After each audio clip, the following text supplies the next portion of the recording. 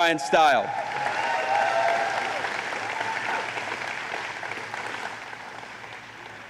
If you want an American political party that cuts your taxes instead of raising your taxes to give it to fraudsters, then you got to support Glenn Grothman and Tony Weed.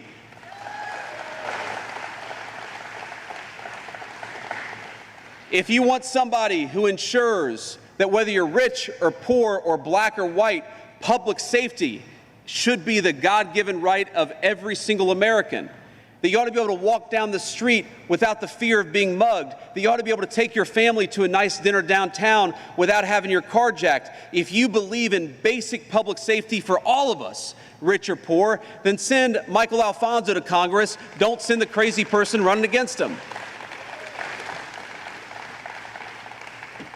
My point is that this is not a normal election of people who disagree about this or that issue. By and large, there are exceptions, of course, but by and large, the Democrats. What's up, everybody? In with the people who want. What's going on, Florida Girl? DJ Razor Edge. And want to give your money to fraudsters. I'm sorry, Judge DJ Razor Edge. Ladies and gentlemen, I have a simple request. Judge DJ Razor in the house. When you cast your vote, send us people to Washington, D.C. who fight for you, and send the crazy people. What up, y'all? What's up, everybody? What's going on, B Brown? Thank you for having me here in Milwaukee. Nadine, how are you doing? Christine, how are you doing? It's just Mathis. Thank you for what's up, man? Over here getting into super chat mode already. Snowboarder, what's up, everybody? Chris, what's going on? April, how are you doing? How are you guys doing? What is this? I saved money. I had to go back in and get my change. I thought gas was more expensive, but it's not. So thanks, Trump, for saving me some money. We're Hey. the first Freedom Fuel Network gas station right here in Philadelphia, leading the charge to lower gas prices, $3.47. That's for our 47th president. Yeah. It's rough when we're talking about low gas prices and saying $3.47. It's rough out here, but I get it. I get it. I get it. I know what's going on. President Donald J. Trump, the price of gas here is 50 cents lower than the Pennsylvania average gas price. 4th of July, the gas prices are coming down, which is great. I am. Hey, man, you about to 4th of July, the gas prices. you about to drive off with that fuel hose. Are coming down, which is great. I am very happy about the cheap gas prices. Happy 4th of July. Hopefully everyone has a great holiday. Super pumped the gas prices are lowered. I'm just grateful. Right now, we're in a difficult time in this world, but it's nice to see some stability that we can enjoy. Definitely appreciate the lower gas prices. Oh yeah, definitely. When I saw it, I thought it was fake news, but I'm glad it's true. I definitely couldn't believe my eyes. When I just rolled past, I'm actually taking a trip down the shore, so I wasn't even gonna come and get the gag, but I'm glad I did, because now it just saved me a lot of money. Thanks a lot, Trump. Just keep doing what you're doing. You're doing a good job. Thank you, President Trump. Thank you for helping our country. It's President Donald J. Trump leading the charge to lower gas prices right here at Freedom Fuel Network's gas stations. Freedom Fuel Network. Never heard of that before. I didn't even know this was a thing. Interesting. Interesting. I wonder what that's all about. Who owns it? How's it running? What's going on with that?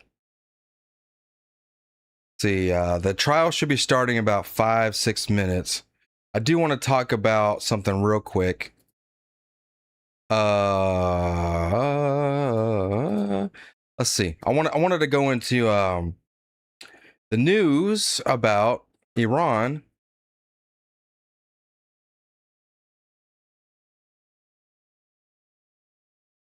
Yeah, we got news about ICE too.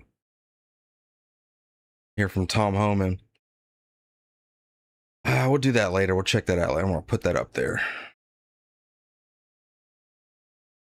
ICE update. That's a video for later. All right, half an hour.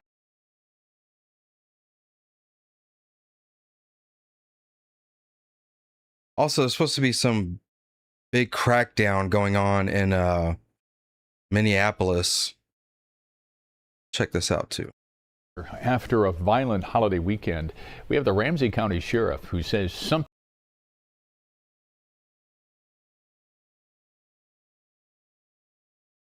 Yeah, that one right there. That's what I wanted. Tonight, we are tracking a Mm-hmm.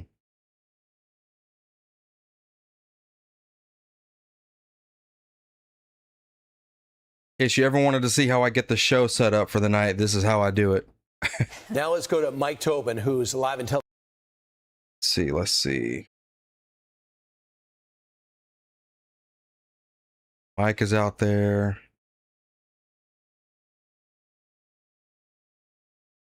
I want to talk about that yesterday. Breaking news out of Texas. They're trying to make a big deal about this guy that got shot by ICE yesterday. He did die. He did die, unfortunately for him. I don't really care. He tried to run over an ICE agent. He's the same as Renee Good as far as I can see. So I really personally don't care. Good riddance, I guess, right? Is that what we're going with? That's what I'm going with. Oh man, that's your father. That's the kid or the son. He looks like he's almost 40.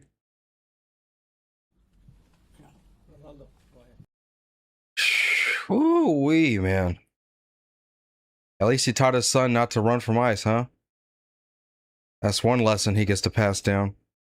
It's very unfortunate. It really is, but it is what it is, y'all.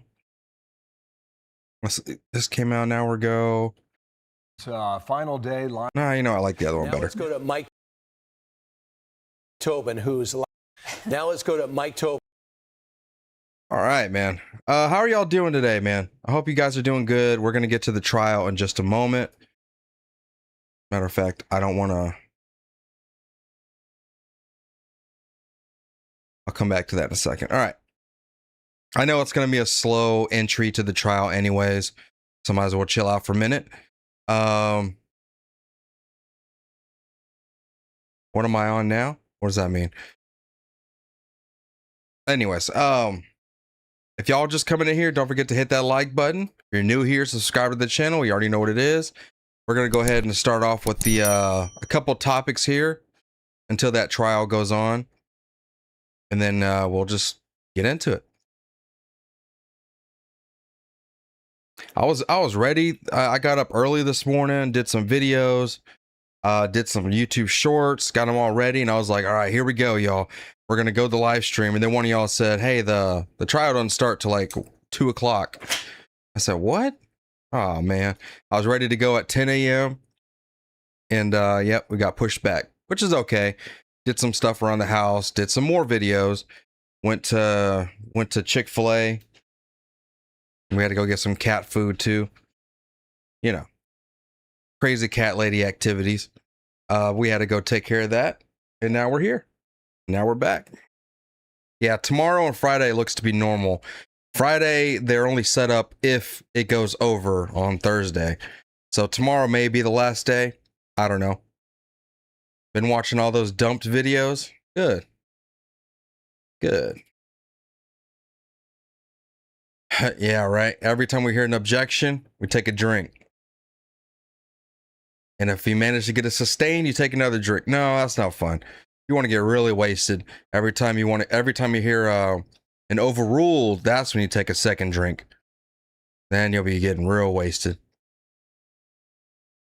Well, he already dropped out, didn't he? I thought he already dropped out. Plattner. I'm pretty sure he already dropped out, and he already did his little stupid swallows well video. Same scripted thing. Nonsense. But anyways, let's get to it. Donald Trump is saying we are resuming strikes on Iran. They're not even worth the time of having deals with them. And the MOU, the ceasefire, all that, it's all gone. It's all over. Now it's time to just send them to hell, man.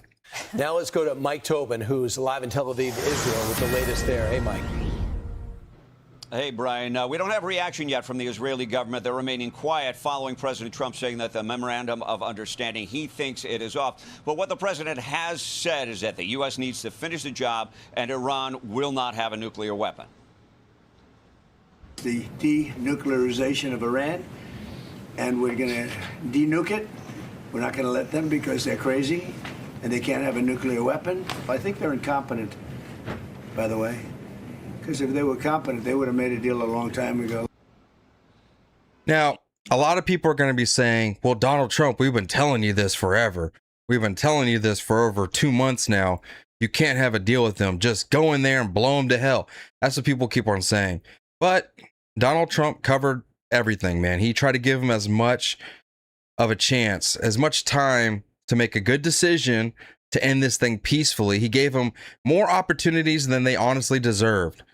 And a lot of people are going to think of that as weakness or incompetency, but I think it was more so from a stance of strength. It's like, you know, your enemy's weaker than you. You know, you can go decimate them, but it's like, let me at least give them the chance to chill out for a little bit. Let's at least give them the chance to come to the table and do it the right way. But of course, they kept on lying. They kept on joking around, playing games. And Donald Trump said, you know what? I'm done with this. I'm done. Let's just go ahead and get this over with. And now we're going to resume strikes. He says tonight we're going to hit them again and we're going to continue with our mission. All righty, man. Hey, listen, you can't say we didn't give him the opportunity. You can't say that. U.S. response has increased intensity. 8 times as many targets were hit compared to the last time the U.S. responded to Iran firing on ships in the Strait. The targets include some 60 Revolutionary Guard small boats. CENTCOM also says the strikes included defense systems, command and control networks, coastal radar sites, and anti-ship capabilities. And we have video of the U.S. strikes hitting in Bandar Abbas.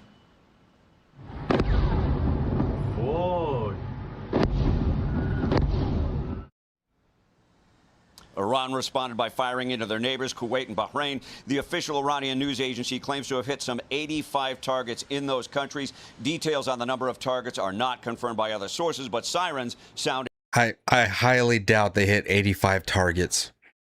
I highly doubt they hit 85 targets. That's just something they're spewing out in the media. I'm sure they just sent a bunch of rocks in the air. They landed, maybe took out some civilians, but hit 80 something targets. Come on.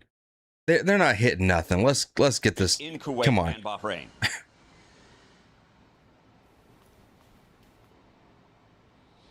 Now, Mohammed Ghalibaf posted that the U.S. is violating the Memorandum of Understanding and wrote the era of bullying and extortion is over. It leads nowhere. We don't fold. And it all happens after 3 oil tankers were struck by Iran on Tuesday. The tankers disobeyed Iranian directives to follow their approved shipping route and instead followed the routes established by Oman and backed by the U.S. The ships were warned by Iran before they were struck by unidentified projectiles.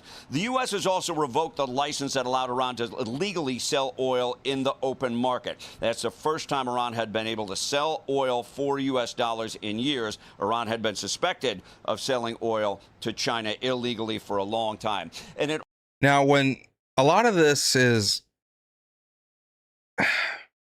the whole reason we're doing this, I mean, oil is at the crux of all of this, to be honest with y'all. Yeah, we can go over there for nuclear weapons. That can be the goal. But one of the biggest things and one of the most, I guess, the most powerful forms of leverage we have is that we control the petrodollar, right? That oil is sold at the American dollar. And that's because of our military might. That's because of our position in the world. And so this asserts that dominance. This keeps us at the top of that food chain when it comes to owning the petrodollar, essentially, right? Being in control of it. And yes, they're going to go ahead and sell their oil to China illegally with their own, I guess, currency, which I'm not even sure if Iran has a central bank or if they have currency of their own. Maybe they're using China's, but I'm not 100% sure how all that works. All I know is that they are selling it illegally to China. And I don't think Russia gets that much from them because Russia is an exporter. They sell oil. Either way, the point of it is that this just helps us stay dominant and keep our position at the very top. So that is one of the major reasons why we need to come out of this the right way, you know? All happens during the 6-day funeral for the late Grand Ayatollah Ali Khamenei, a period of time in which... What's going on, guys, from NVG Gaming? Time off, even from negotiations. Guys, back to you. Mike, thank you. You know, I think it's really important, this 9:15 press conference, which I'm sure is running late now because this Zelensky meeting is running late. The president's words, you've got to parse them. You look at our Chiron that was just up, and it said, I think the Iran ceasefire is over. Later, he said, I'll let our wonderful negotiators keep talking if they wait, but I don't see it. He left himself room. So I'm very curious. If I'm a reporter at this press conference, the first question I'm asking is, are you still leaving open this negotiation path and you're signaling that you think the ceasefire is over? Or are you saying categorically the headline we should be writing in our newspapers is the ceasefire with Iran is definitively over? Getting through the nuance and finding the definitive words of the president would be my first task. He did say, he's like, somebody asked him, so are you going to resume striking them? He said, you know, I normally wouldn't tell you, but there's nothing they can do about it anyways. So the answer is probably. Okay, so I'm pretty sure they're going to resume strikes and they're going to go all in, going to go very hard, probably try to take over Karg Island as well eventually. So what we did do is test out a lot of their abilities that they got left, right? We gave them every bit of chance to come out of this clean. We were able to stop them with our own blockade on the Strait of Hormuz, which hurt their economy significantly and created immense damage to their economy. And they're still trying to recover from that. They've been selling oil, I guess, but we still hold their money. We still hold those oil sales dollars from going back to them. So we're still in such a high point of leverage. We're still like so way above them that we should have, honestly, we should have just done this a couple weeks ago. But, you know, Donald Trump, he's got strategies behind these things. And some people are saying that he just stumbled across this, you know, he just makes like blunder after blunder after blunder, and it happens to go his way. Kind of like Walter White on Breaking Bad, you know, like, he just keeps messing up, but somehow, some way, he always wins every time he messes up. I don't think that's the case. I think it's all by strategy. It's all by design. And it's not just Donald Trump. You got the military. You got all these other people, these other leaders in the military that are helping Donald Trump out. The Secretary of War, Pete Hegseth. You got everyone in there in that department, all helping out Donald Trump to figure out how America can come out on top on all this. And I'm pretty sure that we're going to be all right. I believe in my country. I believe in Donald Trump, and I trust him to handle this the right way. So I'm going with it, you know? And what did I tell y'all too? I said, when the gas prices go down, everyone's going to forget about all this. And what happened? Gas prices plummeted, almost went down by $1. Some places did go down by $1, and people just, no one was talking about Iran. Everyone moved on. Then we were talking about Carmelo Anthony and all this other nonsense that nobody should really care about. But here we are, man. Here we are. Let's go ahead and see what else they got to say. You know, the president always leaves the door open. That's just part of his negotiating style. But as many have stated before, the Iranians get a vote in this as well. And they've shown no willingness to negotiate in good faith. Take this, for example. They asked for this pause so they could bury their dear leader, and then they're firing off on vessels. So you can't even let them honor their dead properly because they don't want to cooperate, Brian. So, yeah, well, let's see what's going to happen, because now if you're a country that says, all right, I'll buy oil from Iran, but I wonder if America is going to slap those sanctions on again, the answer is, yeah, they're on. And you got to take your own risks. The oil that you're buying, it could be sanctioned tomorrow because of the irrational behavior. Now, the other big story is Ukraine. Personally, Kaylee, you know these guys better, but I would have a different team on Ukraine from a different team on Iran. It's two big portfolios. You can't have two manila folders. So the other big story is a 5-year war with Ukraine. At which time, for the first time in a long time, the Ukrainians certainly have leverage. Do you know that the Russia economy is going to be downgraded from 1.3 growth in GDP to 0.4. Do you know over 500,000 Russians have declared bankruptcy? Do you know overdue business loans by Russian businesses are at $91 billion and banks are near collapse in that country? You know what some people are saying is that when we put the blockade on the Strait of Hormuz, that we enabled Russia to sell oil like crazy, and that they were able to recoup all their funds from the war with Ukraine and all this stuff, and that's supposed to like help bolster their economy. Well, they may have made up a little bit of that money, but they definitely didn't make up enough to repair the damage put on their country because of the Ukraine war. Yeah, it helped them a little bit, but it was not nearly enough to like really reinvigorate what their economy was before the war. So they're still struggling. And now that the blockade's over, now that they're not making those oil sales anymore, they're not doing too good anymore. And like, it's not like they won because we put the blockade up, which is what a lot of people that are naysayers against Donald Trump, even on the right, that are claiming right now that, wow, we just gave them a huge boost. Yeah, it was a small boost, but it's pretty much all spent. It's already spent. So it's not like it fixed their country or put them anywhere in any better position. It was a little temporary boost, but it definitely wasn't enough to restore their economy to what it was. As the Ukrainians have manufactured their own long-range weapons, are hitting refineries in Siberia over 1,500 miles away. So the president has a chance to give them licenses in order to build their own Patriot missiles. And then in turn, they'll build them quickly. They will give us a portion back because we are low because of how many people need them, how many allies depend on them. To me, I hope that comes up and the president agrees to that in the bilateral meeting, which we're waiting on now. That would be standing.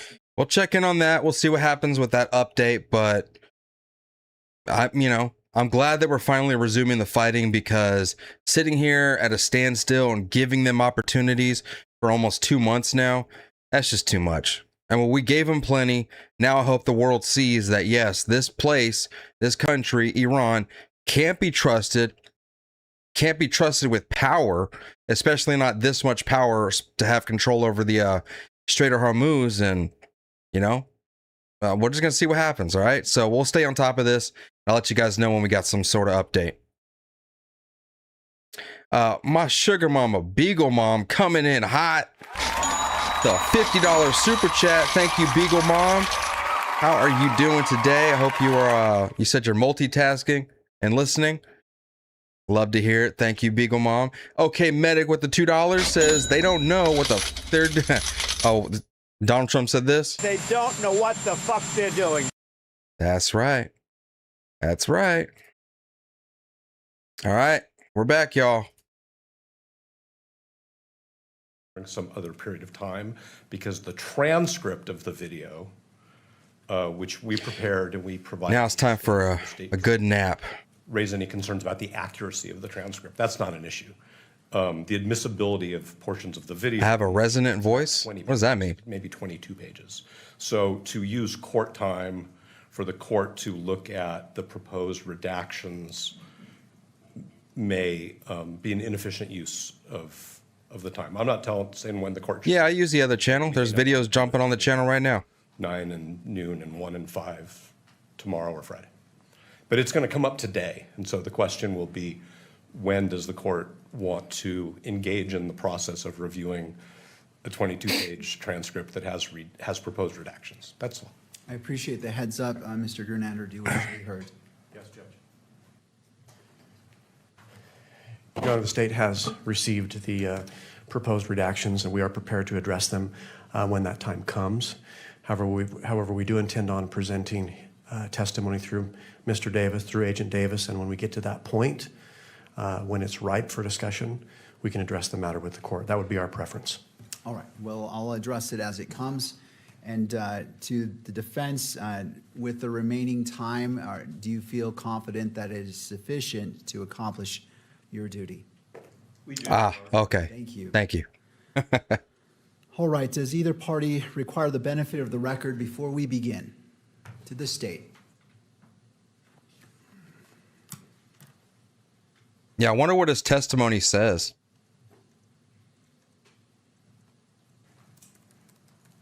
I mean, who knows? Maybe we'll actually get to hear it or see it. We expect to come up as we enter the second half of this preliminary hearing regarding the admission of exhibits.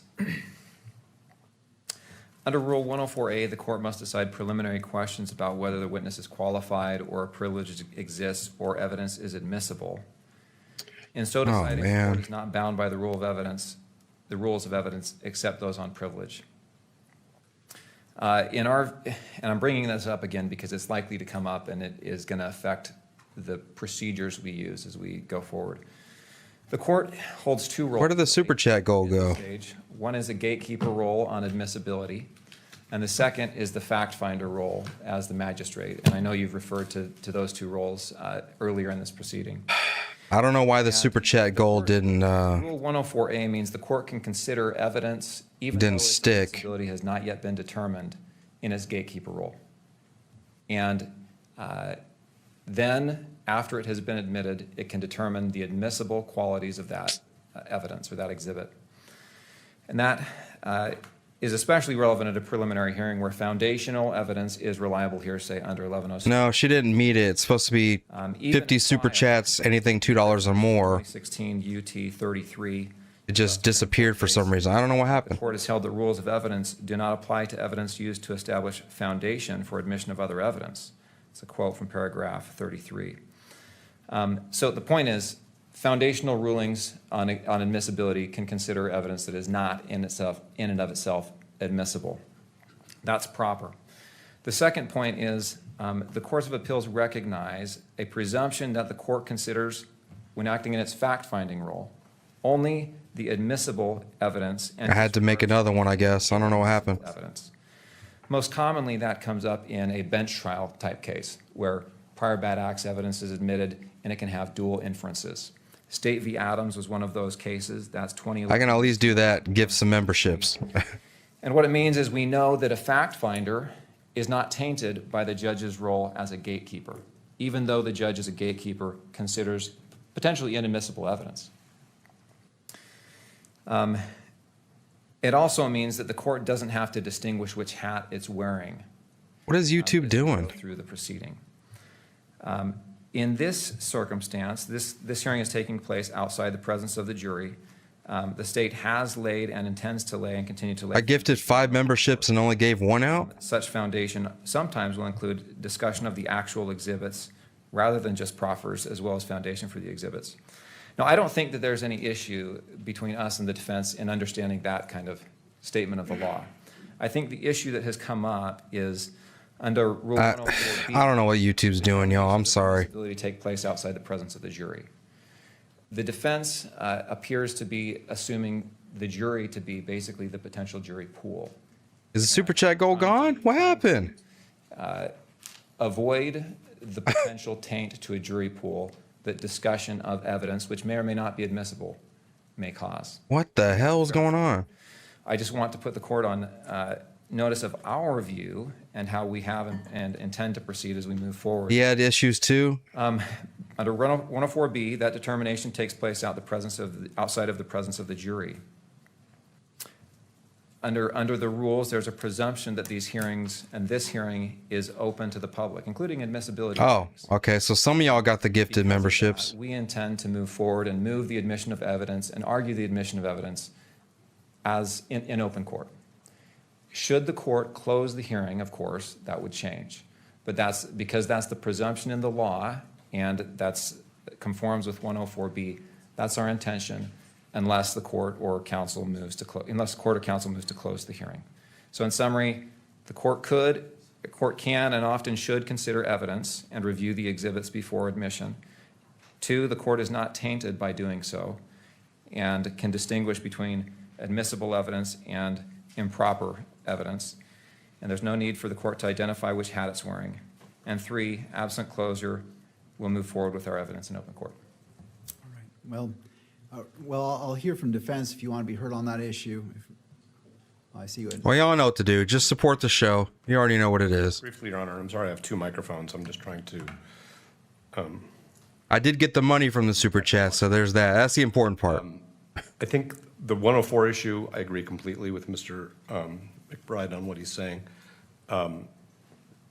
Because of the Supreme Court's ruling in Archuleta concerning the availability to the public of exhibits from a preliminary hearing, which of course is a fact-specific inquiry by this court, we will continue to raise concerns about our client's right to a fair trial when we think it's appropriate, and the court will make the rulings it makes. That's all I want to say. All right. All right, to both parties, the standing request remains when you are moving a piece of evidence into to the record, I ask 3 steps. Admissibility, to admit it, to be published in the courtroom, and then to be published on that screen. And I'm going to have the screen adjusted slightly because I want, if it's published, I want it to be meaningfully able to be viewed. And I noticed somebody sent me a screenshot that angle creates an interesting angle that kind of distorts it. So in the interest of, if we're going to be transparent, it should be viewable transparent. So we'll adjust that screen briefly, but please. So we can all see it better? Those 3 issues. And I understand one side or the other may say, well, we agree or we don't agree, period. But please, I'm trying to make sure that the record before us is a clean and clear record. So if you would do that, the court would appreciate that. All right. Anything further? All right. The court acknowledges. Hey, April, that link you sent me, it's going to like, who is subject to as if you were the, I will leave it to the parties to monitor. It's not going to the actual product, it's going to the, like if it was my product and I was trying to sell it as someone that has an account, that's what it's going to. Yes, I mean, I want the press to be able to see it too, but when it's telling me to sign in with my account, when it's at that and I can't view it. While the parties are moving forward, go ahead and adjust it. And so if you have it on your store, send me a link to your store.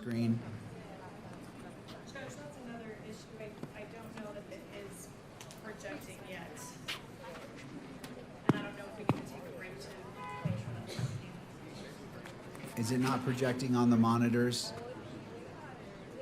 Okay. Technology is challenging us again. Well, what's our thought, staff, on projecting? Is this something that's not going to be cured by turning off and turning on, I'm assuming? We're going to adjourn for the day. All right. If all of you, council table, again, I'm trying to do this to get this out of the way so we can move forward cleanly. If you wouldn't mind turning off your monitor and then turning it back on, and if I could borrow somebody to do that to the witness monitor as well, so we all get them in sync. Thank you, sir. I appreciate that. Cindy, I don't have you blocked on email. Let's just see if we can get that up because that could cause a delay. I just want to knock this out first. Yes. I don't think I have anybody blocked on email.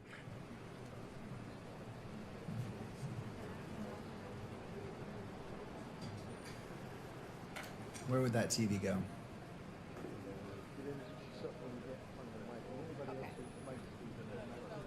If that doesn't address any security issues, let's do that. Are you saying, do I have a video playing in the background? I don't think so. To make it easy that way, that TV can be more flat and it's not a distorted view, and then the media can look at that TV. Why are we hearing that? It needs to be viewable, not just there in concept. All right, yeah, let's go ahead and do that. How are the monitors looking? I appreciate the parties. I think that was Fox News doing that. I just said we're at the halfway point. We're getting a thumbs up. All right, so it's displaying for defense, for prosecution. We're working on it right now, Judge. Yes. What's going on? On the screen monitor here, it looks like something came up. It's looking. All right, we'll just hope that the monitor for the witness works as well. All right, so we're ready to go. If you want, or if you want to just use this. Just bring it in and go ahead and we'll get started. And how much time is needed for that? Well, let's go ahead and proceed, and then when we take a break, then we can do that. But for now, the media, if you can see that TV, if you have any problems, please let me know. And we're going to bring in that second TV. We just want to get the train on the track here. All right. Ms. Hunt. The state calls Agent Brian Davis. Agent Davis, if you would like to come forward and be sworn in. You do solemnly swear that the testimony you shall give in the case now pending before the court. JH Candy Bar, thank you for the $5 on Venmo. You say, hey, chat people, let's get the cash register ringing. Agent, if you wouldn't mind having a seat to your left with the water bottle. And after you're seated, thank you, JH Candy Bar. Pull it down and then pull it toward you to ensure that it is. Am I tripping? What am I hearing? Have a good record. It's not my audio. All right. Ms. Hunt, your witness. If you could please state your name and spell your last for the record. Yeah, it's Brian Davis, Davis. What is your occupation? I'm an agent with the Utah State Bureau of Investigation. How long have you been with, is it fair to call that SBI? Correct, yes. How long have you been with the SBI? A total 18 years. I want to briefly go over your experience as a law enforcement officer general. Actually, are you a law enforcement officer in that capacity? Yes, correct. How long have you been a law enforcement officer? Total of 27 years. You mentioned you were with SBI for 18, is that right? Correct, yep. What other agencies were you with prior to SBI? So Department of Public Safety, I've been a state trooper for 8 years, 18 years with SBI, and 1 year with Utah Transit. I'm watching it, Chris. We've heard talk from other officers about POST. What is POST? It's Peace Officer Standards and Training. Did you complete that? I did. What year did you complete that? 1999.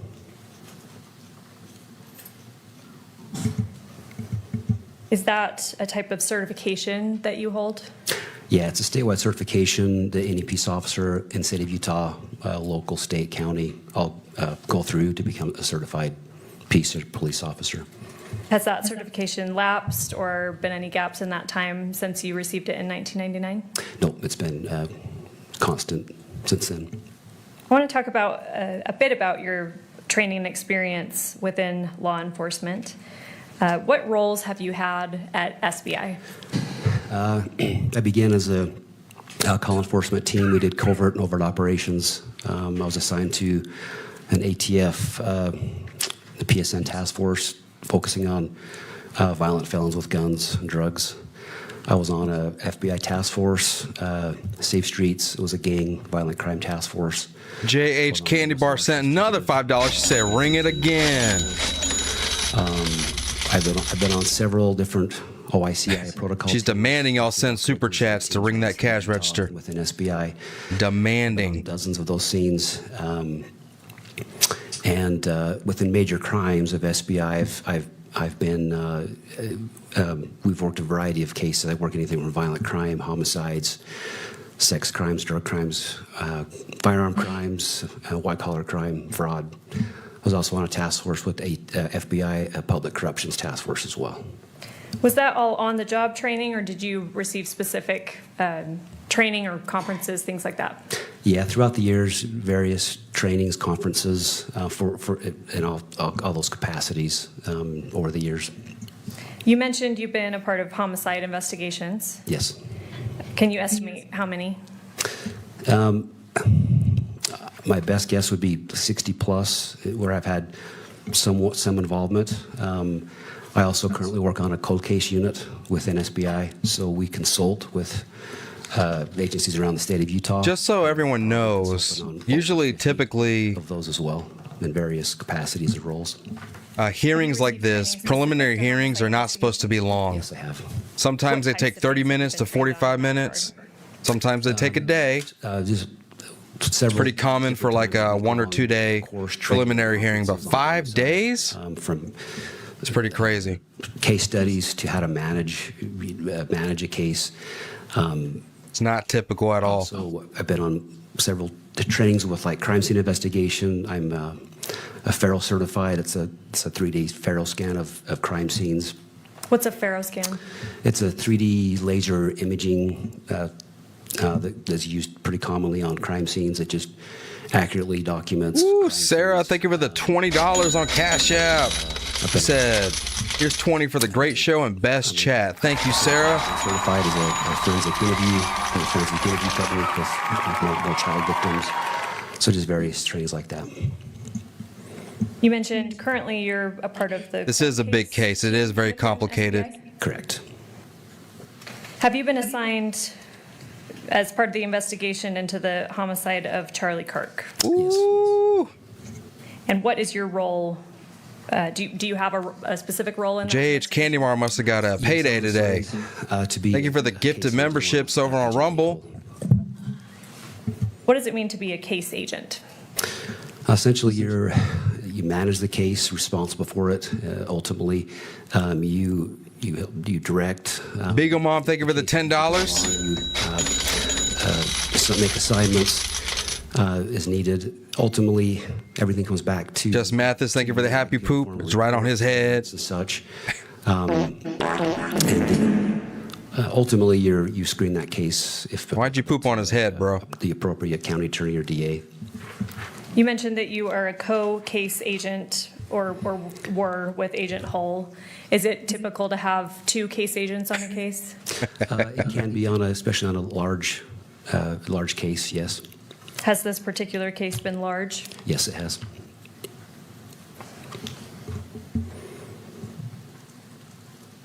Have other police agencies been involved in the investigation of this case? Yes. Who has been designated as the primary investigative agency? The State Bureau of Investigation is the primary investigating agency. I know there are probably several or dozens, but what other agencies have you been working with? FBI, ATF as well, several local state agencies, UVU Police, Orem Police, Utah County Sheriff, Washington County Sheriff, St. George PD, most of all the agencies within Utah County and even others outside of the county. So we've worked with a lot of agencies with this case. It was a pretty large scale investigation. You mentioned ATF. What does that stand for? Alcohol, tobacco, firearms. All right. I know a lot about what we've.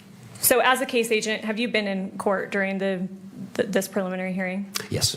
You've heard prior testimony? Yes. We've talked a lot about the events of September 10th of 2025. I want to direct your attention to September 11th, 2025. Do you remember that day? I do.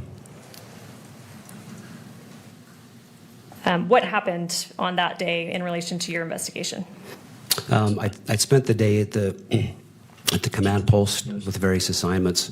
That evening, it was about 8:30 p.m., I believe, of the 11th. I received a phone call from Sergeant Elsholz requesting that I travel to St. George. Who is Sergeant Elsholz? What agency is Sergeant Elsholz with? With SBI. If you guys want to help out April, And he requested that you travel in the to chat, St. George? Correct. What was the reason? You can get a freedom shirt from her shop. Information that an individual, if you click that link that's pinned to the chat, turning himself in or had turned himself, was going to turn himself in. She got a sale going on for the next 2 days in regard to his involvement with the incident, the shooting on UVU campus. And I'm sorry, what time did you get that information, that call? About 8:30 p.m. Did you travel down to St. George? I did. On what day? Of September 11th. Did anyone else go with you? Yes, so we traveled to the Salt Lake City airport to a hangar there, and we were flown down on a fixed-wing aircraft. It was Sergeant Elsholz, was Agent Folger with FBI, Agent Anderson with FBI, Ryan McBride and myself, and the two pilots. And who is Ryan McBride? With the Utah County Attorney's Office. What time did you arrive in St. George? We landed probably about 11:30 p.m. at the St. George Airport. And again, this would be the evening of September 11th, 2025? That's correct. Where did you go once you landed in St. George? There we were transported via ground to the Washington County Sheriff's Department. Did you coordinate at that time with any other law enforcement agencies down in southern Utah? Oh, we did. You did? We did, yeah. What other agencies? Well, with FBI as we were traveling, and then along with mainly the Washington County Sheriff's Department, we also have agents with an SBI assigned to the southern Utah area. So working with them as well, just making plans and coordinating resources and manpower and personnel. And you stated you went to the Washington County Sheriff's Office. Yes. What time did you arrive there? Probably somewhere close to midnight, maybe just a little bit before midnight of the 11th. What happened next? So we met several other investigators, agents, and detectives there, along with some other prosecutors. There were some federal prosecutors as well that were present. And from there, we began kind of making plans, determining how to handle the situation there. Did you mentioned the reason you went down there was you had been told that an individual wanted to turn themselves in. That's correct. Did you observe that individual? I did. And where was that person at the time? So when we arrived, we went into the room that we were in. It was one of their office, the cubicles there. On the wall, there was a television monitor where I viewed an individual on that screen that was sitting in one of the soft interview rooms. That room was equipped with audio, video recording device, and so I observed him on that screen at that time. Were you aware, or did you become aware what time that individual arrived at Washington County Sheriff's Office? I was told he arrived there about 9 p.m. that evening. And was he with anybody else? He had been, he'd come there with his parents and a family friend. Did you speak with this individual that we've been talking about? Yes, I did. Did you get his name? Yes, we obtained his name and date of birth. What was his name? Tyler Robinson. Did he tell you that himself? He did. You mentioned other individuals came there with him. And then you also said that you had kind of coordinated with the team of law enforcement officers that were there. Were those other individuals spoken with by law enforcement? They were. Let's go through them. How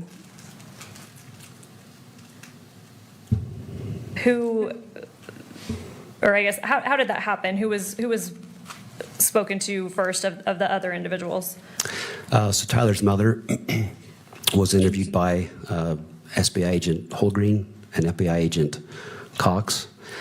And then kind of simultaneously, Candace Owens there? His father was being interviewed by SBI agent Terry and FBI agent Smith. Candace Owens is avoiding this trial like the plague. Was interviewed by other agents as well. Avoiding this trial like the plague. Interviews were being conducted simultaneously? Yes. Were you part of the interview with either of Tyler's parents? Yes. Yes, myself and Agent Folger. Did I misspeak earlier? Myself and Agent Folger interviewed the mother. All right. Let's make sure the record's clear on that. So Agent Folger, what agency is he with? With FBI. And yourself interviewed Tyler's mother? Yes, that's correct. I just want to make sure the record's clear. Who interviewed Tyler's father? Yeah, I think I might have misspoke. It was Agent Holgreen, Agent Cox that met with his father. And then who spoke with family friend Mike Mitchell? Agent Terry, Agent Smith. Down in St. George, Washington County Sheriff's Office, was Mr. Robinson detained at that time? Yes, he was. Was he formally arrested at that time? After all the interviews were completed, when we talked to everybody, he was formally arrested at that time. And I'm going to come back to that in a second. Excuse me, where did the arrest take place? At the Washington County Sheriff's Office.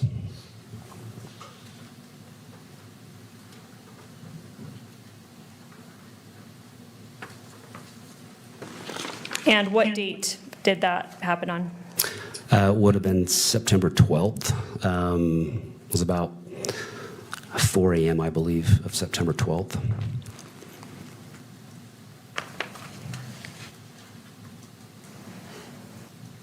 All right, I want to show just on your screen, not for public yet, what's been marked for identification as State's Exhibit 15.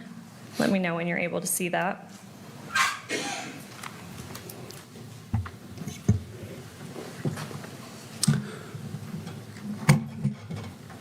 Okay, it's there.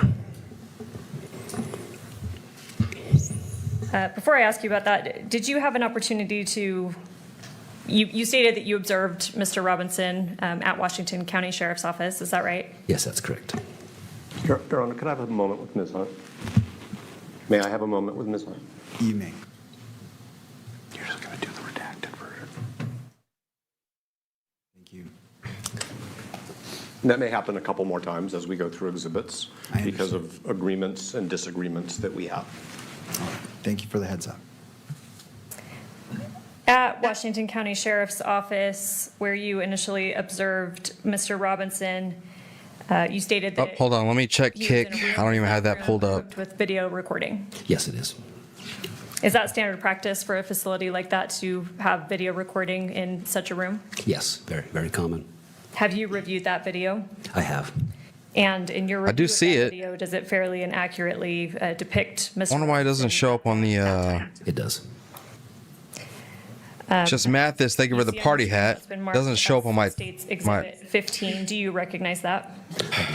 What is that? That's the interview in which Mr. Robinson was. It doesn't show up on my chat program. But thank you for those 5 gifted memberships, Florida Girl. I do see them. Exhibit 15.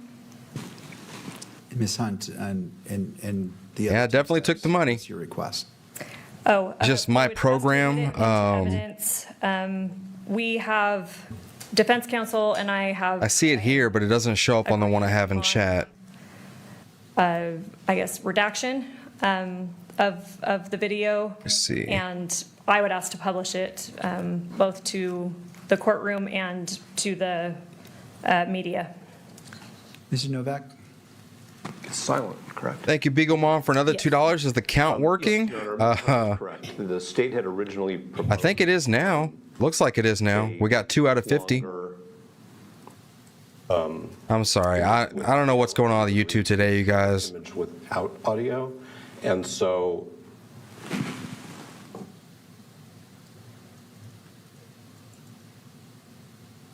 That's correct. Yeah. So we're fine with all 3 steps as to this exhibit. All right. Does the state wish to review this to make sure that what's queued up comports with what? But thank you, Florida Girl. You get me 1 step closer to, or 5 steps closer Check. to being monetized over here on My paralegal. on Kick.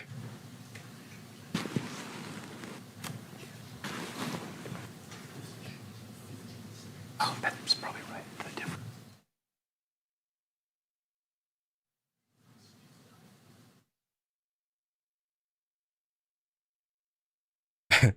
Smetty, thank you for the $2. Says, I need a guilty verdict. Forget a trial. It's has no audio, so we would like to Ooh-wee. Listen, the guilty is for sure going to happen. publish it at this time.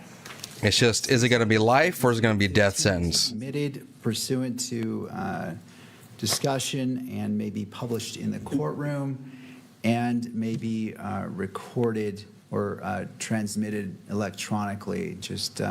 And Your Honor, of course, this is subject to all of the objections which have been previously reserved in writing and reiterated over the last couple of days. I assume that we don't need to start over with that today. Thank you. I appreciate that. I note the standing objection by defense as previously made, and that objection is overruled, and this exhibit is admitted. And in this case, it wouldn't be the 1102 issues. It would be the electronic media coverage of the proceeding. Thank you for that clarification, Mr. Novak. I appreciate that. That's me, Mike. Thank you for the $2, man. He said, yep, that's still AI. All right. All right. State's Exhibit 15 may be played.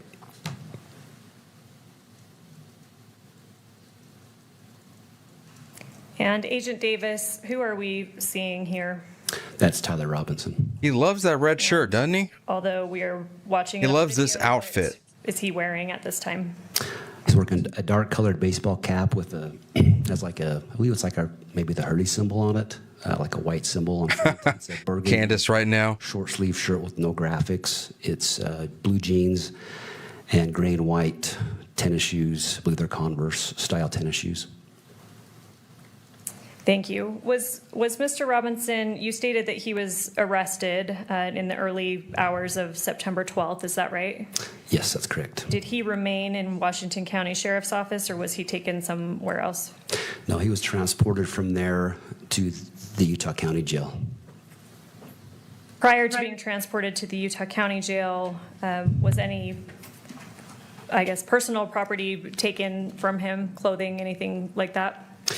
The only thing that was, so prior to like our arriving to the St. George, to the Washington County Sheriff's Office, his cell phone was seized and taken from his person.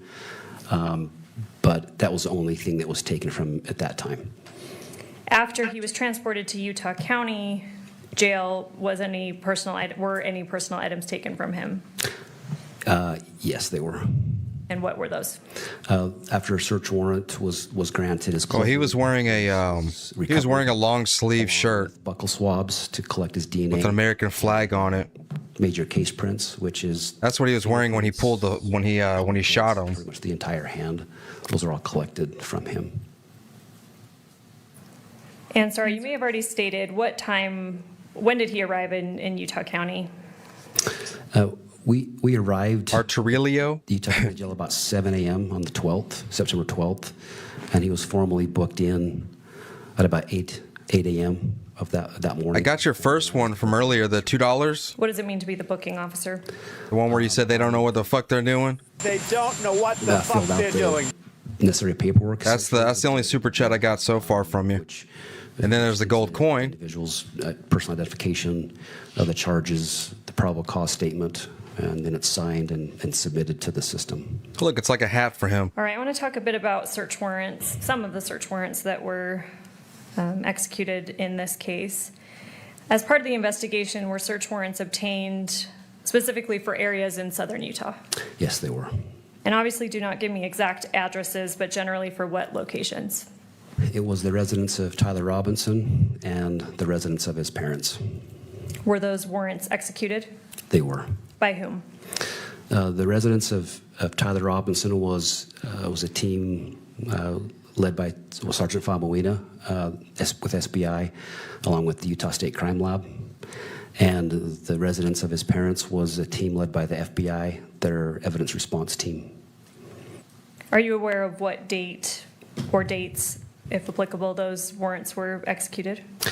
Yeah, September 12th. I believe Tyler's residence, they started the search warrant about 8 o'clock in the morning, and then his parents' residence, they started about 4 p.m. Of September 12th. So to be clear, you've stated who was involved in executing those warrants. Were you physically present for the execution of either of those warrants? No, I was not. Are you aware of whether Mr. Robinson lived with anyone else at that residence at the time? Yes. Do you know who that was? Lance Twiggs.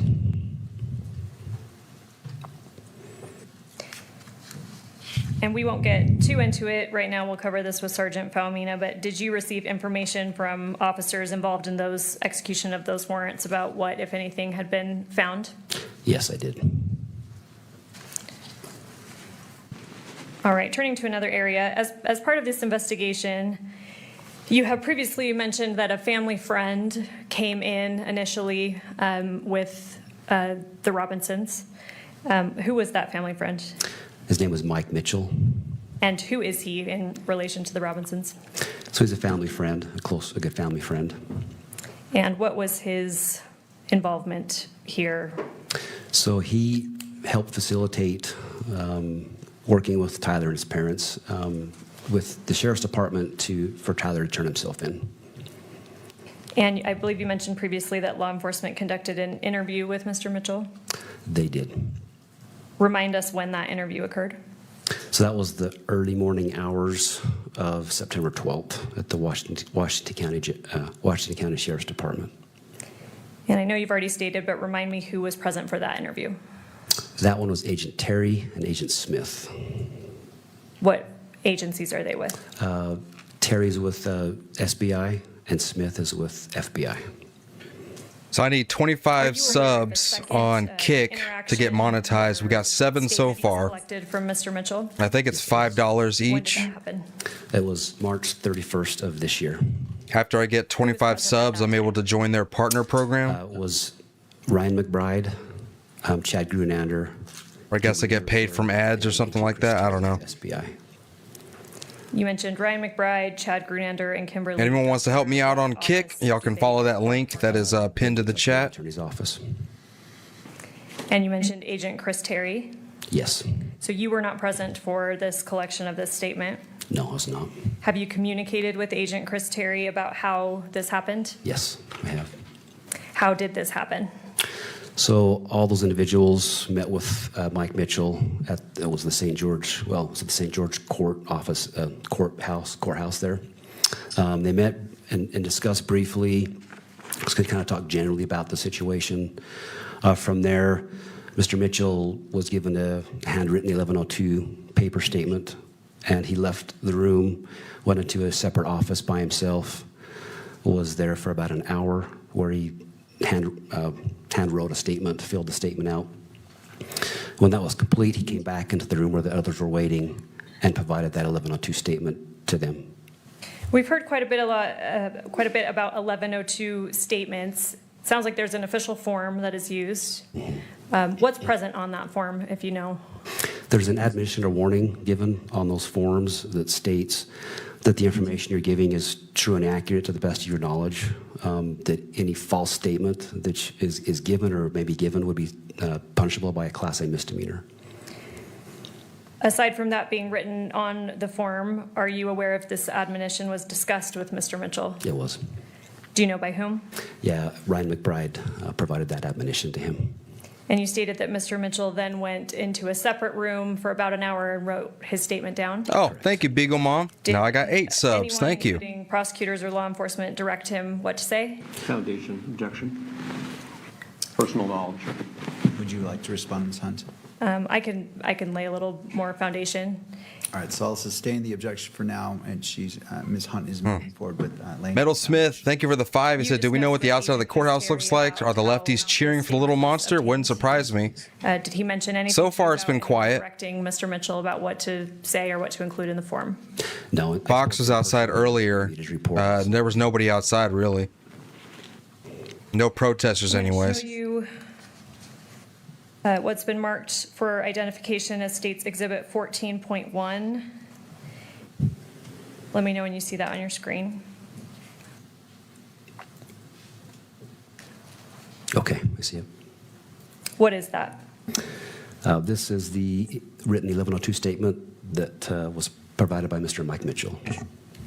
Your Honor, may I have a minute with Ms. Hunt for the same purpose?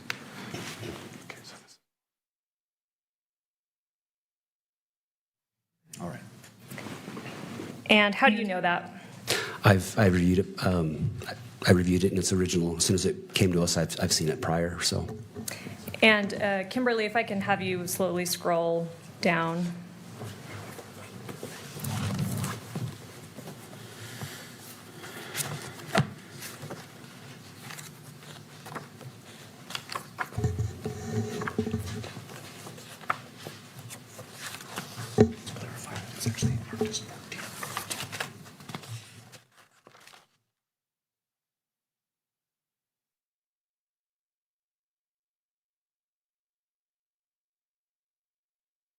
There we go.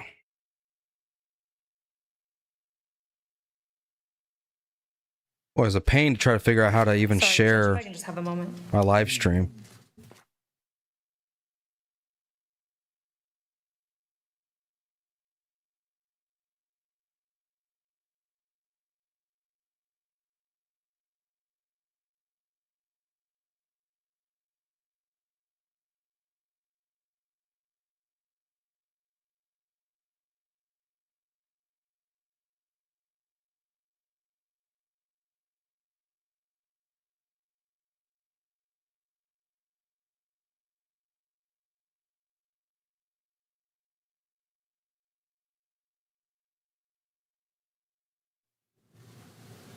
I apologize, Your Honor. I misspoke. It's not 14.1, it's just Exhibit 14. Okay. So if we can place that again on the screen for the witness only. Yes. And sorry, we had been scrolling through that. Do you recognize that? I do. Does it depict, is it fair and accurate from what you remember? Yeah, with the exception of the redactions, yes. It's fair enough. There we go. Okay. And Judge, I'll make a record. Defense counsel and I have stipulated on the redactions that are present. I would move for its admission. There's no ads over there? States Okay. Exhibit 14 into evidence, but we do not wish to publish it either to the courtroom gallery or the cameras. No ads on Kick. All right, could I have Well, there you go. If y'all want to join on Kick, I have is you can watch the stream ad free. so I want to review it before I make that decision. Universe, thank you for the pack it up. Oh, on Kick. Yeah, okay, thank you.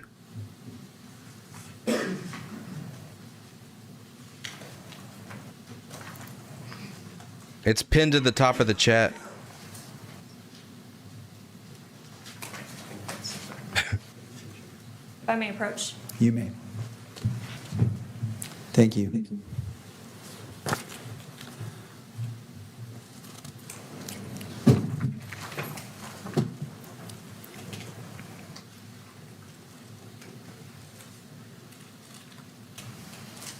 Okay, Medic, thank you for the star.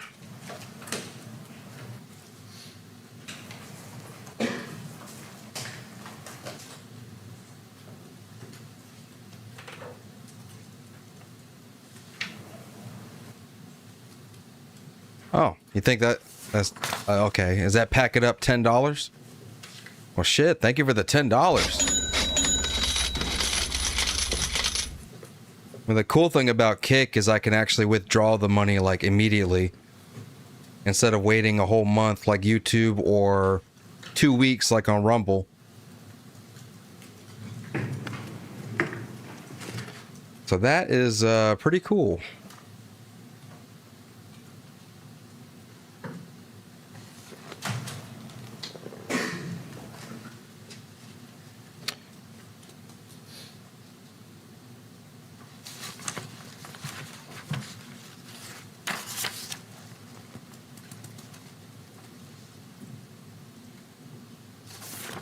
Oh, yeah, it was $10. Wow, thank you. All right, I've had a chance to review State's Exhibit 14 and noting the standing objections by defense concerning 1102s. The court accepts into evidence State's Exhibit 14 and pursuant to the parties is not published. It didn't show me the message, but I see it now. It says, got these for free from Eddie. Thanks for what you do, All right, F Antifa. Another topic. You've stated that Absolutely. Thank you, man. Thank you, Universe B. Agent of the preliminary hearing. Is that right? Yes. We heard testimony yesterday about turning to the scene at UVU on September 10th, that a bullet was found on a roof. Do you remember that testimony? I do. Do you have knowledge about that bullet, what that is about? Yes, I do. What roof was that bullet found on? I believe it was found on the computer science building, on the roof, on the far east side of the roof of the building itself. How do you know that it was found there? I reviewed the agent's report that found that, documented it, and collected it. What agent was that? It was Agent Ben Schneider with SBI. Are you aware of where the computer science building is on campus? Yes, yes. Can you explain generally where that is located? Yeah, from where the LOSI building is, it's a building directly kind of south and east of there, from the LOSI. Southeast from the LOSI building. Where is it in connection to the auditorium section that we've been talking about where Mr. Kirk was stationed? It's east of there. East and a little bit south. Yeah, mostly east. Would there have been, from that roof of the computer science building, to your knowledge, would there have been a line of sight to Mr. Kirk's tent? No, not according to the agent. Agent Ben Schneider, there was not a line of sight from there to where the tent was, where Mr. Kirk was. Did you learn from Agent Snyder what caliber that bullet was? Yes, I did. And what was that? It was a .223 caliber. What is a live round? It's a round that had not been fired, so it still had the projectile, and it was a fully functional bullet with ammunition with the bullet. Did you learn if this .223 bullet found on top of the computer science building was a live round? Yes. And how do you know that? It was still intact. Still had the primer had not been it was not dented, not been fired. It still had the bullet projectile in the end and still sealed. Did you observe this bullet? Why would he have or is it? this information you're getting from Agent Snyder? From Agent Ben Schneider.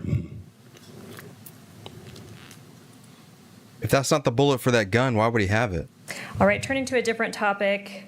And Judge, I'm aware that there are going to be some objections about this that we'll have to address, but I just want to lay a little bit of foundation first before we get there. Are you've mentioned him already. Are you familiar with an individual named Lance Twiggs? Yes, I am. And who is he in regards to this investigation? He's the roommate of Tyler Robinson. Was he interviewed as part of this investigation? He was. How many times? 2 times. When was the first time? The first time was the early morning hours of September 12th, and that occurred at St. George Police Department. So we've heard of several people coming in and being spoken with at Washington County Sheriff's Office. Correct. Mr. Twiggs was spoken with at St. George PD. Correct. Do you know who was present for that interview? It was FBI agents Larson and Agent Ling. Are you aware of Mr. Twiggs' buckle swab was taken at that time? I don't recall happening there. I believe it happened later. I'd have to, but it did occur. That was obtained from him. Okay. But you're not sure if it happened on the 12th? I don't recall if it was there or later at his residence, but ultimately, a buckle swab was obtained from Mr. Twiggs? Yes, it was. Do you know if his phone was taken from him? It was. When did that happen? So it was during that interview with FBI at St. George Police Department. They conducted an interview of him, and then he provided his phone. He did it voluntarily also, provided it to those agents. And that would have been on September 12th, 2025? Correct. You mentioned a second interview of Mr. Twiggs? There was a second interview, yes. When did that take place? April 20th of this year. Where was that? Happened at the Utah County Attorney's Office. Who was present at that second interview? It was Mr. Twiggs with his attorney, Jill Cottrell. It was Lauren Hunt, Sam Peed with the U.S. Attorney's Office, Ryan McBride, Sergeant L. Schulz, well, now it's Lieutenant L. Schulz, and myself. We've talked about 2 interviews of Mr. Twiggs, one on the morning of September 12th, 2025, second on April 20th, 2026. Are you aware if both of those interviews were recorded? They were. Have you reviewed those recordings? I have. Before Mr. Twiggs' interview on April 20th, 2026, well, first let me ask you this. Are you aware of what use immunity means? Yes. What does it mean? It's a letter that the use of immunity is essentially giving the individual, during the limited time of their statement, they're given that immunity from statements that are made in regard to an incident. But it does not preclude them from prosecution from evidence that would be known or found then or later outside of that interview. It just gives them that limited immunity during the type of the interview. Okay, so for any statements made during the interview, they're given immunity for that, but they're not generally prohibited from being potentially prosecuted outside of that interview. Is that fair? That's my understanding, yes. Was Mr. Twiggs given use immunity? Yes, he was. By what offices? The Utah County Attorney's Office, as well as the United States Attorney's Office. You mentioned that both of Mr. Twiggs' interviews were recorded. Have you reviewed those recordings? Yes, I have. Do they fairly and accurately depict those interviews? Yes, they do.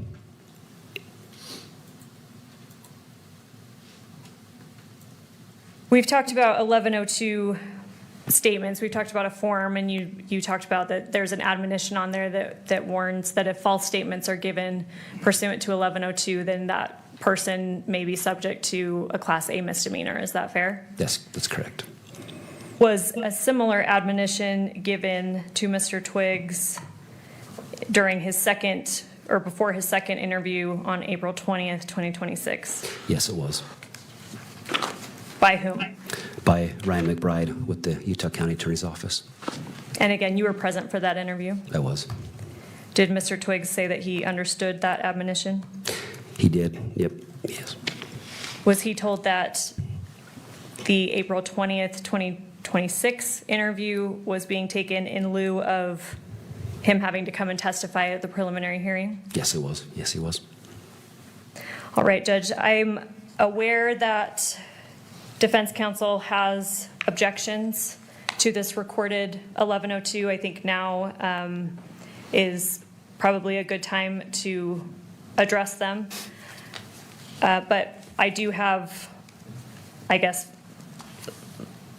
I understand that they are suggesting redactions to the video.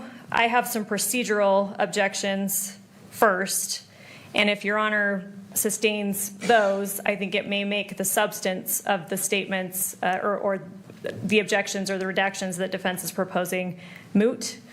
So I'm wondering if Your Honor will entertain my responses procedurally first before we get into the substance of what defense is objecting to. Does that make sense? Yes, but if you want to move it, because right now nothing's before me. Yes. Well, what I want to move, so defense is proposed about a day and a half ago. They created a transcript. Mr. Novak has proffered this earlier to Your Honor. Lisa, thank you for the gold coin. On April, and I'll give you a little more proffer. On April 28th, 2026, the Utah County Attorney's Office provided this recorded 1102 statement of Mr. Twiggs to defense counsel. They have acknowledged the receipt and mentioned the recorded statement at previous hearings. In fact, they even filed a brief that Your Honor has decided about whether 1102 can be applicable to Mr. Twiggs at this hearing, which Your Honor has ruled upon. Monday at about 4 p.m., defense counsel sent us a transcript that was prepared by the defense team, and it had significant redactions that they were suggesting.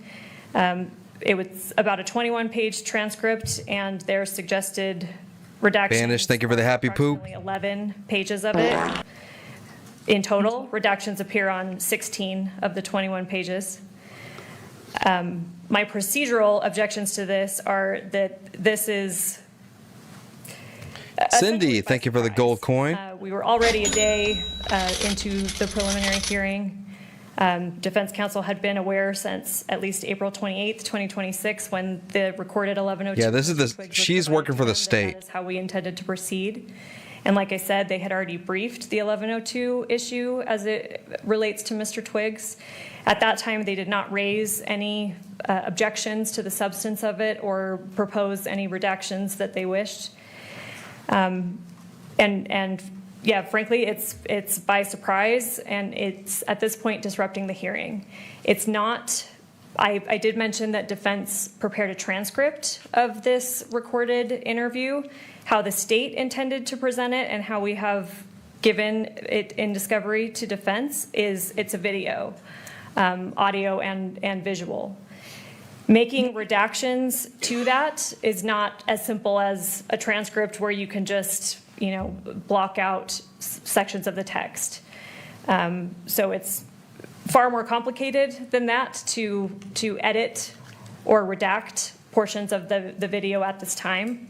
So we would object procedurally, basically on the timeliness of it, that they had an opportunity to make these. It's giving me Anna Paulina Luna vibes. At the time when the 1102 issue in regards to Lance Twiggs was. Shambeard, thank you for the happy poop. They did not do that or raise the issue at this time. And so we would object just procedurally on those grounds. Additionally, the remedy requested, which I'm assuming is that we make redactions to the video or present it as a transcript rather than a video, is disproportionate. Even assuming if there are isolated statements that the court would not ultimately consider, again, as Mr. McBride pointed out, and as your Honor has stated throughout this hearing, this is a preliminary hearing to the court. It's not to the jury. The court is fully capable of disregarding any statement it determines exceeds the proper scope. As Mr. McBride cited this morning, several cases give Your Honor that authority and presumption that judges are able to basically objection make the difference between what's admissible evidence and disregard what may not be at a preliminary hearing or even at a bench trial. State v. Adams is one of those cases. If Your Honor wants she is not she is not defending Tyler, just so y'all know. State v. Featherson is another one. That one is 781 P2D 424. State v. Hannigan is another one, 2014 UT App 165. And State v. Rosecrans, 2024 UT App 128. And those cases all stand for the notion that essentially judges, and this is to quote from Rosecrans, judges are not subject to many of the same concerns about prejudices and improper influences as jurors. And so, again, procedurally, the remedy asking us to now, in the middle of a week-long preliminary hearing of which everyone was aware, edit or alter or redact portions of this video recording. What's going on unfiltered and raw? That remedy is disproportionate. If there are any potentially objectionable statements within that, Your Honor has the ability to disregard those. And so we would prefer not to get into the substance and no lawyer has a moral code. Line by it's line. just about winning the case. And we would prefer to just move for its admission and have the court use its discretion as a judge to take what's proper versus improper, disregard anything the court might find improper. If we would like to move into substantive objections, then we're happy to, but if the court can rule on those procedural objections first, it may make any substantive objections. I know it's boring, but she's, questioning this guy, her witness. Yes. And it just is what it is. And what is your request? The defense is trying to get So, Judge, we believe parts of the video redacted, I think. And I believe this has been discussed before on the record, that the state is in agreement that the media should not have the ability to handle or replicate certain exhibits. Because it's video, Mr. Twiggs is shown certain exhibits. So we would agree that this should not be captured by cameras and projected. Why doesn't Unfiltered have a wrench? But we would like the audio and maybe even the video within the courtroom itself to be captured. There we go. Is the state's position. All right, I want to make sure I understand. So, are we live? No, this is pre-recorded from 3 days ago. Not be projected and captured by the video camera, but the video and audio is played in the courtroom, and the audio is able to be transmitted, just not via the camera. Is that my understanding? Correct. That's the state's position. All right. And in regards to this exhibit, is in the, as states exhibit 16, is there any portion of that recorded statement that occurred before the 1102 warning was given to Mr. Twiggs? Not that we are presenting today. Okay. All right, turning to the defense. Mr. Novak. Thank you. Thank you, Ms. Hunt. Oh boy. So I'm going to address first, Your Honor, what Ms. Hunt describes as the procedural issues with our proposed redactions.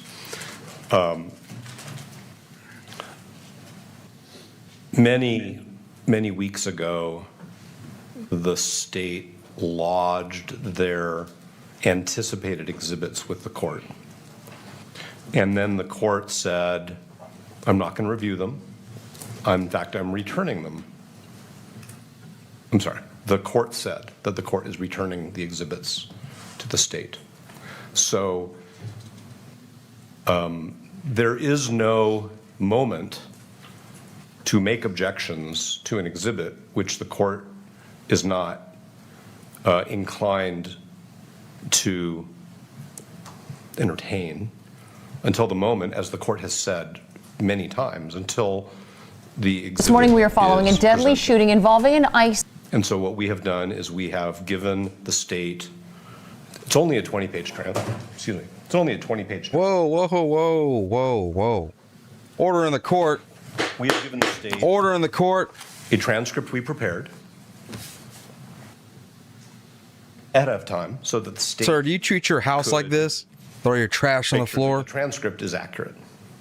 The state has never said that the transcript is inaccurate, so I'm going to assume for purposes of the moment that the state doesn't have any dispute that the transcript is an accurate transcription of Mr. Twiggs' recorded 11:02 interview. There's no surprise here. There's been all of Monday evening, all Tuesday, this morning. In fact, the state informed me yesterday morning that they don't agree to the. Here's the Houston protest so far. No surprise here. And we're actually doing exactly what the court signaled should be done, which is bunch of crackheads. Time an exhibit is proffered, objections shall be made. This wouldn't be as much of a problem if Ms. Hunt had just said to Your Honor, following Archuleta, and in light of the electronic coverage of this proceeding, and in light of Mr. Robinson's right to a fair trial, the court will consider those portions of the exhibit which are admissible, and the court will not consider those portions which it determines are not admissible, but it will not be broadcast either audio or video. So that becomes a problem because the categories of objections that we have to this video recording, I'm going to talk about a little bit so that the court understands why Ms. Hunt's suggestion that the entirety of an exhibit, which may not be admissible under the rules of evidence at a preliminary hearing, be played in open court, and that the audio be captured by electronic media and broadcast. Because of our client's right to a fair trial, that's a problem. And I don't want to sound flippant, but it's not much of a protest right now. Brian McBride, 1102. The vast majority of this video is Mr. McBride testifying and Mr. Twiggs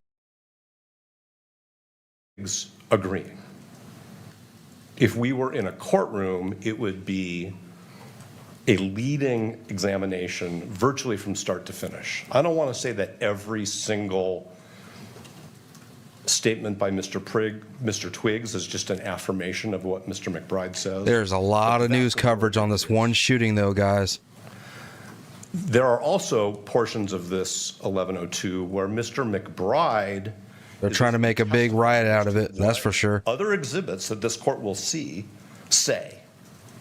So there are 2 other exhibits that this court will be asked. Abbott's going to send the which are the sheriffs down there real quick. And National Guard too. I'm just going to distinguish between the 2. And so this 1102 statement is basically Mr. McBride saying, and then the chat says this, and then the chat says that, and then the chat says this. He's basically testifying as to what the exhibits say.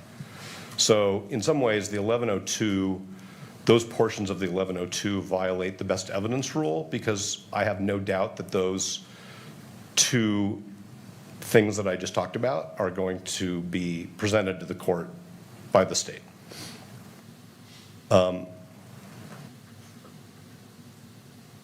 There are also portions of this 1102 which are not relevant and really implicate Mr. Twiggs' privacy rights. And I am not Mr. Twiggs' counsel. As Ms. Hunt said, he has counsel. I don't know if he's, well, I don't want to speculate. But it's not relevant. There are portions of it which are not relevant, and there are portions of it which I think, especially to be broadcast, implicate other privacy interests. So I'm not trying to create complications, and I'm definitely not trying to take the state by surprise, because I went to great lengths to provide the state with a transcript, with a proposed redacted transcript. And in fact, today, we prepared to make it easier on the state and actually on Your Honor. Instead of having redactions with big black sections, we highlighted them instead. So if the court wants to look at our proposed redactions, the court can do that without having to compare two documents. The other thing I want to say is that if the court did order ultimately that portions of it would be broadcast in any way, in the courtroom, outside the courtroom, we're not trying to change the state's exhibit from a video with audio to a transcript. The transcript is really being used as a tool to address the inadmissible portions of the video, because there's no way to communicate to the court efficiently which portions of a video we think are not admissible. It's much easier to do it on paper. So the transcript is just a tool. We have the ability right here in this courthouse to cut the video into the pieces that the court deems admissible. Mr. Ellis tells me it would probably take a couple hours at the most. So maybe that's also not a concern. There's no delay associated with this in light of the fact that it's Wednesday and this court is going to conclude this hearing by Friday afternoon. So I've gone beyond the procedural issues. I've addressed that we think portions of it are not admissible. There's no surprise. We've followed exactly what the court has signaled, which is I don't want to hear about exhibits until we're in the middle of the hearing, and I don't want to hear objections about it till we're in the middle of the hearing. The litigation over whether Section 1102 is constitutional under Mr. Robinson's federal due process rights and the other rights that were addressed, that litigation does not mean that we should have brought to the court proposed redactions to an exhibit in a hearing which hasn't started yet, in a hearing in which the state hadn't until 20 minutes ago even proffered an exhibit. So I understand that the state wants to avoid the substance by trying to short circuit this with a procedural argument. And Ms. Hunt is a very excellent advocate for her client. But the reason why the state is going to the procedural issue is because the state, because the exhibit contains significant content that is not admissible even in a preliminary hearing. So I'm going to stop now, but I do want to go back and say that if the court concluded that only Your Honor was going to review this exhibit and the Archuleta rule would be extended to this exhibit, including that it's not going to be broadcast, then I think that we have a different path toward the efficient resolution of this issue. All right. Does that make sense, Your Honor? I believe I understand what you're saying. So let me respond to you before I go to Ms. Hunt. So going to your first point in regards to what this court's position in not looking at the exhibits, that doesn't preclude any party from filing a motion in limine, which is anticipated before anything is moved into evidence. Typically, motions in limine are used by either side on anticipated exhibits or that may come into court, and that allows pre-litigation. So I want to clarify that the court statement, like I'm not looking at the exhibits, is far different than what the parties choose to do and file in regards to a motion in limine. But going to I really want to go to what you've talked about what specific objections are you making? I want to make sure the request is clear so I can rule specifically on that. What exactly, I think I understand some of them, but I wish for you to articulate what are your objections to State's Exhibit 16? Significant. We could do it line by line or page by page. I know we have had hearings in this matter where the court has wanted to look at transcripts line by line, word by word. We're prepared to do that. But I'm going to give the court categories. Thank you.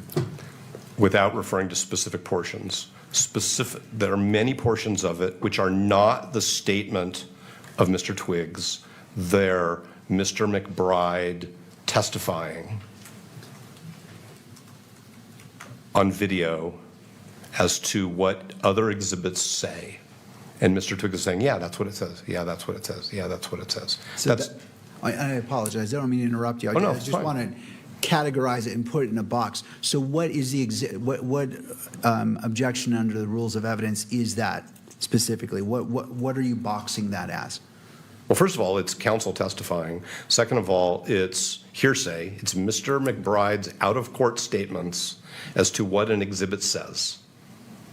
There's a best evidence rule, which I'm sure the court is familiar with, which is that the best evidence of what an exhibit says is the exhibit. So we may have a little bit of a cart before the horse here. Sure. Because there are two exhibits that I'm very... This chick is losing her mind on X, y'all. There are portions which are not relevant.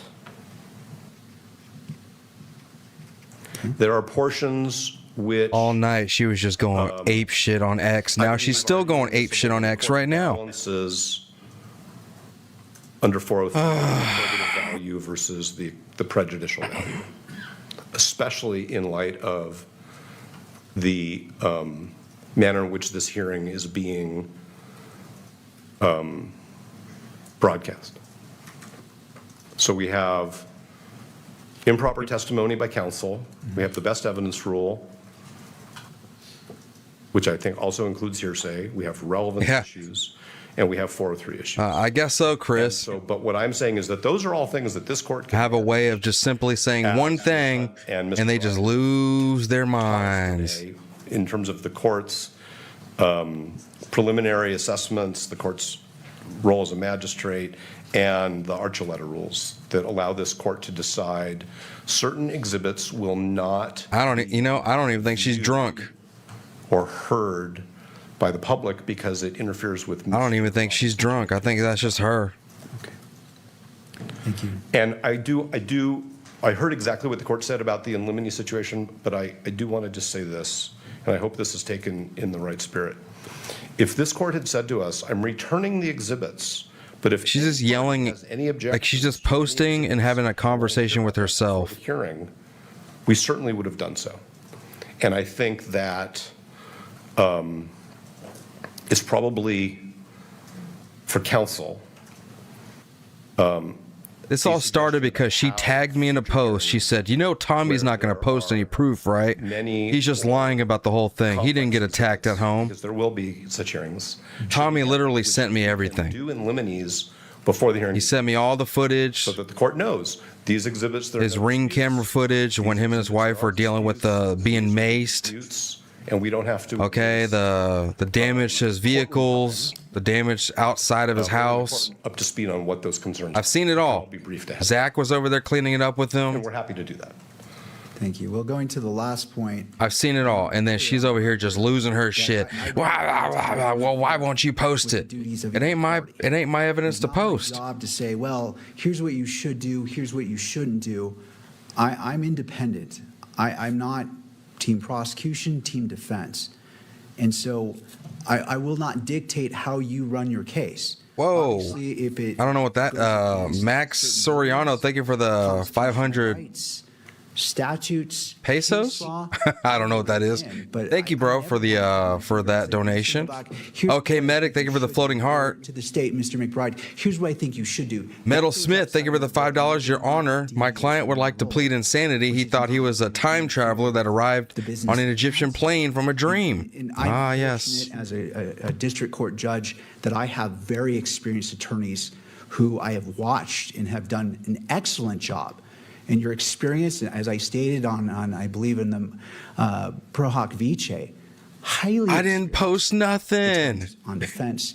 Highly experienced attorneys. I'll show you what I posted. And so I do not want to get into the business of saying, here's what you should do. I hear what you're saying, but I want to be clear from this point on, in case there's any ambiguity, the court does not need to go into the business of dictating what you feel is in the best interest of your client to the state what is in the best interest of your client. I staying clear of that, but I appreciate this is what I posted, and I hope that clarifies any ambiguity that may exist. There was no ambiguity. I don't think that what I was after that she just went off the court's finger on anybody's scales. I think it's really about case management, and now I think we're moving pretty far away from the admissibility of this 1102 statement, and we could have a conversation later if the court wants to. It's up to the court about case management issues. But as I said before, if I say anything else, I'm going to be repeating myself. So I'm no, this is a different chick. All right, thank you, Mr. Novak. Appreciate your thoughts. Ms. Hunt.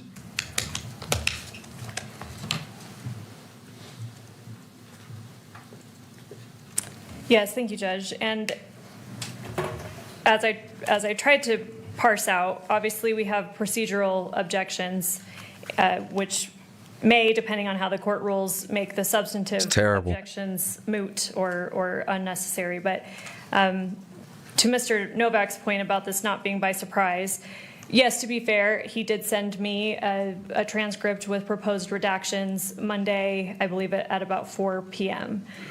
It was not accompanied by any objections that he actually had. So we had to compare the transcripts and, to our best guess, come up with what the substantive objections may be.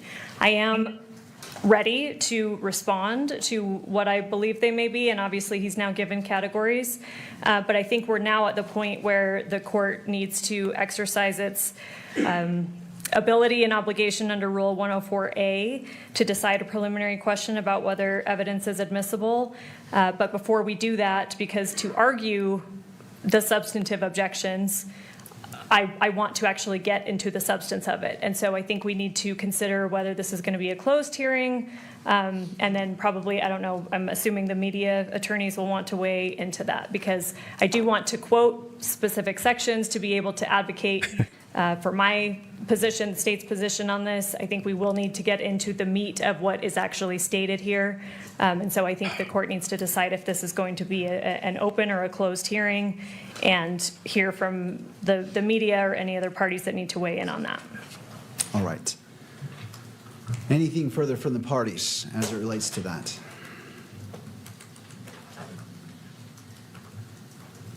Only that Ms. Hunt invited the media to comment on what the court is going to do.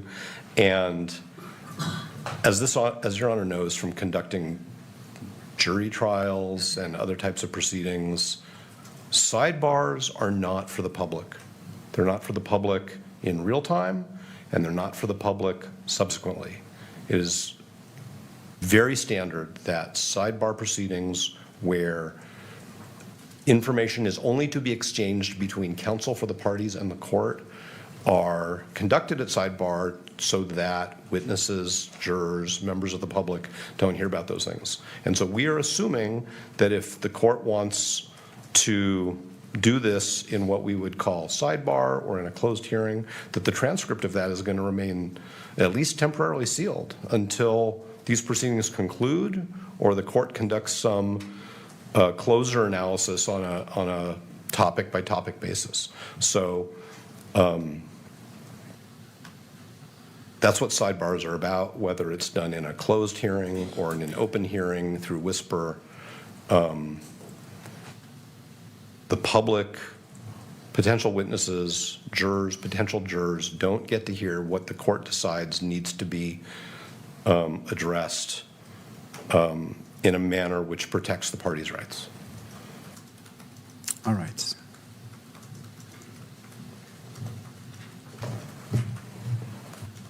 Your Honor, if I may, Michael Judd on behalf of the media. A request to close a court proceeding isn't a sidebar, and calling it a sidebar doesn't make it one. The court knows the rules at this point. Any attempt to close a hearing requires that the court engage in some sort of hearing about that closure that is open to the public. It can't be done in whisper.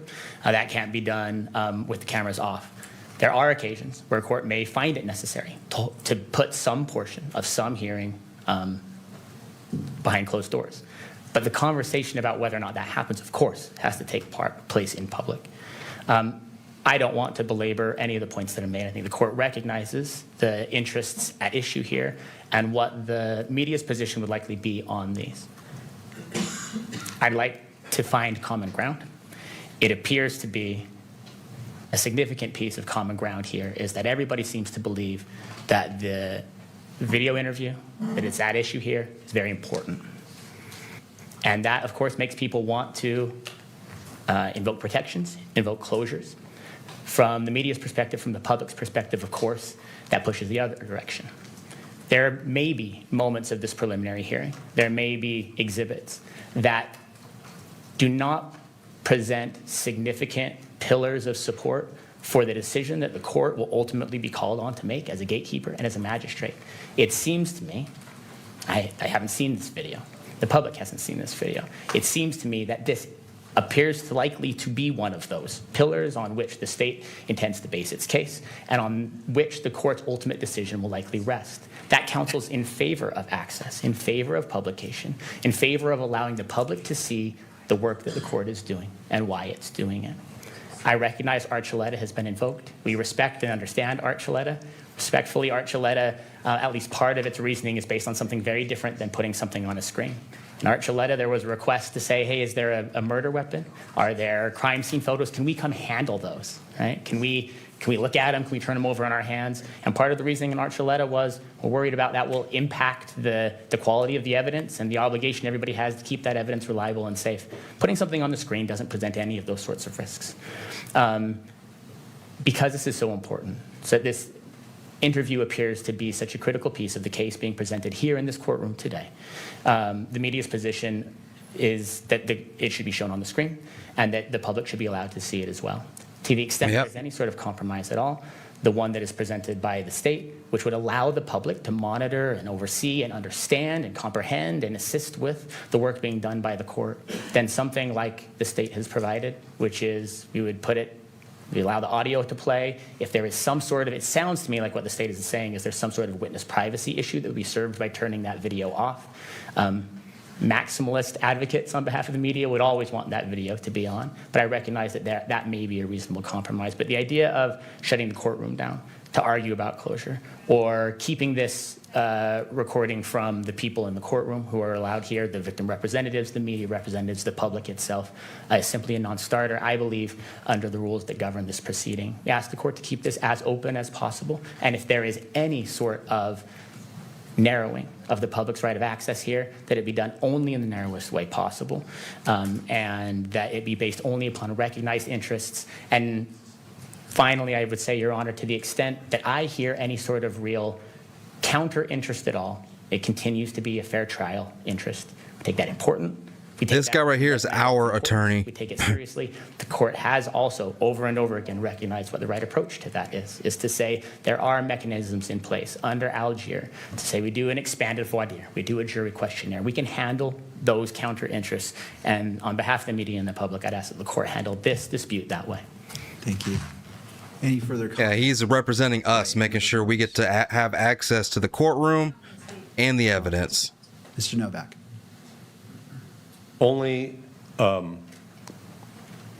I want to make an additional assertion about why the court should handle this exhibit pursuant to Archuleta. But I want to make that argument a sidebar, because the whole point is to protect my client's right to a fair trial. And by making part of this argument in open court, it's a self-defeating exercise. So when the court... This is just a preliminary hearing. It's from us at sidebar, we're prepared to do that. All right. The issue is sidebar is public because the transcript's open. So it's just because the parties request sidebar and the court invokes the white noise that doesn't make it private. It simply obscures the noise in the courtroom because that goes in the transcript unless it's a closed hearing. So Then we would like to have a very brief closed hearing to lodge another objection about the publication of this, of any portion of this exhibit, of certain portions of this exhibit beyond Your Honor's eyes. What part? Where he talks about how he all right, right now what we're going to go ahead and do. how he did things with his boyfriend in a furry costume. At the redactions that you're proposing and take a look at that. And it's also a perfect time to take a break because we need to bring in the monitor potentially for future exhibits. So that's going to give us our 15 minutes. Oh, geez. So I can be brought up to speed because the transcript, from what I understand, is just a transcript with suggestions of what defense wants to redact. Is that correct? That's correct, Your Honor. And so what I would suggest, well, if this works for the court, is we will email to the court staff something we've already given the state, which is the proposed redacted version of the transcript. I understand that the state wants a video to be presented as evidence. We can get there if the court concludes there should be redactions. If they've already seen it and they know something needs to be redacted, why didn't they already try it? Like, why didn't they already do a redacted version and then try to submit that to the court? Court staff receive that, and it can either be emailed to you or printed out, whatever works.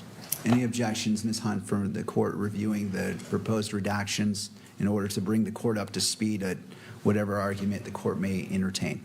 No, Judge, but I want to clarify for the record and for myself, is the court ruling on my procedural objections, and I want to reserve the right to make my substantive arguments using what's actually in the exhibit. So being able to quote directly from it, knowing that if it's not a closed hearing, those portions of what I'm saying are going to be on the record and broadcast. So the court is not making a ruling right now. We're just going to take a break, and then we're going to come back on the record. But on the break, I'm trying to maximize the time, and that's why I'm asking, is there any objection to me reviewing what it sounds like defense has sent you, which is just the transcript highlighting what they're anticipating redacting? I just want to bring myself up to speed. So I'm just wondering what step when I make my ruling, the court is ready to go. Okay, and fair maximizing the time, because we also want to put up a monitor. So there's like three things we can. What information is going to be in this video that they have to redact? Back, if you wouldn't mind sending what you sent to the state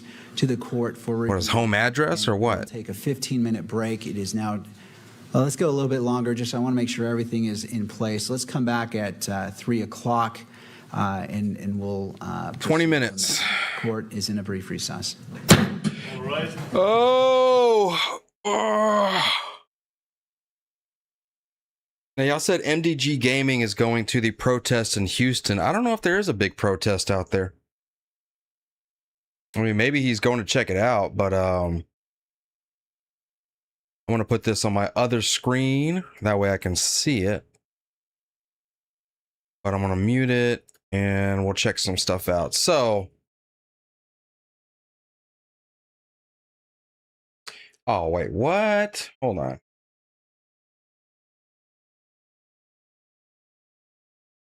An ICE arrest.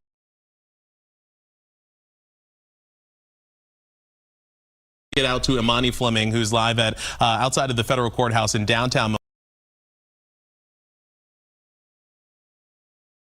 I like it. All right. Judge Dugan is not going to be facing jail time after she assisted an illegal alien out of her courtroom to avoid being arrested?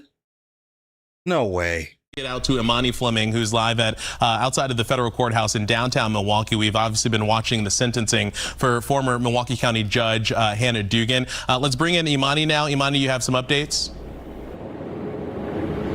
I do, Jaron. We've been getting notes from inside the courtroom from 12 News' Nick Bohr and James Stratton. They tell us just moments ago that Judge Edelman has ruled no prison time for Hannah Dugan. And I'm going to read you this direct quote from the judge. He says, "I don't think she has any correctional treatment needs. She has a lifetime of service to others, particularly those who are needy or vulnerable." The judge says he's received numbers of character letters. And he says, in short, this is a person who's done a lot of good for the community. The judge goes on to say the Supreme Court requires judges to consider every case as an individual. The punishment should fit the offender, he says, and not merely the crime. Judge Edelman says the guidelines call for prison in. Yeah, so what if I have a perfect record and I've never done anything wrong, never even been convicted of stealing a Snickers bar from a 7-Eleven, but yet I murdered somebody the next day? Oh, well, you know, he's been great all of a sudden, you know. He just made a slip up. He just made a little slip up. So, you know, only give him like 5 years and, you know, let him out early on good behavior. Hopefully he won't kill somebody again. Like, come on, are we serious? Lock this bitch up. What's she going to, you know what she's going to do? She's going to get out. She's going to get, or she's not even going to jail. She's going to get a law license. She's going to go back up there and she's going to be protecting every illegal alien she can. This case, but of course those guidelines are advisory, and for several reasons prison is not necessary to statify the statutory purposes of sentencing. Judge Edelman says this is a defendant who made a bad decision in the moment, saying she appreciated the wrong. Just had a lapse of judgment, made a bad decision in the moment. Stop it. She said, "Oh, I hate that Trump. I hate that damn Trump. I'm gonna get this illegal out of here and I'm gonna set him free. Let my people go. Free my people." Wrongfulness of her conduct, but this is nevertheless a few minutes of conduct for a person that has dedicated her life in service to the needy. So again, Jaron, we've learned just moments ago from inside the courtroom where 12 News' Nick Bohr and James Stratton are sitting front row for the sentencing that Judge Lynn Edelman has ruled no prison time for former Milwaukee County Judge Hannah Dugan. All right, Imani, I've got some updates here as well, again, from our team there in the federal courthouse, both James Stratton and Nick Bohr sending these updates from inside the courtroom. Judge Edelman, as you reported, Imani, taking probation or jail time off of the table here, but imposing a fine of $5,000. Judge Edelman saying that the court is authorized to impose a fine and that he would impose that fine of $5,000. But again, you heard from Imani Fleming there kind of reading. That's it? You help an illegal alien escape the courthouse to avoid getting arrested. Aiding and abetting an alien criminal, and you only get slapped. You get a slap on the wrist and a $5,000 fine. That's it? What a joke, man. These are just judges protecting judges. Y'all think the justice system is just? No, hell no. The judicial branch is supposed to be unbiased. It's supposed to be, it's based off the law. It's based off of law and order. But we got so many of these woke activist judges all across the country. And what are they doing? They're allowing illegal immigrants to go free, they're protecting criminals. Oh, but don't be at the Capitol when there's a protest, because then you're going to be locked up for years and years and years. Hell, don't even support the protest. Even if you weren't there that day, you still get locked up for simply supporting the people protesting at the Capitol. This is insane. The transcription of what we've just learned from inside of the federal court from Judge Lynn Edelman saying that this is a defendant who made a bad decision in the moment. She appreciated the wrongfulness of her conduct, but this is nevertheless a few minutes of conduct for a person that has dedicated her life in service to the needy. Again, saying that prison. Yeah, I had a great life until, you know, I choked the life out of somebody. That only took 20 minutes, you know, and then I went back to work, clocked back into work, and just kept on going. Stop it, man. This is time was not necessary in this case for Judge Hannah Dugan, but saying that the court is authorized to impose a fine, and so that Judge Edelman is imposing that fine of $5,000. You're taking a live look right now at the doors there outside of the federal courthouse in downtown Milwaukee. This is something that we've been covering really for more than a year. Milwaukee, of course. Wisconsin may be a battleground state leaning more to the right, but Milwaukee, liberal as hell. Milwaukee is liberal as hell. And you can clearly see the outcome of that. of last April, where you'll write a character witness letter for me against Judge Hannah Dugan from that incident at the end of April in the Milwaukee County Courthouse has led us all to hear, obviously, that conviction in December and then the sentencing this morning. No cameras are allowed inside the courtroom, which is why we've had our crew inside doing some fantastic reporting. Our crew outside as well. Imani Fleming reporting there live outside of the courtroom, outside of the federal courthouse in downtown Milwaukee. And again, for folks who are just joining us here as we hit the noon hour, officially 12 o'clock here, we've been following this breaking news. The former Milwaukee County Judge Hannah Dugan just sentenced by federal Judge Lynn Adelman, U.S. District Judge Lynn Adelman. No prison time, no probation, but the court imposing that $5,000. Yeah, didn't she walk the criminal in front of the victims of this person? Didn't this guy like assault somebody or hurt somebody? And then she was so blinded by TDS rage. She said that morning she woke up and said, "Is that today? That illegal immigrant's going to be in there?" This is the day I get to give some service back to the community. I'm going to protect this guy, this innocent brown man that came here to live a better life and beat the shit out of people and break the law. Yeah, I'm going to go fix this person. I'm going to save this person and help them escape the clutches of this Nazi fascist regime. Fuck.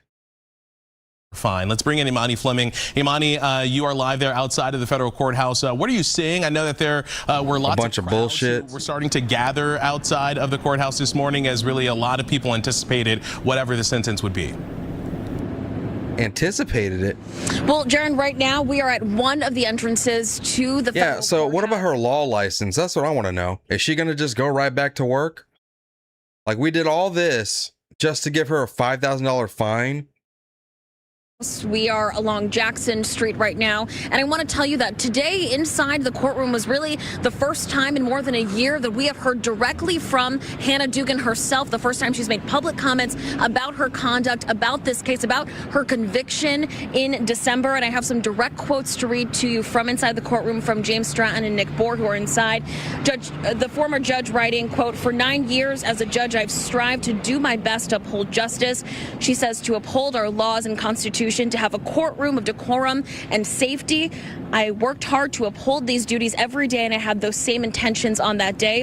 The former Milwaukee County judge also saying today, quote, "I've been cast as both a scofflaw and a hero. I'm neither. I'm a public servant." Shut the hell up. So, okay, she resigned, right? So she's no longer a judge now. If she wants to get her black robe back, she has to first win an appeal and get rid of this conviction, because she was convicted. Okay, she has to successfully overturn her conviction. Otherwise, she will be legally barred from,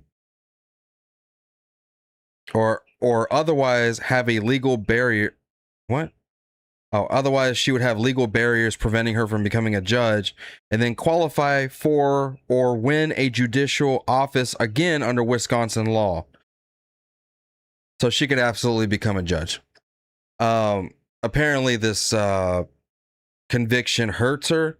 I don't know if it stops it entirely. If she ever wanted to serve as a judge again, she would first need to successfully overturn her conviction or otherwise have the legal barriers removed and then qualify for or win a judicial office again under Wisconsin law. We're going to listen. Before Trump is out of office, they're going to be like, Hannah Dugan is restored once again. Oh, my God. Who was just trying to do my job. Our James Stratton, like I said, is inside. He's been sent. I was just trying to do my job, Your Honor. I was just trying to help that innocent brown man that probably almost killed somebody.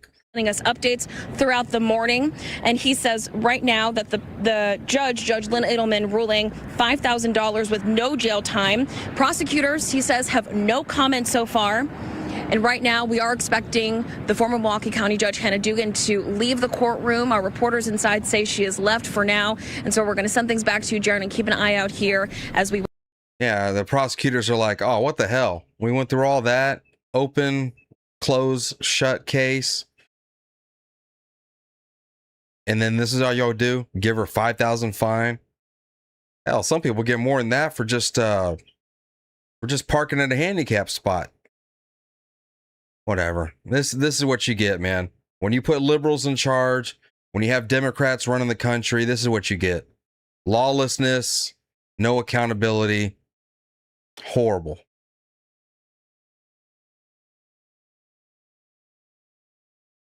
Wait for All right, let's check out this shooting that happened.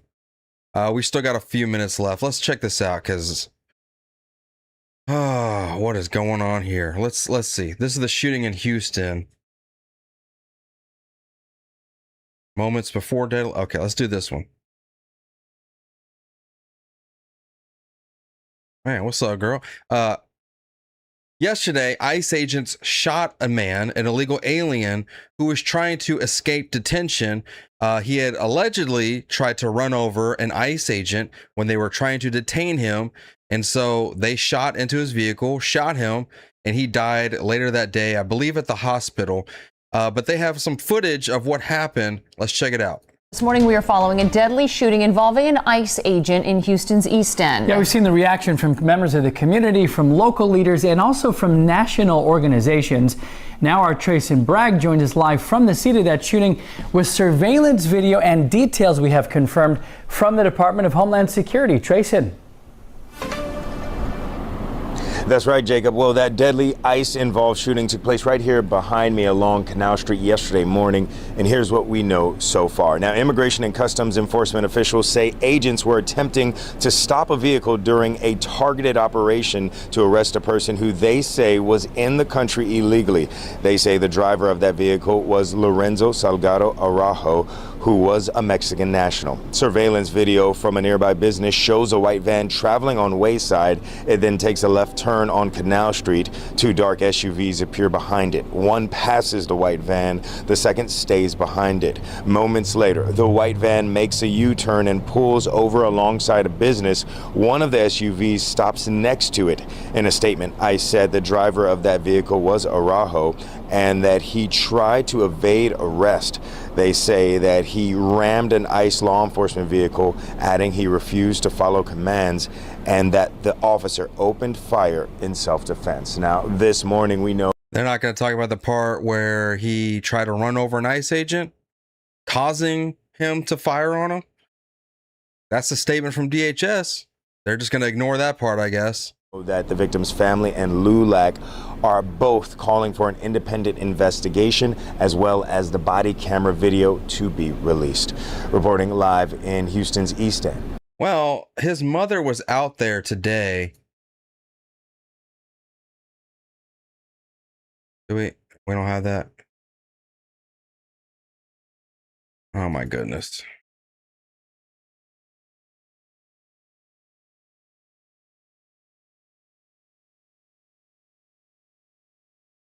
Immigrants are welcome.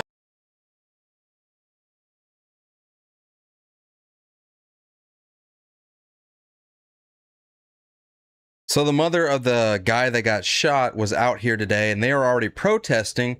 You can see there's a massive turnout over here in Houston, and they are protesting. All right. Clear, immigrants are welcome here. Say it loud, say it clear. Immigrants are welcome here. Say it loud, say it clear. Immigrants are welcome here. Say it once, say it twice. We will not. Maybe 500 and something illegal aliens have been killed by ICE. I don't know if it's 5,000. I think this is the mother right here. That's what came out on. What are they doing? Murdering innocent Mexican people.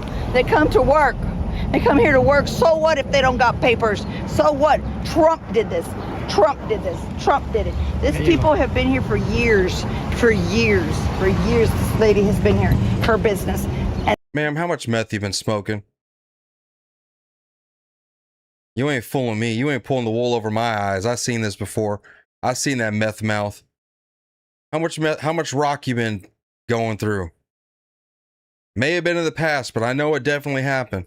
now they put it up for sale. Shutting everything down. They're trying to say that that the man He rammed? No, he didn't. He was not. He did not. No, his truck was in his parking lot. People are here to work. Families are dying. People are dying because they're starving. And it's all Trump's fault. Trump did this to us. What happened to taking the murderers out? What happened to taking the rapists out? He I is. don't give a damn. He is doing it, baby. Let's hear it for ICE. All right, we gotta give a round of applause for ICE. Get these illegal criminals up out of here. What happened to him? Well, guess what? You don't get to come into this country illegally. You said, who cares if they came in here illegally? I care. And so does 77 million other Americans. We give a fuck. You don't like it? Get the hell out of here. What happened to taking the drug dealers down? Not innocent people. That's not what you said, President Trump. You didn't say that. I'm sorry, I forget the part where he didn't say, where he is very clear on the campaign trail. Mass deportations, they all's got to go. You're in the country illegally. I don't care about your damn criminal rap sheet. You all got to go. Sure, we'll go after the worst of the worst first. The worst first, keyword first. Doesn't mean the rest of y'all are, you know, you're going to get away with it. No. We coming for all y'alls. These crackheads. What's wrong with y'all, man? Well, his son, because he does have a son, well,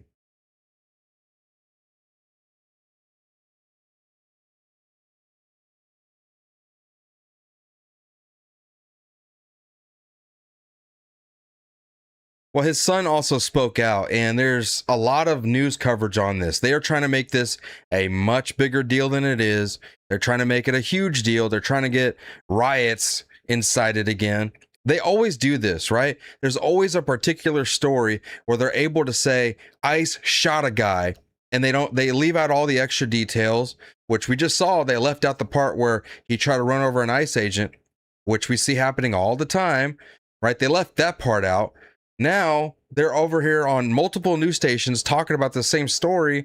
They're giving everybody press. They're trying to get everybody riled up to fight against ICE right now. Breaking news out of Texas, where authorities It's are a machine. investigating after a man was shot and killed by an ICE officer during a traffic stop. The Department of Homeland Security says immigration agents were trying to detain Lorenzo Salgado Araujo in Houston. That too, Beagle Mom. They're trying to turn the attention away from the Robinson trial. All this, Israel did it, and he's a patsy and all this other nonsense. That's all bullshit. What they're trying to do is get away from the fact that the left is a violent terrorist organization. All of them. Everyone on the left. Every single person on the left. They're all violent terrorists. Early yesterday morning, when he allegedly attempted to evade arrest, DHS says Araujo rammed a law enforcement vehicle, forcing an ICE officer to fire his weapon in what the department has characterized as self-defense. In a new video posted to social media, Araujo can be seen lying on the ground along with several other men who were in the vehicle at the time. Araujo was taken to the hospital shortly afterwards. Wow, there's a whole crew of them, huh? NBC News senior Homeland He should have just pulled over, I guess, huh? Joining us now from Washington, Julia Araujo. I guess he should have just pulled over. Out saying that his father, quote, did not deserve this. What else is the family saying? And what are we hearing from DHS about the officer's self-defense claim? Well, we know that that is now being investigated by the DHS Inspector General, meaning the way that this man was shot by the ICE officer. And then the FBI in Houston is conducting an investigation into what they are claiming is an assault on the officer. The DHS is claiming is an assault on the officer. But I want you to hear what the son of Lorenzo Araujo is saying now. Take a listen. Unbeknownst to me at 6:55, unbeknownst to all of us, my dad had been shot inside his van near the intersection of Wayside and Canal by ICE agents. Sir, you got a whole family, adult kids at home, and you're running from the police? You're running from law enforcement? Just pull over. You know why he ran? Because he's illegal. You know why he ran? Because he knew he was breaking the law. That's why he ran. He said, oh, F my family. I got to get away. No, if you're a criminal, bro, just take your L, get arrested, get deported, whatever you got to do. At least you'd still be alive. At least you would have an opportunity to try to come back, I guess. You could have self-deported, but no. Now we want to wait until, you know, now you want to wait till daddy gets the belt out and say, look what he did to me. Well, what did you do to cause him to do that? No. Don't worry about that. Look what he did. He gave you an ass whooping, a much deserved ass whooping, huh? Yeah. And what'd you do to deserve it? I broke his TV or so. I don't know. I did something wrong. I was smoking drugs with my best friend, and that's why he gave me an ass whooping. Yeah, exactly. You deserve that ass whooping, just like this guy, just like Renee Good. They deserved it. They know that they know the deal. They know that there's laws to be followed. If you're going to be in this country abusing our system, at the very least, you can follow the damn law. And when the police come knocking at your door, when ICE comes knocking at your door, ICE, baby. Time's up. Time's up. Pull the vehicle over, take your L, protect your family, call it a day. Or end up dead and have your child up here, your 40-year-old child up here on the screen crying. I mean, you can go ahead and do that. Anyways, I don't care. But is there going to be protests? Because if there is, that'll be fun to watch. That'll be fun to watch. Because in Texas, they don't play. They tried protesting one time here in Texas at an ICE facility. That shit got shut down in 30 minutes. No, they were not playing around. ICE came out, pepper sprayed everybody. They let them scream. They let them cry for like 30 minutes. They said, all right, y'all got a 30-minute warning or we're shutting this thing down. And they were like, you know how they usually do. They're all, quit your job. Right? And they said, oh, you want me to quit my job? Yeah, here's some Cheeto dust, baby. Spray the whole crowd. They were all on the ground crying, screaming, kicking, begging for mercy. Protest was over. Never came back. They never came back. And that's the way they need to be handled. So I don't care about this. What about the trial? We back? Oh, no.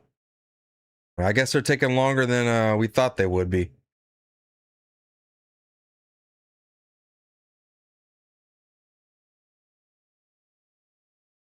I like these long streams. You know what? I do want to hear from Tom Homan too. And put this back here. I like these long streams because in the middle of doing this long stream, I can do videos for both channels while we're live together, which is actually working out great. So I love it. We might do this more often. I don't know. When you go live, when you're a content creator and you go live, you got to go live with the intention of making other content. If you're just going live just for shits and giggles, hoping to God that you get enough super chats to pay your bills, that ain't going to work. You got to make content. Go live to make content and then turn that content into other content and then make that content other content. That's how it works. That's how you have to do it. Max Soriano, thank you for the $5. Okay, I found out what happened. All right, sounds good to me. Let's get it. We got Tom Homan talking about ICE ramping it up. A lot of people are saying right now that the arrests have really gone down and they've actually turned the dial back and now they're not doing mass deportations. Well, turns out once they got their funding back, they really cranked up the heat. And what they've been doing is working all across the country, not just at targeted areas, but all across the country, working with law enforcement. And now we have more law enforcement working with ICE than ever before, than they did in the Obama administration, the first Trump administration. No, now we got like a huge mass of law enforcement officers, local law enforcement officers working with ICE. This is causing the arrests every single day to go up and up and up. So they are turning up the heat, man. It's not, trust me, they are not going easy on these illegals at all. All right, how fanatical are the Democrats about open borders? They're so fanatical that to achieve their goal of remaking America with third world immigrants, they're willing to sacrifice an unlimited number of American lives. And in total, for more than an hour and a half, a valiant attempt was made to save Trooper Michael Pajara's life. They were unsuccessful. The man died a hero. He was an outstanding trooper. The man who took this hero's life is 33-year-old Michael Bond. He's here courtesy of Joe Biden's 2024 mass parole program. Of course. Did he stay here? He was given a 4-ton weapon to use on our highways because a Massachusetts company gave him a commercial driver's license.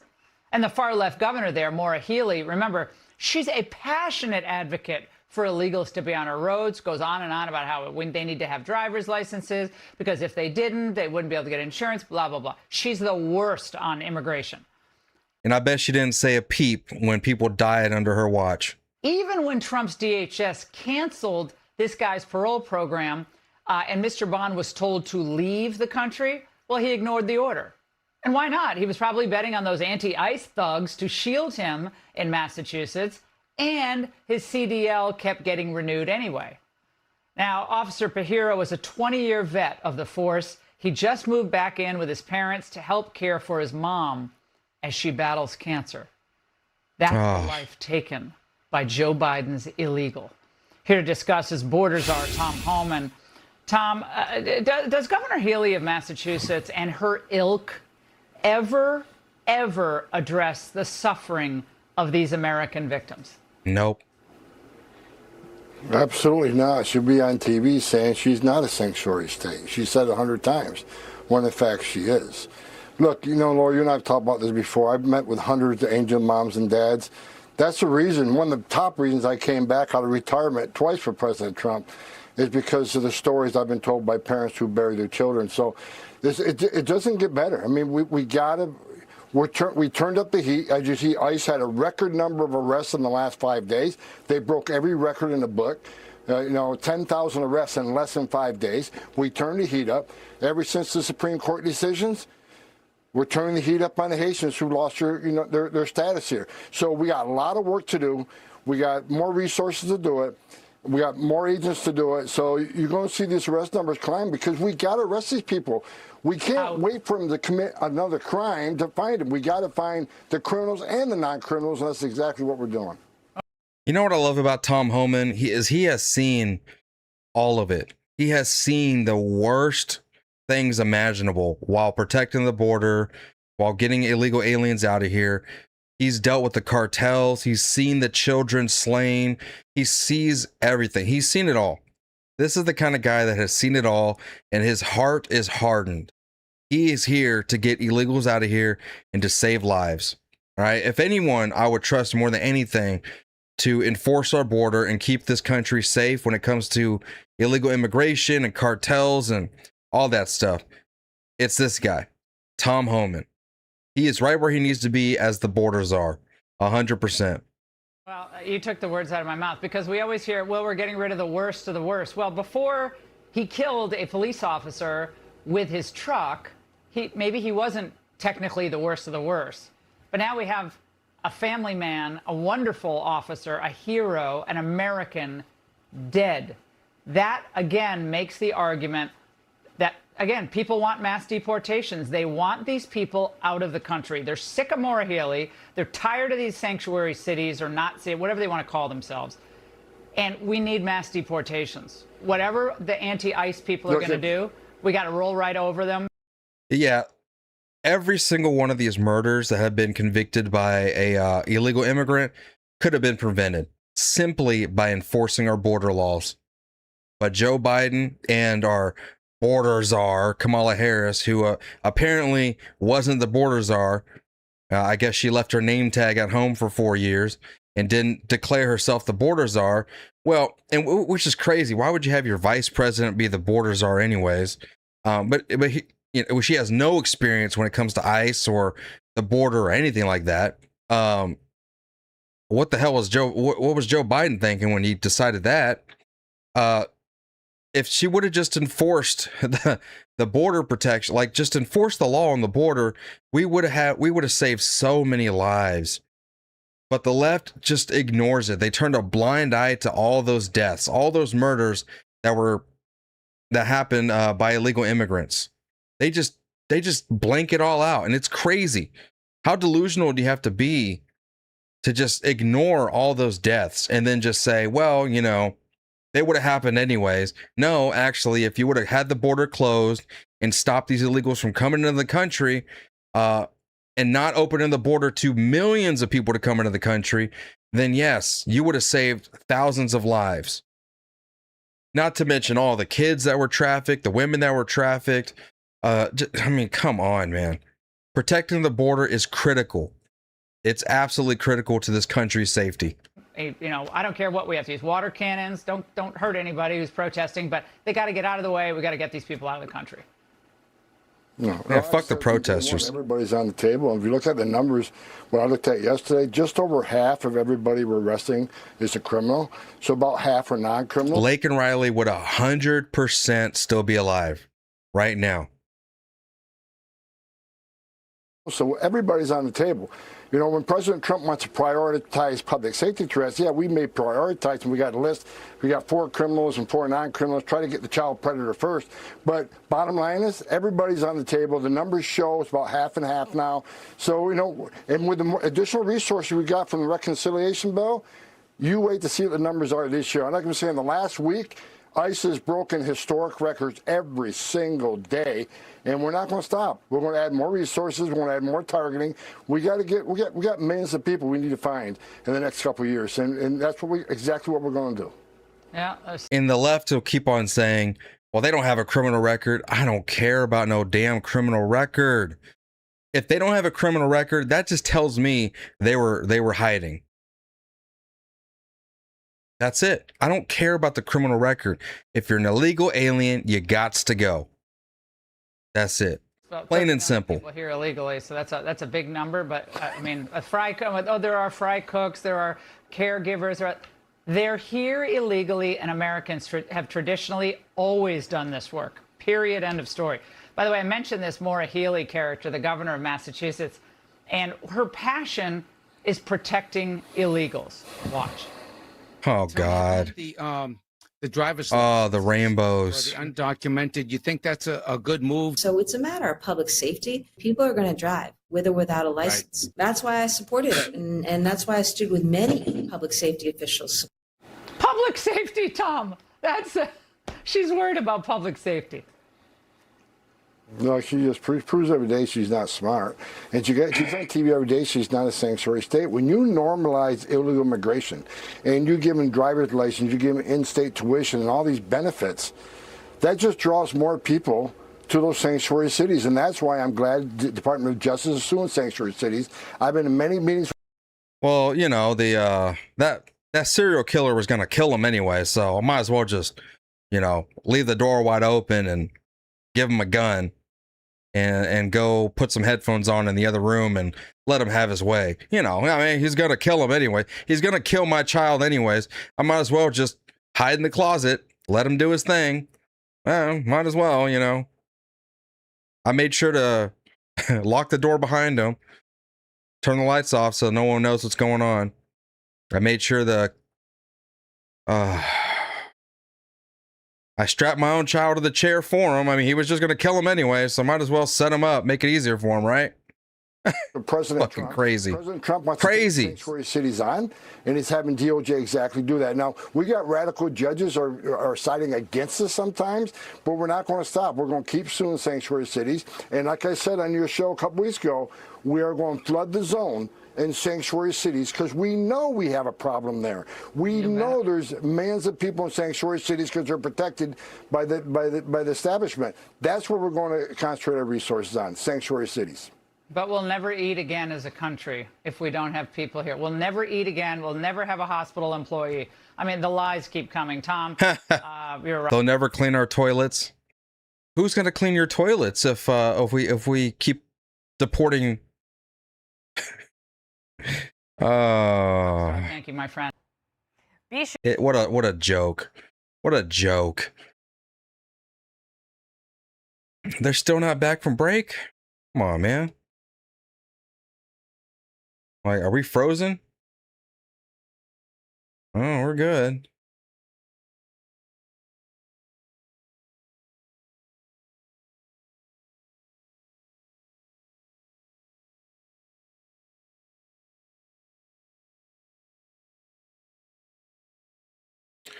I'm gonna take a quick break. I'll be back in like 2 minutes, all right? I'll be right back, you guys. I'm gonna go run inside to get a drink.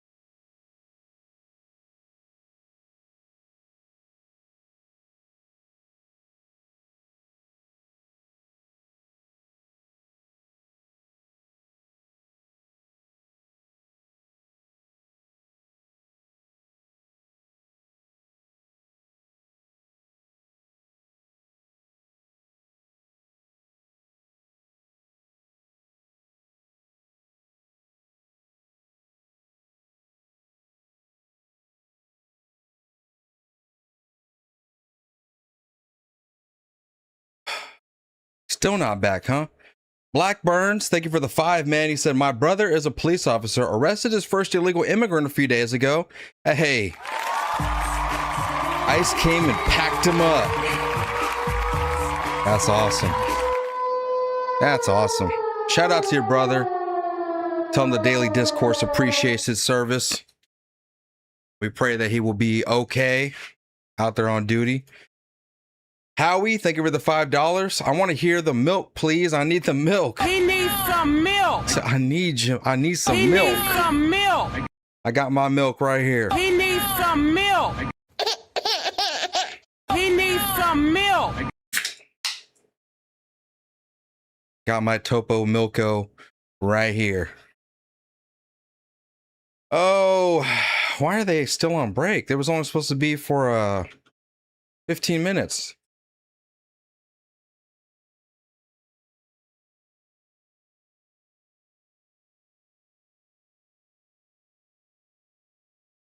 Uh-oh.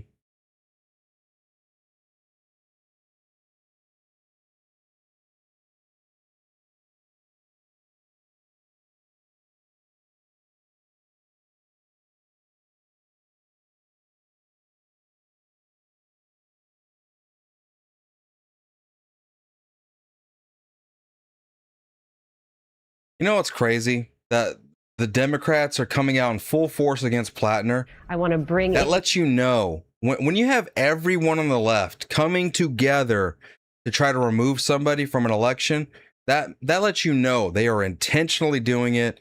They got a plan up their sleeve. They're trying to. Is that her?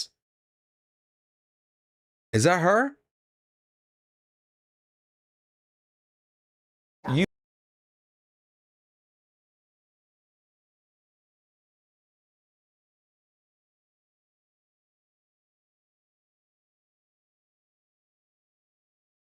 Wait, you have another one? You described your relationship with Graham Plattner as a very good example of what modern dating is like. Yeah. What do you mean by that? What I mean by that. Holy cow, man. Holy shit.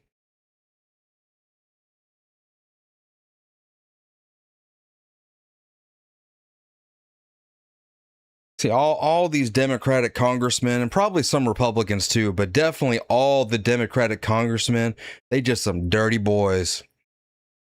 They just some dirty boys, okay? And because they are in the cool kids club, their shit gets swept under the rug. Listen, he probably plowed this chick back in 2021. It was the best years of her life. He was running it up, spending money on her, having a good old time. They were having a great relationship. She was having a good old time, and then he just decided one day, hey baby, look, I got like 5 more on the list. And I gotta make room. I gotta make room for the other ones. So I'm gonna have to let you go, all right? Peace. Peace out, baby. I'll see you on the next go around, all right? Maybe, I don't know. Good luck. Anyways, thanks for signing the NDA back in the day. So then it's like somebody else knows that he had a relationship with her, and then they logged her down. They said, when the time comes, we're gonna pay her off, and she's gonna come out and say that you did something nasty with her, boy. The same thing to do with Swallows Well. I'm pretty sure listen, I don't hashtag believe all women, okay? You can't convince me that they just hid this information for a long time, and now all of a sudden, in the middle of a campaign, when there's critical elections taking place, the Democrats need clean candidates, okay? Once their dirty laundry has been aired out, then they just go towards, all right, panic mode. Now we need to get them up out of here and put someone new in place. So how do we get them out quickly? We have CNN, MS Now, Forbes, right? MS Now talking about it. Forbes. We have all of them. Put the hit pieces out. All right. We paid these women a couple $1 million. Now they're over here on CNN giving the biggest sob story ever. telling all the lies. She probably had a great relationship with him. I bet they were having a great time, went out every night, got drunk, had tons of nasty, hot, sweaty sex and everything. And she had never been dogged down by another man like Plattner, all right? But he moved on. He moved on to his next piece, and now she's butthurt about it. And they said, hey, man, we'll pay you a couple million. You go ahead and say that he, apparently raped you, and we call it a day. That's it. She just comes out here, does a couple little hit pieces. There ain't going to be no trial. If there is, it's going to be a civil case off her word. Not off any evidence, but just off of her word, right? It's going to be a civil case. I mean, look, and then they went and found his other one too.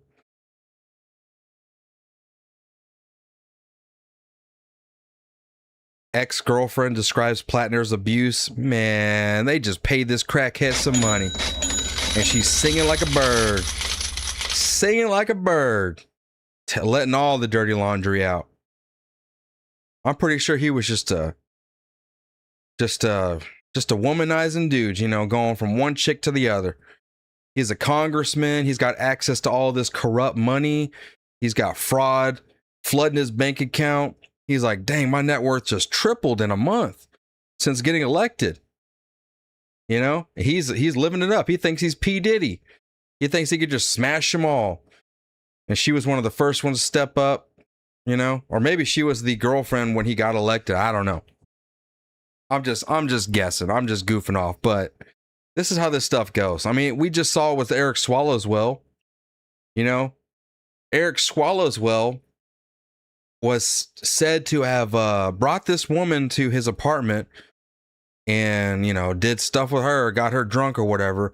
Man, I guarantee you that was back in the day, that was a consensual thing.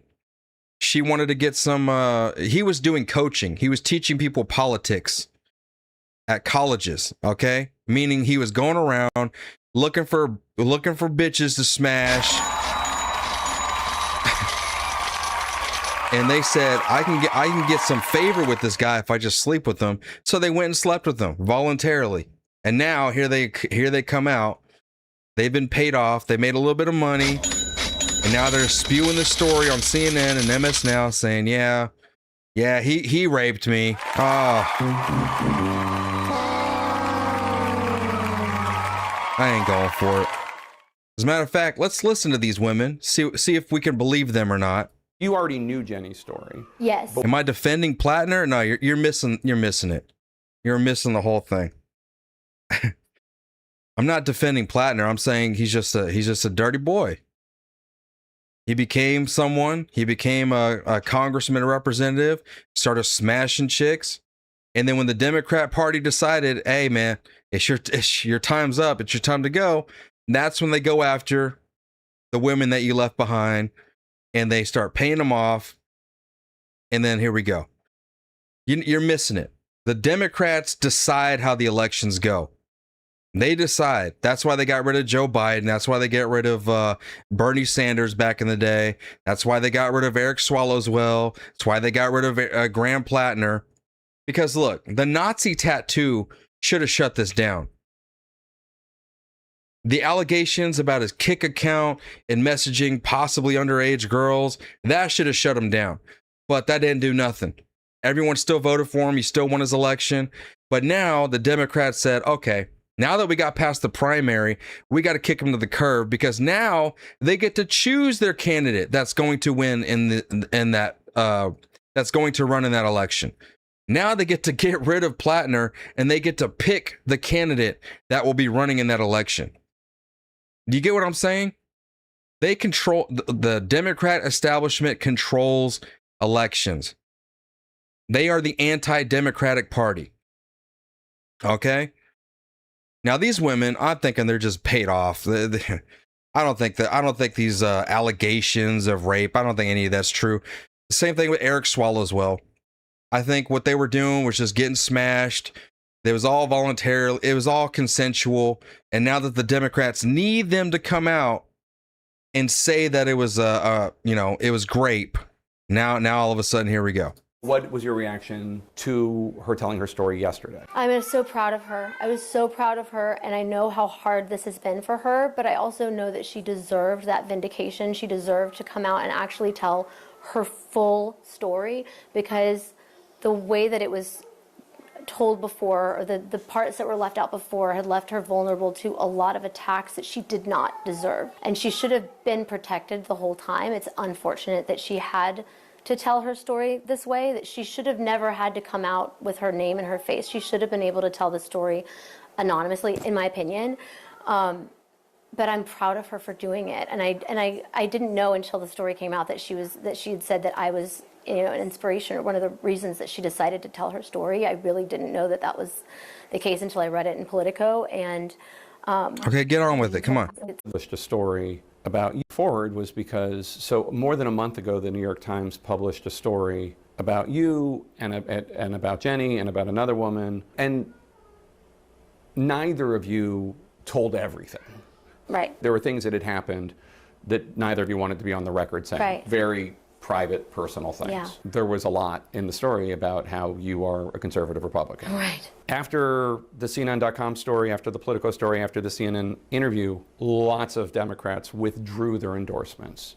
Senator Gallego, Ro Khanna, Senator Elizabeth Warren, all came out and said, no, he needs to drop out, or I'm withdrawing my endorsement. What did you think of that? As much as I'm grateful and I'm glad, and I hope that finally this was enough, finally, there is also that feeling of pain of like, but my accusations weren't enough, like our story. And again, I never thought that I was going to be the lone voice in that story. I really thought that mine was going to be the lesser of the stories, that mine was going to be like not a footnote, but like my story was meant to bolster the other stories that were being told. And Jenny's story is rape. Yes, and I had believed until the publication that was going to be like the central focus of the piece. And so now she's saying that he was abusive in their relationship. She is the one that's claiming rape. That is that, I think there's a lot of situationships. I think people are dating multiple people at the same time, whether that's known or not known by the people involved.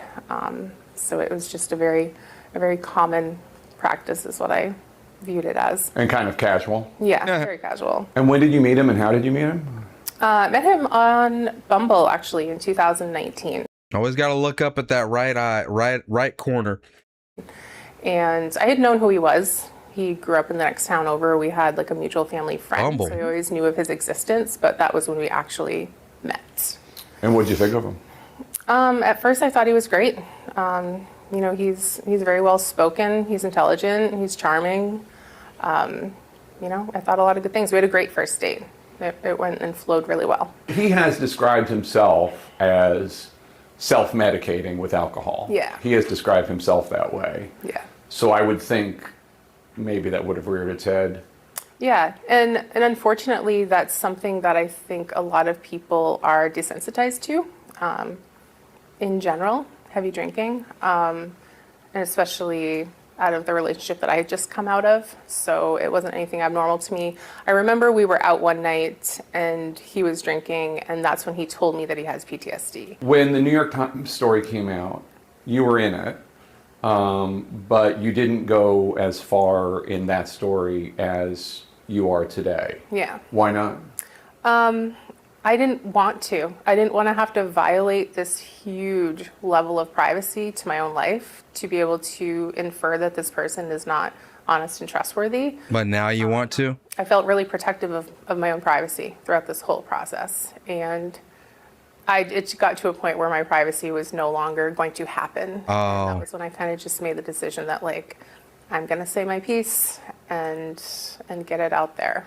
I had tried to give the impression that something, worse happened. And that's when it was I refused to comment further. And they love to put him up here because he got them sad puppy dog eyes. Uh-huh. Yeah. I hear you, girl. That's crazy. You definitely alluded to a bad night. Yeah. So bad that you never saw him again afterwards. Yeah. But just to underline the point, you're not coming forward because you have any political motivation. No, not at all. That was actually one of the huge reasons that I didn't come forward. And and still struggled. Like, that was a huge moral conflict to feel like. So wait a minute. Why do we skip over everything? You met him on Bumble, which is a dating app, right? What y'all know what? Come on. I got friends. I know what they do on dating apps. Dating apps weren't the way they were back in my day, before I got married, before I met my wife. A dating app was like a simple thing. It wasn't even a dating app. It was just like shit like MySpace and Facebook. That's what we called dating apps back in the day. Okay, but now y'all got these hookup apps. Don't sit here and try to fool me and tell me that y'all looking for dates on those damn things. Y'all are looking for y'all are looking to hook up. That's all. Bumble, Tinder, whatever else they got out there. All that shit, that is just hookup apps. Okay? There ain't no such thing as no dating apps.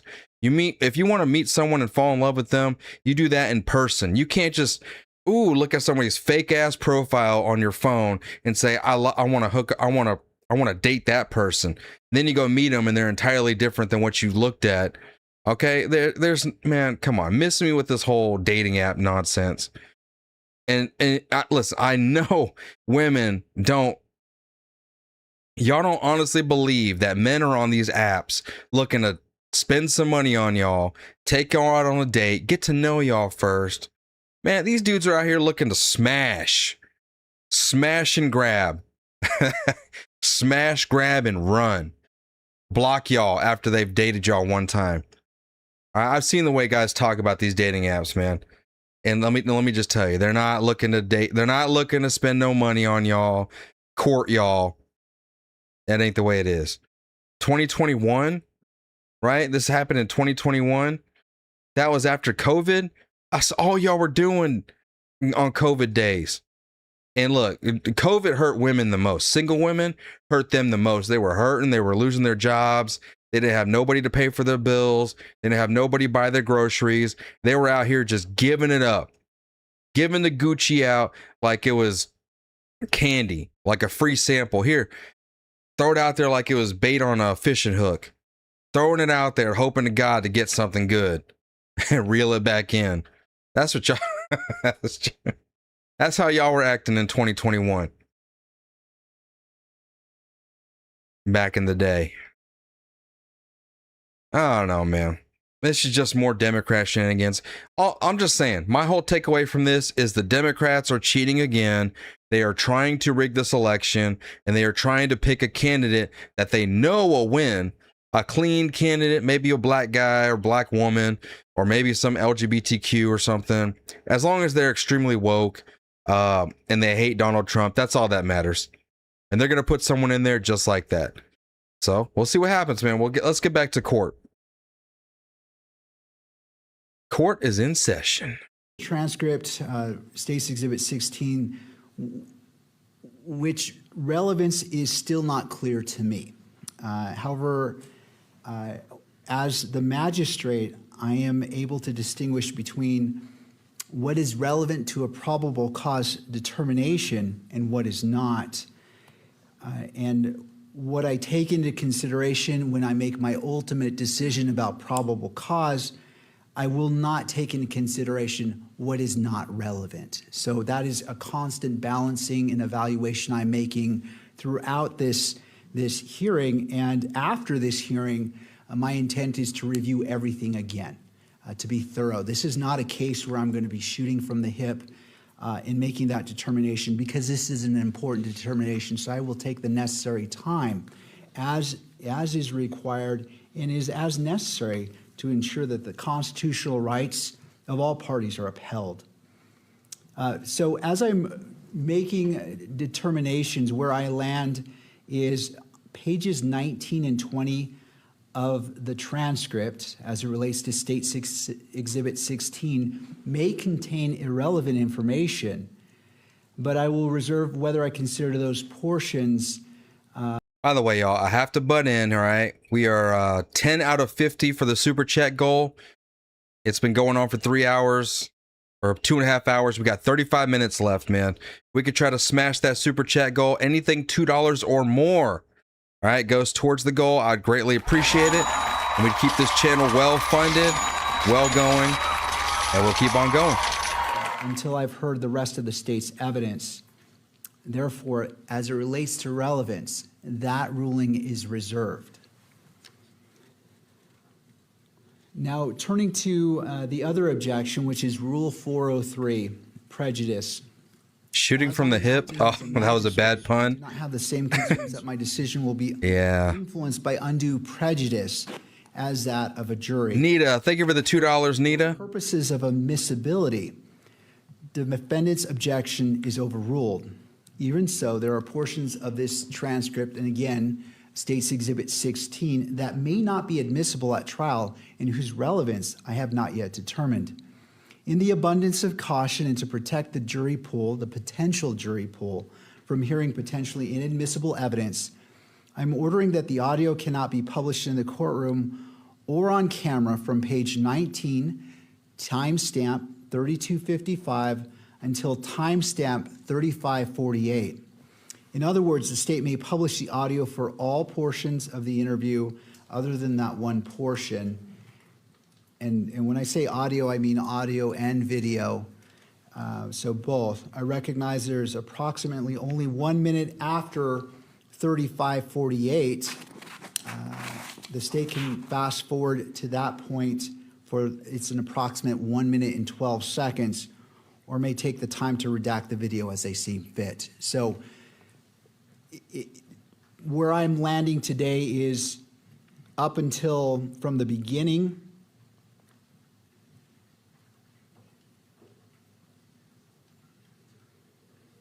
until that page 19, 3255, that portion I am ruling is admissible and may be published. Again, if the state wishes that last minute and 12 seconds to be played, they can either take the time tonight to redact what the court is not going to allow to be published. And I wish to differentiate. I'm considering it all. But for publication purposes, that portion is not going to be permitted to be played in the courtroom. Your Honor, would you state those times again that you... Messy Tessie, thank you for the $2. Towards the goal. Thank you. I appreciate that. Right. Those are the two timestamps for that. And I hope that's helpful as both parties are trying to review on the transcript and State's Exhibit 16. And that's from 3255 to 3548.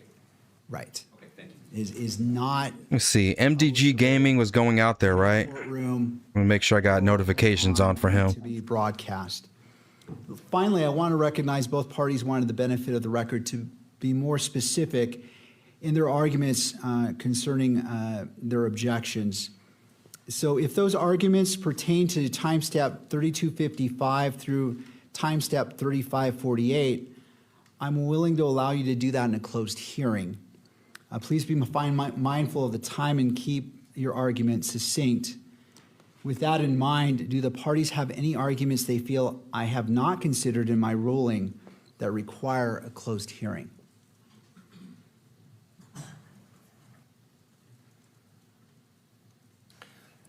Yes, Your Honor. And so I'm just going to tell the court what I think the general nature of that is without getting into the details, because I do think a closed hearing is appropriate. There are, okay, setting aside the 1102 issue and objections, there are statements in this video by Mr. Twiggs attributed to Mr. Robinson. Okay, Mr. Robinson said. There are two other exhibits, which I've said before, I'm confident the state will offer, which Mr. Twiggs says in this video, those are statements by Mr. Robinson. Okay, I will acknowledge that separate and apart from 1102, the statements of a party opponent are admissible if relevant. In fact, they're not even hearsay, right? They're excluded from the hearsay rule. But the question is whether statements of Mr. Robinson of the nature that I'm referring to can be published, not considered by the court, but published without violating Mr. Robinson's 14th Amendment due process rights? And it is our view, as we have said in our earlier papers, that the answer is no. Publication,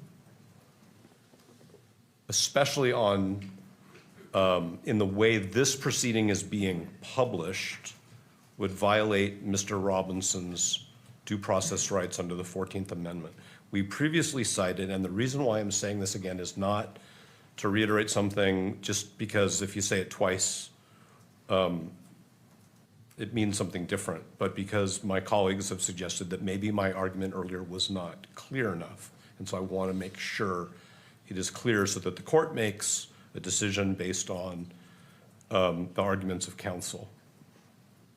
The United States Supreme Court said in Estes, E-S-T-E-S versus Texas, 381 U.S. 532, the following. In Rideau versus Louisiana, and that's R-I-D-E-A-U, this court constructed a rule that the televising of a defendant in the act of confessing to a crime was inherently invalid under the Due Process Clause of the 14th Amendment, even without a showing of prejudice or a demonstration of the nexus between the televised confession and the trial. I am not calling the statements of Mr. Robinson confessions, but that is what the state will call them.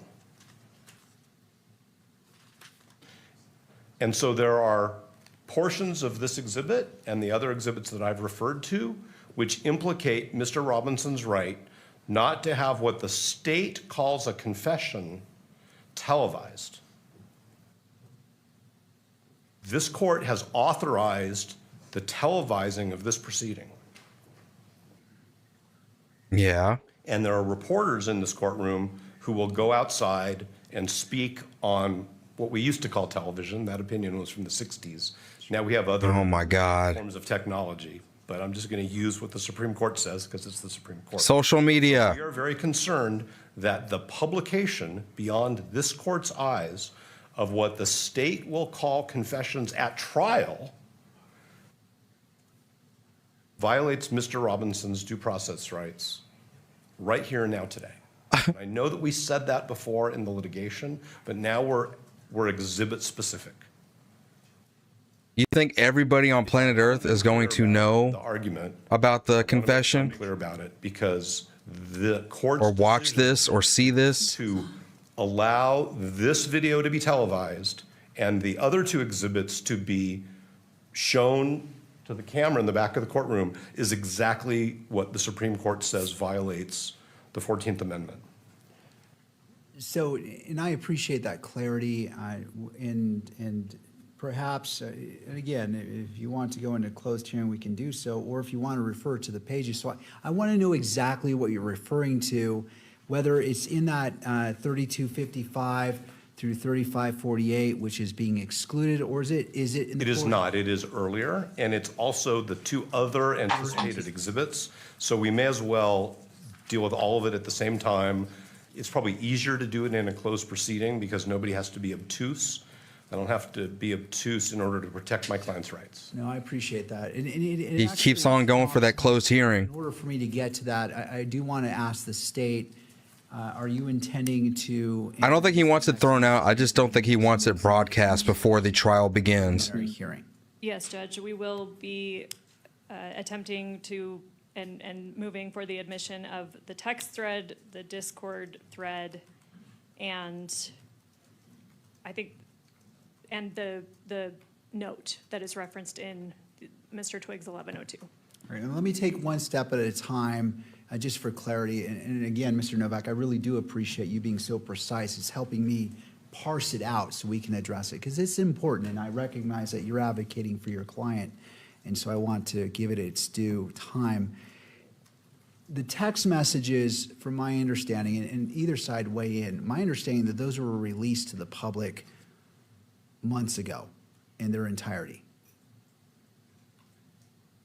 Judge, if I may, they were not released in their entirety. Portions of them were placed into the charging document, the information that supported, in part, the charges that the state has filed. we did not put the entirety of them in. And now we wish to publish more of them than were included in the charging document. I see. For some reason, I thought it was as part of an exhibit for a motion, but Mr. Novak, I'm not sure if that's ringing any bells. I'm aware of the issue that the court is commenting on. I think the state needs to account for its decision to publish text messages that directly implicate the Supreme Court law that we're talking about. And don't want to pretend that I can anticipate what the court's concerns are, but that doesn't cure republication on television of what the state will call a confession in this proceeding. So in other words, this is not like, oh, the cat's out of the bag or the barn door's open. This is another opportunity to violate Mr. Robinson's constitutional rights. And I'm not at all suggesting that somebody is intending to do that, certainly not the court, and I'm confident that the state's counsel would never intend to do that, but that would be the consequence of further televising what the state refers to as, previously referred to as confessions, and certainly would refer to here in this proceeding as confessions. We are so acknowledging that they are statements of a party.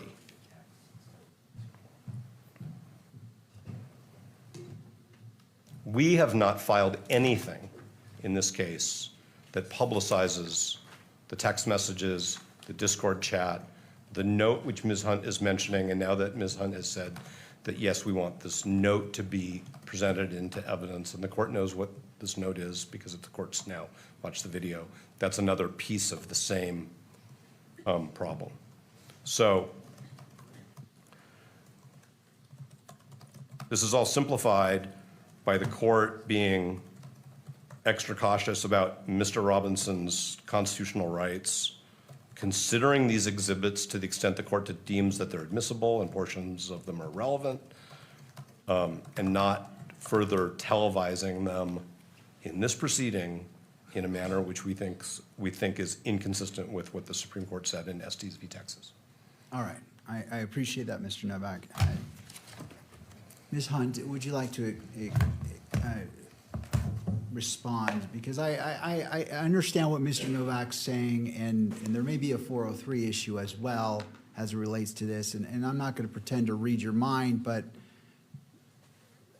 because I can't do that. All right, Ms. Hunt. Just to clarify for the record in the court, the state's position is that we would like the audio played. The audio may be captured by the cameras in the state's position, but we never intended to visually put them on the monitors such that cameras can capture them and pause or get the actual exhibits, substances of the exhibits. I believe that was the media's position, if I remember correctly, is that they want everything audio and visually displayed, but the state's position is we just want the audio played. Right, but what's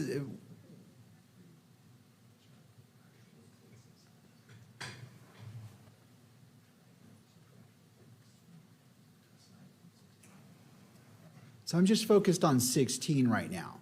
Okay, yes, and that's the state's position with regards to Exhibit 16.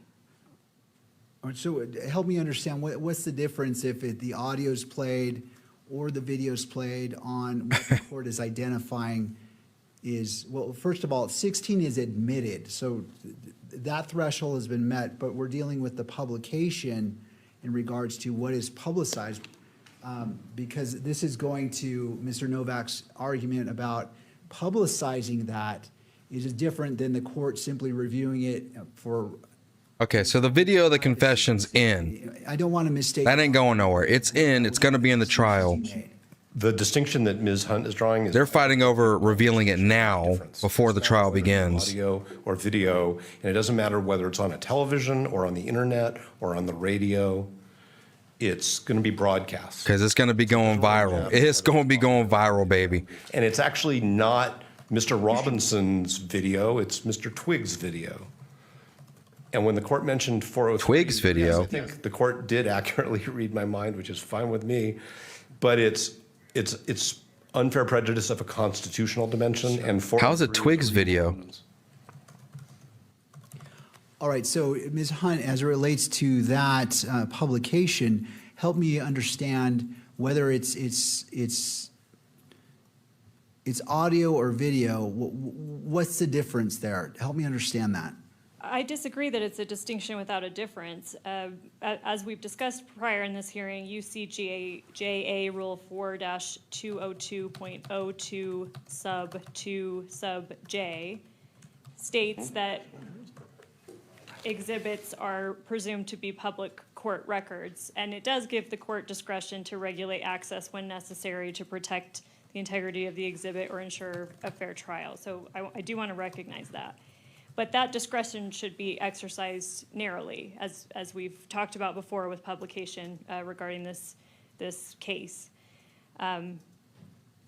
What the state is proposing, we believe, is a narrowly tailored accommodation.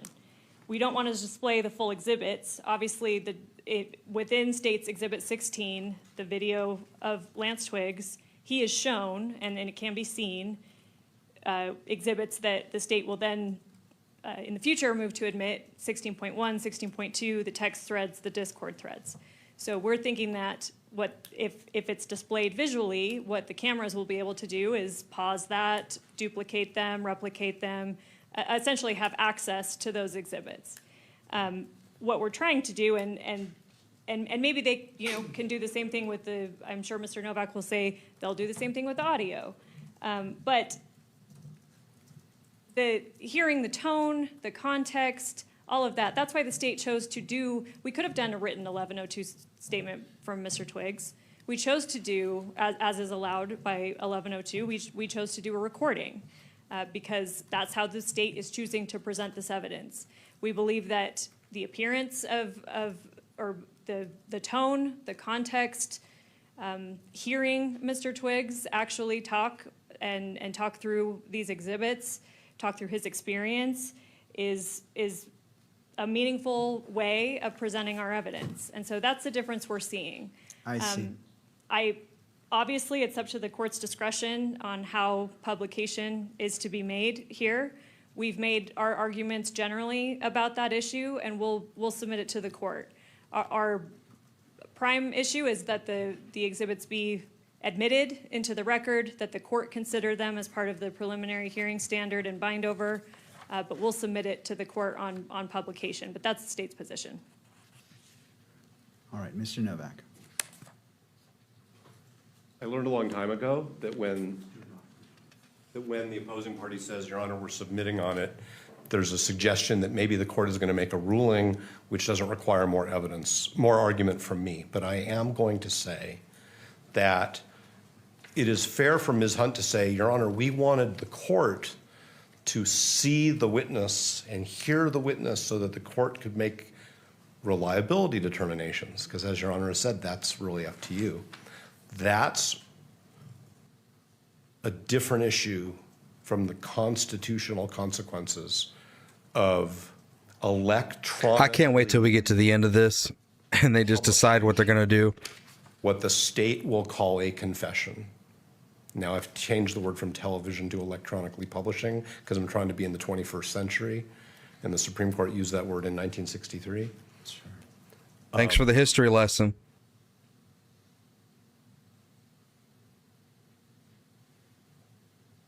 Is he frozen? Is he glitched? Citation to state standards for what is or is not a. Sorry, he had to update his iTunes. The issue. There's a constitutional issue here, and I think that the court has already heard from me at least 3 times about what we think the court should do here. It's a preliminary hearing. It's not a jury trial. There may be a jury trial in the future at which we have to voir dire on yet another issue, which is whether potential jurors were exposed to media replaying of what the state called a confession. That's exactly what was structural error. There was no prejudice question. in Rideau versus Louisiana, and that's why in Estes v. Texas, the Supreme Court said, we have a rule, you can't televise what a prosecutor calls a confession before trial. Thank you. All right, thank you. I appreciate both parties advocating and arguing. It's helpful for the court.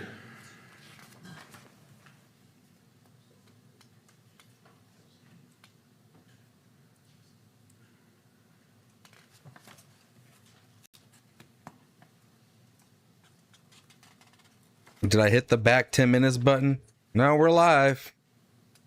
We are unfortunately very up to date.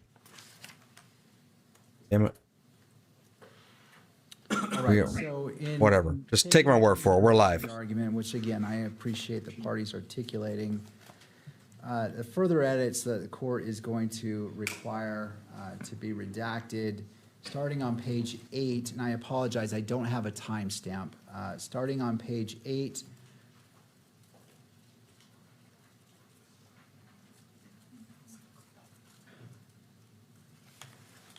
and sorry, I'm just trying to.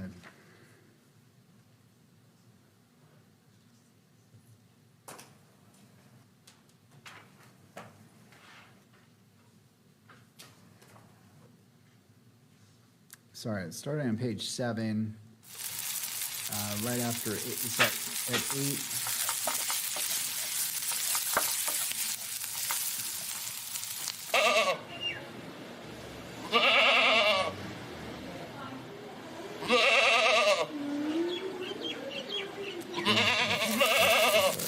Starting on page 6.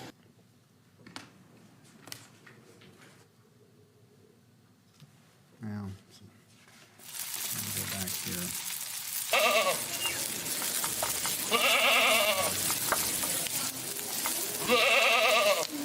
Danny said, "What that is? What that is? What that is? That's bacon on the grill, son."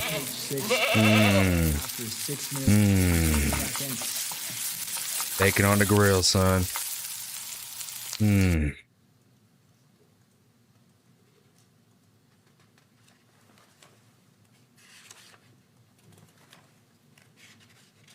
And that's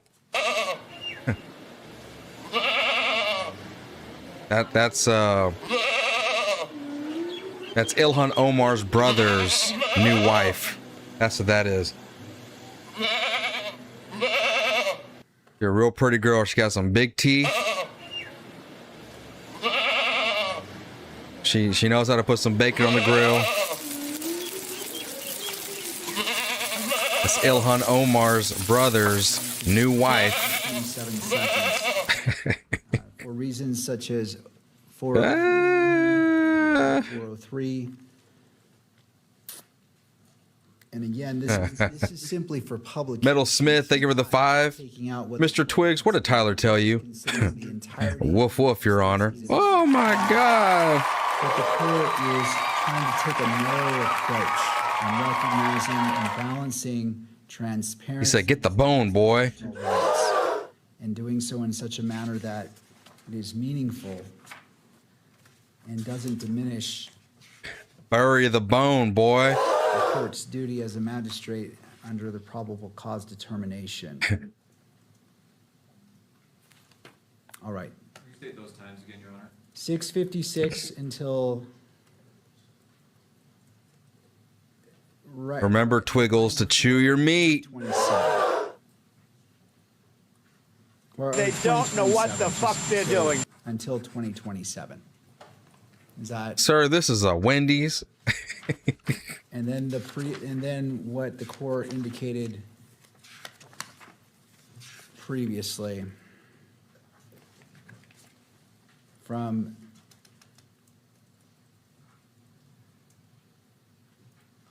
$32.55 until $35.48. And I apologize, Judge, just to clarify, these timestamps that you just gave, the 32:55 to 35:48 and 6:56 to 20:27, those are just not being published, but they have been admitted for Your Honor's consideration. Right. So kind of going through my three-step process. Exhibit 16, it's an entirety, not the transcript, but because the exhibit is not the transcript. It'll be in the trial. Got it. That has been admitted in its entirety for the court's determination as it relates to this case. So what I'm talking about here is this is only what will be published in the court. What's happening at Delaney Hall? Very little to nothing. The video is the differentiation. So what's being redacted, for the lack of a better word, or cut out is what's going to be published in the courtroom, not what the court's going to consider. The court's considering it in its entirety. The court's not going to redact anything in here. It's going to make its own determinations in regards to relevance, and everything that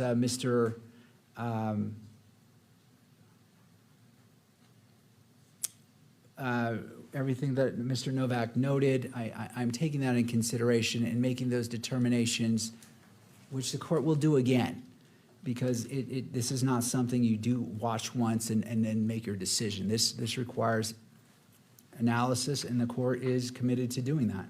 But hopefully that gives you an idea of where, as it relates to publication. Yes, thank you. All right, to the media.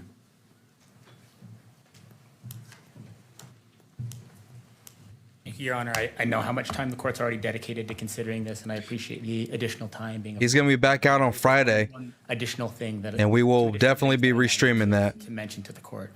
I do want to reiterate the point that I made before about the fact that if this is, in fact, a key consideration that the court is entering into when trying to make the determination that it is going to make at the conclusion of this hearing, Utah case law, including the Archuleta case, that the defense has referred to over and over again, stresses that the same considerations that urge for access to a preliminary hearing itself, allowing the proceedings to be televised, allowing people to be in the courtroom, also advocate for access to documents on which the court bases its ruling. Disclosing documents used, this is from Archuleta on page 238 to 239. Disclosing documents used by courts in reaching a decision in a preliminary hearing will discourage decisions based on improper means and will promote conscientious performance by all officials involved in the criminal justice system. Therefore, providing a presumptive right of access to documents filed in connection with preliminary hearings can play a significant positive role in the functioning of that process. I do want to reiterate the belief that providing access to the documents on which the court bases its decision in this proceeding is critical. The second thing that I do want to mention, because the court referred to it before, is the fact that without going into the content of the interview itself, I understand from the arguments being made today that many of these references are to text messages. Again, the public doesn't yet have access to that. But I do believe that the documents filed in this case, including the information that was filed days after this, contain many, if not all, of the text messages that are now at issue that are going to be kept from the public in this proceeding.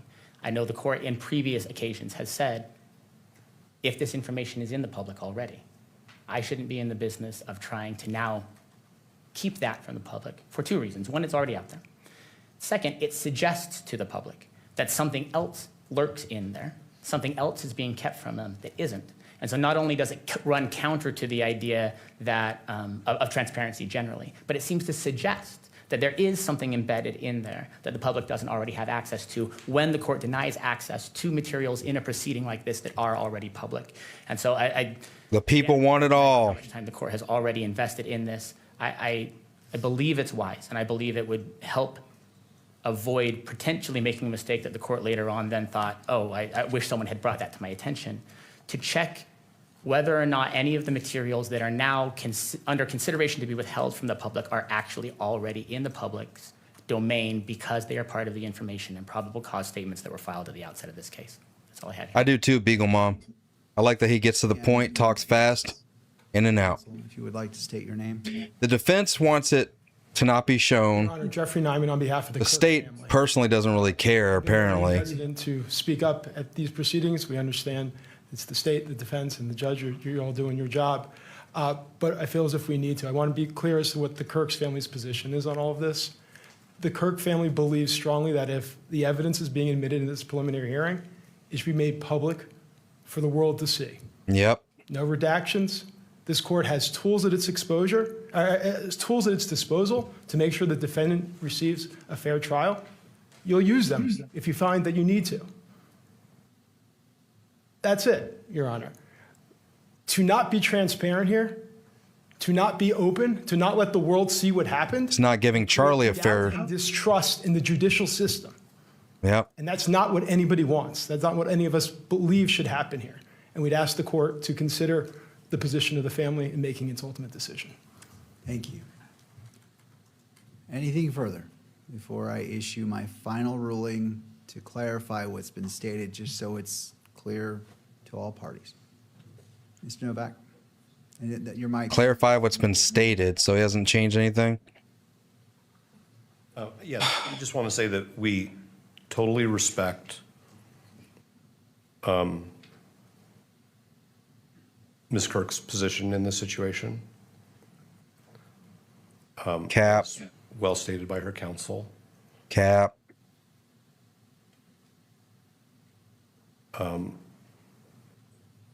Media counsel suggests that because the state, in our view, improperly disclosed what the state is going to call a confession. It's already a confession. Does not mean that this. We get it. We want to hear it now. Just let it go. This has been the most transparent criminal proceeding I've ever been involved in, and I am sure it will continue to be transparent. But there are some things which the Supreme Court has said the public has to wait for the jury trial in order to hear evidence, because the no, we don't want to we don't want to wait. Is how do we protect Mr. Robinson's right to a fair trial? And with all due respect to the Kirk family, and with all due respect to the media, and with all due respect to the public, the number one concern in this proceeding is Mr. Robinson's right to a fair trial, which means a jury which has not been exposed before it's in this courtroom, under this court's supervision, with this court's guidance, to pretrial information of this nature. All right, I do have a follow-up question for you, Mr. Novak. Damn it. Returning to the Estes case, it's an important point. I want to make sure I fully understand it before I issue my final ruling. My understanding is Estes cited to a dissenting opinion in Rideau. Rideau, yes. Rideau. My French is bad. Mine too. That constructed a rule that publicizing a confession runs afoul of the 14th Amendment. But that didn't appear to be the holding. It was the opinion talked about coerced confessions being put out to the public. Could you cite to Estes that supports? The portion that the court is looking at is exactly what I would read to the court. It says, we constructed a rule. Now, I understand there's a parentheses there where it refers to a dissenting opinion in Rideau, because I think that was a case where there were multiple opinions. And we all understand how complicated it is to figure out what comes out of a Supreme Court opinion when there are multiple concurring and dissenting opinions. But what the court says in Estes is that televising, I'm going to paraphrase a little bit, televising what the prosecution calls a confession de facto violates a defendant's 14th Amendment right to due process without a prejudice analysis, without even looking at what happened in the trial vis-a-vis that earlier televised analysis. So yes, we could go down what lawyers like to do, we could go down the rabbit hole of what were all the different opinions in Rideau and why is Estes citing to a dissenting justice. But what Estes said is we constructed a rule. It's not a reference to a dissenting opinion. And I think when the Supreme Court says we have a rule, we should just take it at face value that that's the rule. I understand what's in parentheses there is a little confusing, but what the Supreme Court is saying in Estes is we have a rule, And if I may have one moment.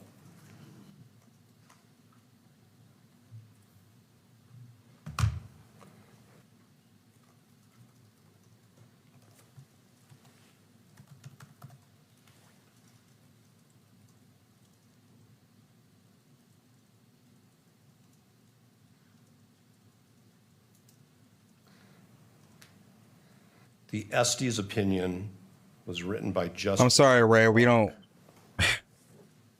don't have the retarditis that you do. By Chief Justice Warren, Mr. Justice. You'd have to be an idiot to believe what you just saw on video.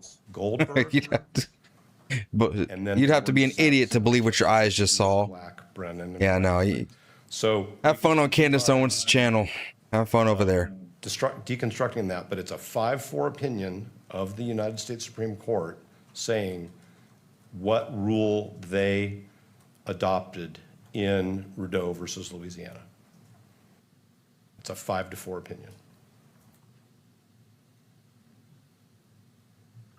And I would have to sit down with the cases, just like Your Honor probably is wishing it had time to do right now.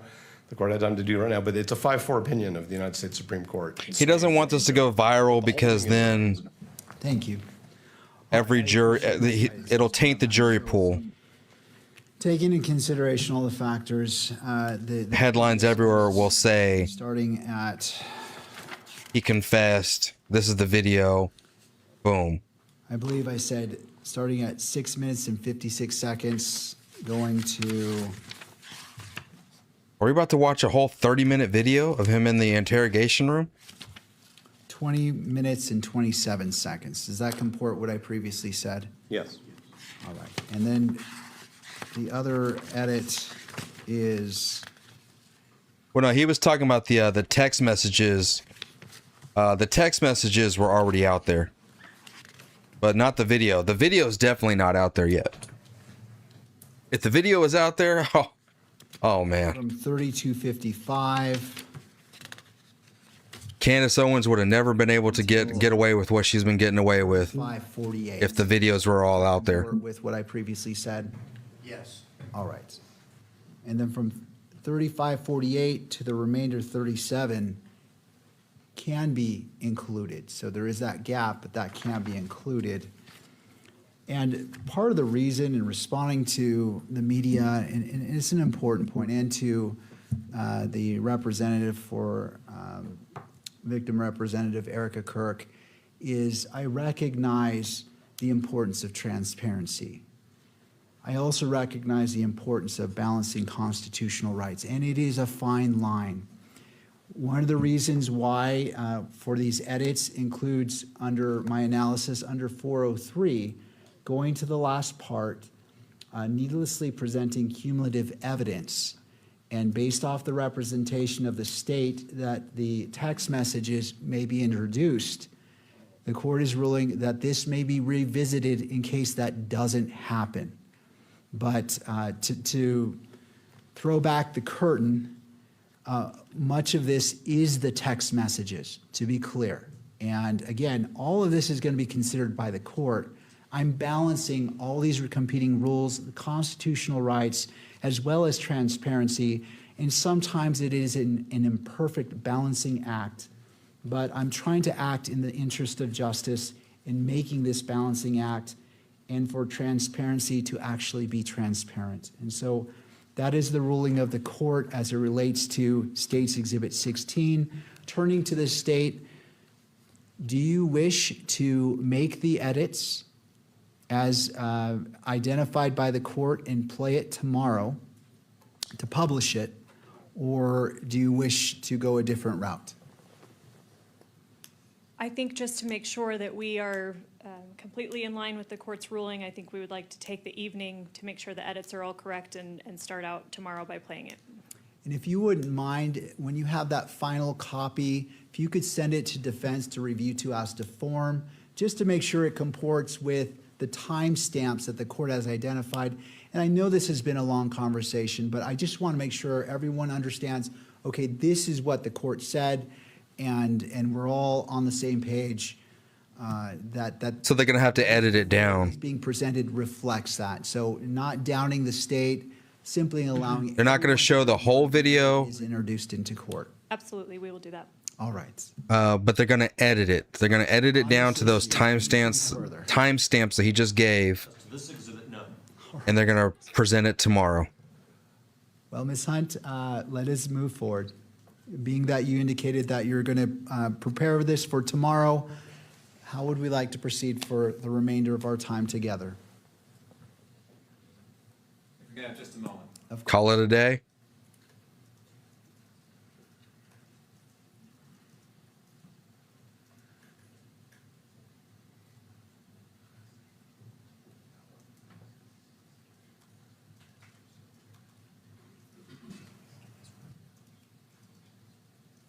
Let's go over to the Candace show and see what she's got for us, her expertise. Someone could send a copy of that to the court after it's been reviewed by counsel, so the court can review it to double check that it comports with what I said, to make sure that it reflects what I was intending to reflect. That way we can save time as well. Thank you.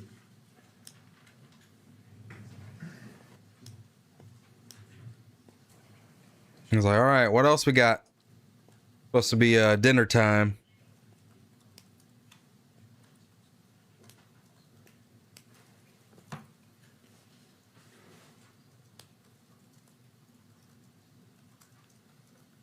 What's for dinner, y'all?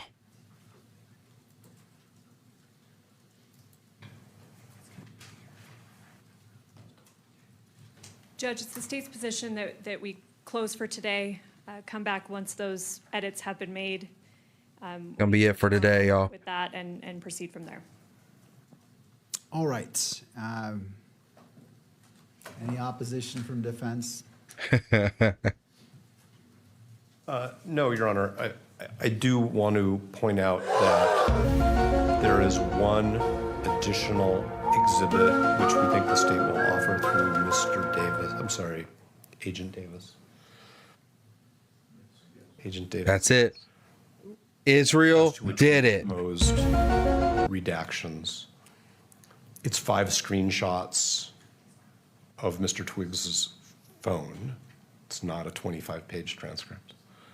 He wants to redact more stuff? We should argue about that now, but I'm just making the court aware of that. It's a much simpler exercise. It's not nearly as complicated. I think that's the only one where we proposed other redactions. But the publication question still remains as to all of the asserted statements by Mr. Robinson. So it's according to Mr. Twiggs, according to the text messages, according to the Discord, and the note. All of that is part of the SD's issue. And I just want the court to be aware of that. And I understand it's hard because the court doesn't have all those exhibits in front of it. But I just want the court to understand. I think that all of the argument that we've had with respect to the transcript sort of lays the foundation for the legal issues, but it's going to come up with respect to those exhibits as well. And the comments that the court made about 403, I understand it with respect to relevance and admissibility, but I'm not sure how 403 applies to the televising of statements that the prosecution will call confessions. So maybe that's something. It was a different prong that I was addressing. Good, okay. The duplicative part or cumulative part as it relates to the text messages, and that's why I reserved that if it doesn't come in, then it can be revisited to the redactions that's made public. For evidentiary purposes as opposed to for publication purposes. Right. Understood. Right. But if the court wants to recess, we have no problem with that. And so just going to your point, and again, trying to maximize our efficiency, given your arguments, which you articulated well, would you mind perhaps preparing a memorandum or a short brief that can help us move forward? Because I want to look at in detail what you're citing to. It's difficult on the fly to jump into SDs and go to a portion, and I want to give your argument full consideration. It's a suggestion if you can. I know you're extremely busy, but it may be helpful if you choose to. If you choose not to, I will certainly allow the time for it to argument. I just want to make sure I'm fully up to speed as opposed to trying to shoot from the hip there. When the court says, I'd like to know which exhibits and what the legal issues are ahead of time, so that at 9 a.m. the court has already had an opportunity to understand what's coming, we're happy to do that. And I'll try to get something to the court by 8 a.m. I appreciate that. Thank No you, problem. Mr. Novak. And if you would mind, obviously, sending a copy to the state as well. Oh, of so course, it's not of course. Ex parte. All right. So, is the court referring to a formal filing? No, just if you A bench want memo. a bench memo, and that all sides can have a take a look at, just to prepare. Again, in light of efficiency and trying to maximize our time and give as much weight and time to addressing these issues fully, as opposed to trying to hit them at the moment and doing a deep dive when it's a little bit more difficult. So. Happy to do so. If you'd like to, I would entertain that to the state. If you want to confer and talk to see where you are and want to do the same, certainly you are entitled to do so as well. I think we plan on doing that. Thank you, Judge. All right. All right. Is there anything else for this afternoon? Not from the state. All right. To defense. No, thank you very much for your time, Your Honor. All right. Court will be in recess until 9 o'clock tomorrow morning. All right. All right. Well, that is a thing. I'm sorry. This chick governess is going ape shit on X, and it is just, it's so sad. It's so pathetic at the moment. And look, I tossed her a bone, and she still says, so this chick, the governess, right? She had her legs amputated because of a car accident, something that happened, I guess, earlier this year. And some people have been making jokes about her legs, and I was like, come on, man. I even posted this after all the harassment and the endless posts she has posted since last night, okay? I said, come on, y'all. Yeah, she's batshit crazy, but talking about her legs being taken from her is just low. That's not cool. I don't care how crazy she is. That's not a level we should stoop to. She says, nice underhanded joke, screenshot. And I'm thinking, what's the underhanded joke? What's the underhanded joke here? That she's batshit crazy? I mean, that's not underhanded. That's just, you are crazy. I don't care how crazy she is. That's not a level we should stoop to. It's not a level we should stoop to. Like, because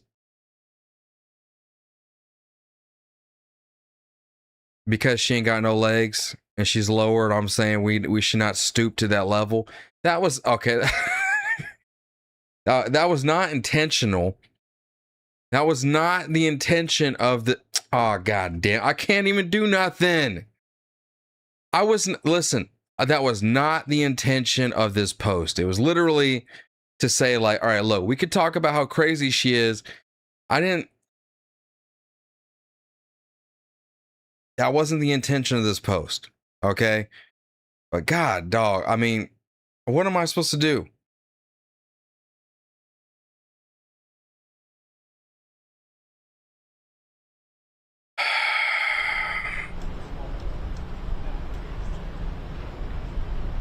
Yep, no protests. What am I supposed to do, y'all? I mean, I could block her. But where's the fun in that?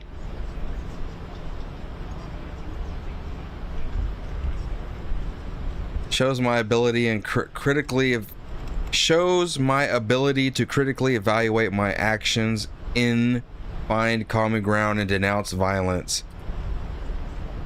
Like, all my notifications are just her. What?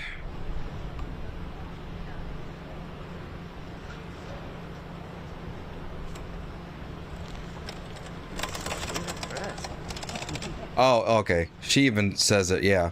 It was underhanded joke that my legs, that they don't stoop as low as me. I was not. I just said what I said. I didn't.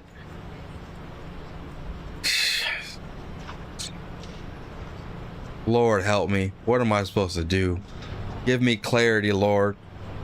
I want you to just block her. God, no. No, anything other than that.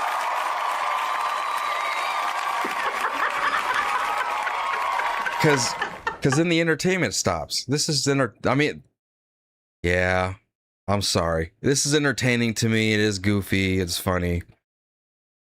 Now everyone is also realizing how crazy she is and going after me. They're all jumping on the bandwagon too. And I'm just like, I started this by saying, stop. Stop. Tommy gave me the evidence. He gave me all the pictures. He showed me everything. He showed me the damage. He showed me his Ring video footage, or like, it's not Ring, but it's like a security camera footage. He showed me that. All right. He showed me everything. So I said, stop. You're being stupid. Well, I didn't say that either. I just said, stop. He showed me everything. Stop. You're going down the wrong path. And then she just went ballistic. This has been like a 24-hour tirade. You use the Biden. Stop. Stop. Stop. Or no, wasn't his don't. Wasn't it don't? Only Mr. Bill, thank you for the $2. Said content is king, baby.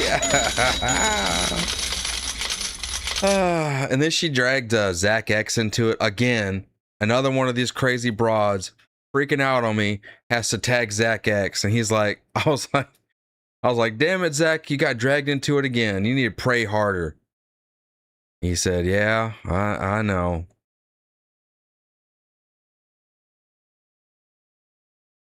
And Mark Stealth Gaming 76 for Doggo. What?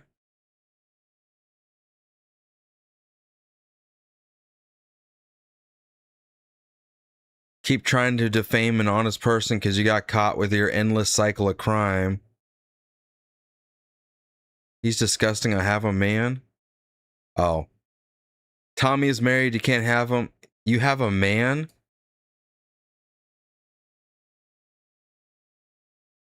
You sure about that? Oh. Do not come.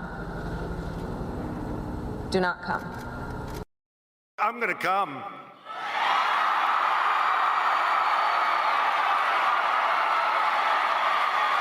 Oh. He said, who is this person? So I first heard of her because she was at Portland. She was at the ICE facility at Portland back in the day, right? When Tommy was out there, when he got those first 2 knockouts around that time, she would go out there at night and she would stand there, I guess, and I don't know, do some stuff, right? She would do some stuff, record, whatever. Now she's over here saying that Tommy is just an evil. She's going after Tommy right now, y'all. Y'all need to understand that she is going after Tommy hard right now. Okay, so yesterday she tagged me. She said, the Daily Discourse, are you aware that Tommy for Trump 420 will not provide proof of car damage? This is his second car in your fingernail. I think she meant thumbnail, which is deceptive. Tommy only provided $265 in receipts for his $10,000 grift for spewing hate. Pics and comments, okay? Now, first of all, the reason this old car is in the thumbnail is because I showed both of these videos in the video. I did a video, right? I showed this attack on him, and then I said, and by the way, a few months ago, they vandalized his car, so I showed the car. That's why both of those images are in that thumbnail, all right? Now you go into it, and then she's like, after an onslaught of Tommy and company berating me for asking questions like they did to Stealth Gaming 76 over Doggo Fund, I don't know what that means. It's always for thee, but not for me. These are reasonable questions when you are asking for $10,000, but he blocked me and muted my chat and talked shit with Climatics or at Climatics. Plus the pick in the bed there that shifts made with CapCut. Well, yeah, every time you end CapCut, if you're doing it on your mobile phone, it's going to put CapCut at the end, unless you intentionally delete it. So the entire fingernail looks like it's a thumbnail. The entire fingernail looks like it promotes fraud. My video promotes fraud? She says you can be held liable for fraudulent deception. No police report found. He said they were dispatched with lights rolling there. No video or car pic. Right? So there's his video. We've all seen that. Tommy blocked her. This is his GoFundMe. Okay. It's gotten up there, or Give, Send, Go, whatever. And this is, I guess, is a request for a police report. I know it's hard to see, but it's not even like a denial or nothing like that. It says, I am seeking the police report for or any accompanying photos for whatever this was. And that was filed on July 6th. So I guess she wanted the police report yesterday, immediately. And then she goes on. And this is my first response. I said, Tommy texted me after it all happened and showed me the damage to his cars and his house and the camera footage that captured he and his wife dealing with being maced. The police came shortly, and I have seen pretty much everything about the event. It 100% happened. By the way, the reason the cars and the thumbnails, because I showed previous damage to his stuff and video. Whatever you got against Tommy, leave me out of it. That was my very first response. And then she says, oh, well, if you support this piece of shit, I can't advertise you. It's because ethics and morals.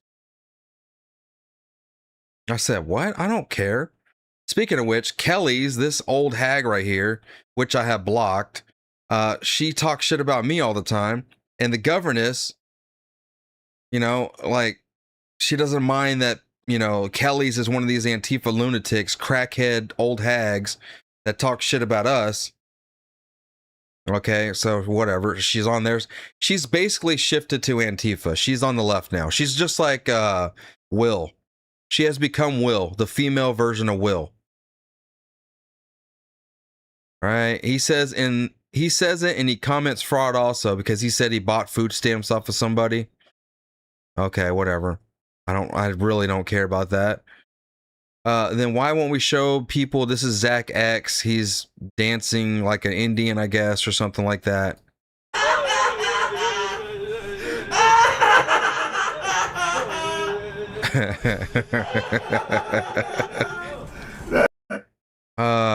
Okay. So what does that have to do with me?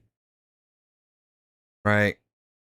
So then I responded to her and I said, well, no, I didn't respond. She was just going off. And then I said,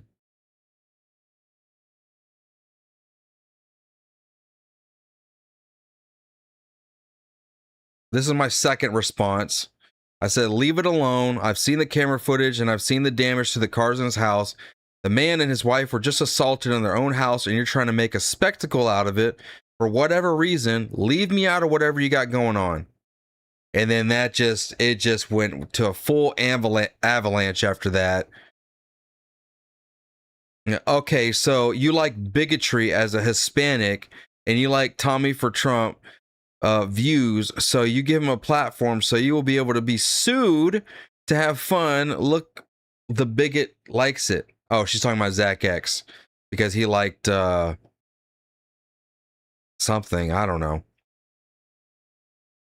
Like this was her response to me just saying, hey, leave it alone. I have evidence. Just drop it. Okay, so you like bigotry and you're brown.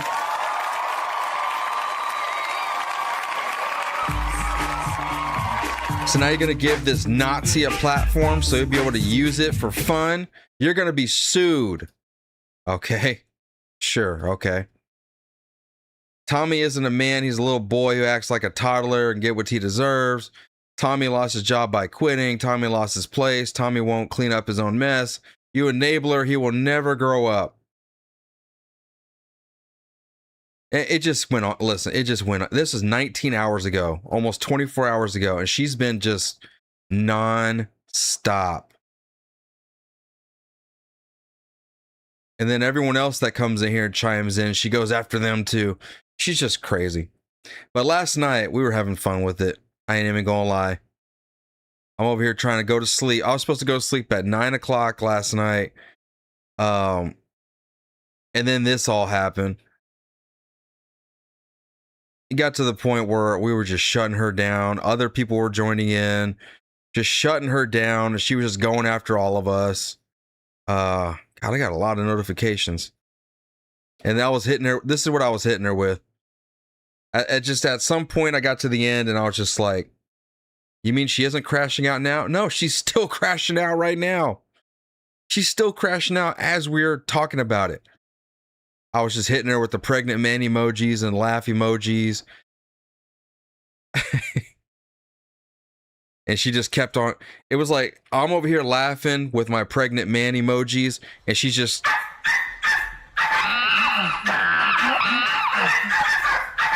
And I'm just laughing and laughing, pregnant man emojis, and she's just chimping out. And then I posted this too. I was like, this is me going to sleep in peace, knowing the left, the fake patriots, the Candace Owen cultists, and the anti-Israelites are sad, lonely, miserable, and crashing out all over social media.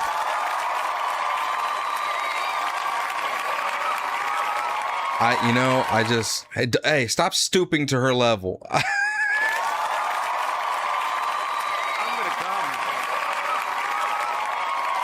Mr. Mike, thank you for the $2. Thank you, Arturo. Keep up the good work. I mean, quit giving her engagement and views, bros. Is what she's giving me engagement and views. You don't understand it. I'm over here. You know, let me show y'all something. Let me see. I wonder if it's updated right now. But what do we got? This is content, baby. Look at this. Look at this. Thanks to her. Thanks to her. We're running it up. That's what I'm talking about. Run it up. Look, this is from the first lady, the one that was crashing out the other day. My impressions went up, and now this is her. Everyone's sharing my posts, liking my post on my side. Y'all can't cancel me. Who the fuck y'all think y'all is? I'm a cancel Arturo. He's a misogynist. Yeah, you ain't gonna do shit is what you ain't gonna do. Look at them numbers up. I'm about to piss off some more women. I'm about to piss off some more psychos. As long as they deserve it. Okay, as long as they deserve it. So I'm good. I'm good. As a matter of fact, I hope and pray that she keeps on crashing out. When I get off the live from you guys, I'm going to go over here. Did the other one stop? Actually, she sent me an email. She said, Arturo, you're harassing me and you're slandering me and all this other nonsense. And I'm going to get a lawyer to send a cease and desist. For what? See, the first one, the OnlyFans chick, literally, like, I just said, I don't want your OnlyFans. Stop it. And then she just went all crazy.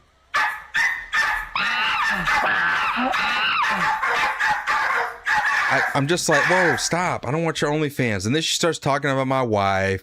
And then she starts talking about all this, right? And then she sends an email with, which I'm pretty sure AI generated the email. And because I know how AI generates the emails, all right? I do it all the time. She sent it to me. And I was like, yeah, whatever. And then she goes back on X and continues posting about me and talking shit about my wife. And I know she's trying to trigger me and get something out of me. I'm just like, whatever. And ever since then, she has not posted nothing. She hasn't posted. What was her name again? Oh hell, I gotta go deep to find this one. I gotta go deep. We're going deep to find this one. Ah, there she is. This is I think the last thing she said. And this was after the email was sent. She said, "Put your wife up on a screen. We will do a poll for your audience who's hotter. Your trailer park wife looking like this, calling my wife a trailer park wife. Or me, someone you perceive as an OnlyFans whore because I intimidate you. Ha ha ha. Here's my entry photo." What is it?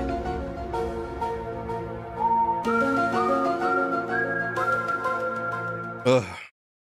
Well, a lot of you guys are on my side always, all right? Go seek help. You're not right in the head.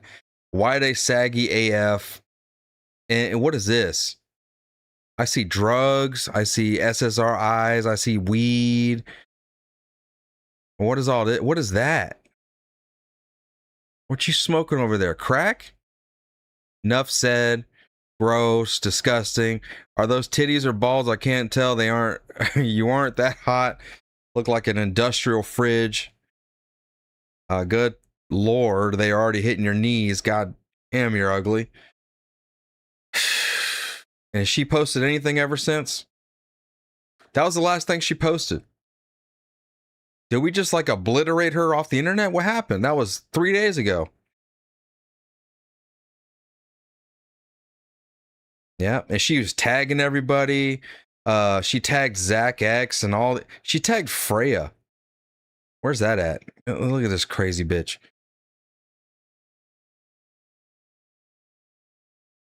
There was, yeah, right here.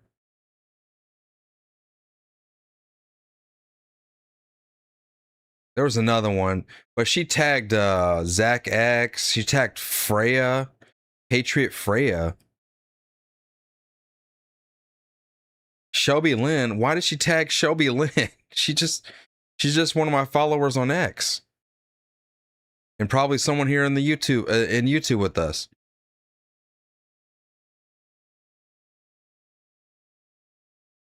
And then of course there was this stupid video. And someone just grifting for.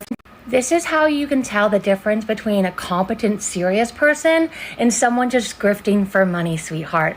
I have followed you for a while. I've also emailed you resources about Islam and who's funding it in America and in the West. But clearly, you don't give a shit about the truth, right? You only give a shit about what you're told because you don't know how to use your noggin. Thank you so much for being a moron and proving to everyone that you're not an intelligent person. You're not somebody that has like the creme de la creme information. Are you watching like podcasts that are like 4 or 5 hours long to gain knowledge? No, I'm making podcasts that are 4 or 5 hours long. Thank you.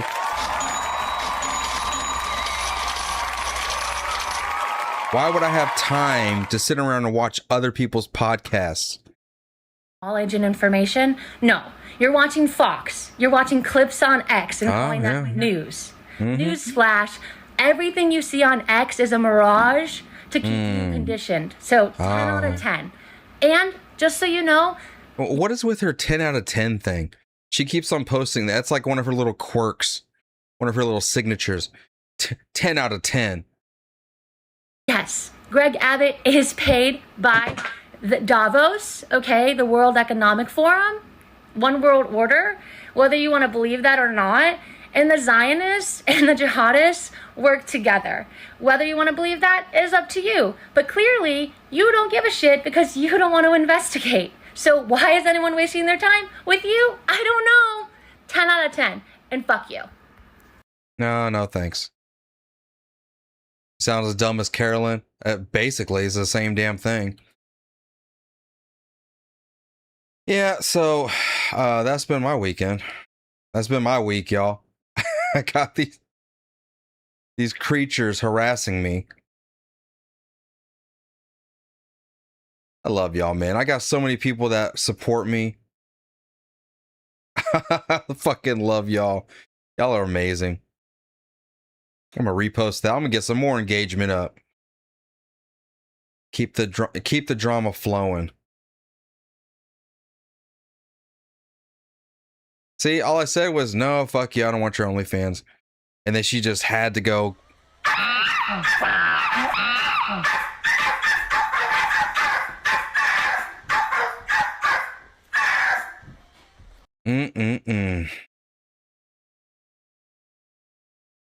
Oh, facts, Carrie. So you complain about women being bashed by bashing a woman. I gotta reshare that one.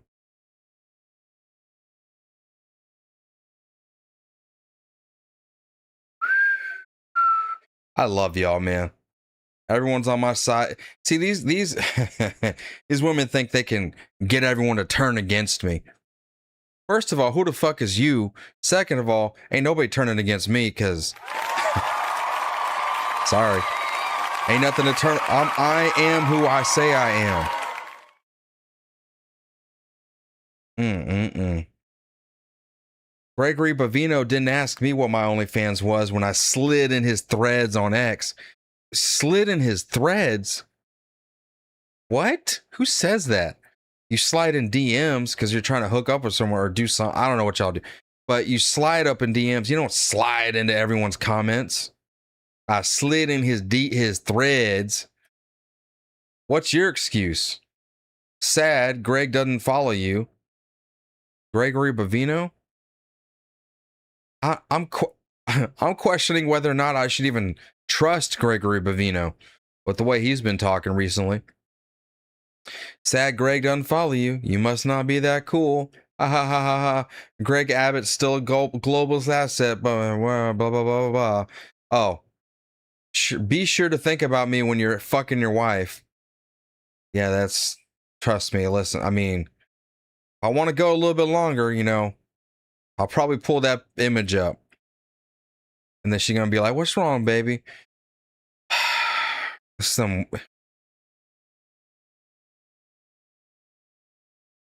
Nothing, man. I got a lot on my mind. God damn it. And this was my post originally. She came over here. She posted this.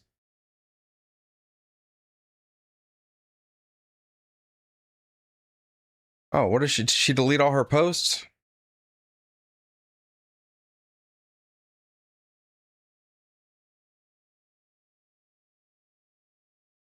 And she wanted me to apologize. Fuck. Hell no. Ain't apologizing for nothing. So I was talking about Greg because he came out. They're getting a bunch of agencies together to fight against this group that's doing Epic City, which is now called the Meadow, right?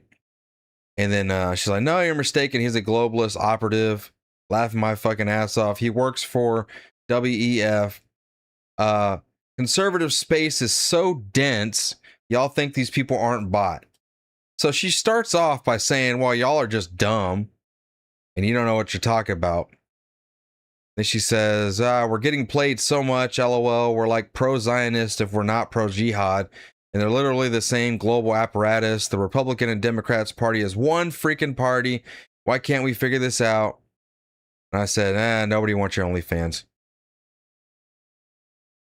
And that led to this whole, what did you do, bro? I said, I don't want our OnlyFans. I guess I struck a nerve. I love it. Well, we got Governess. Is she posting anything new yet?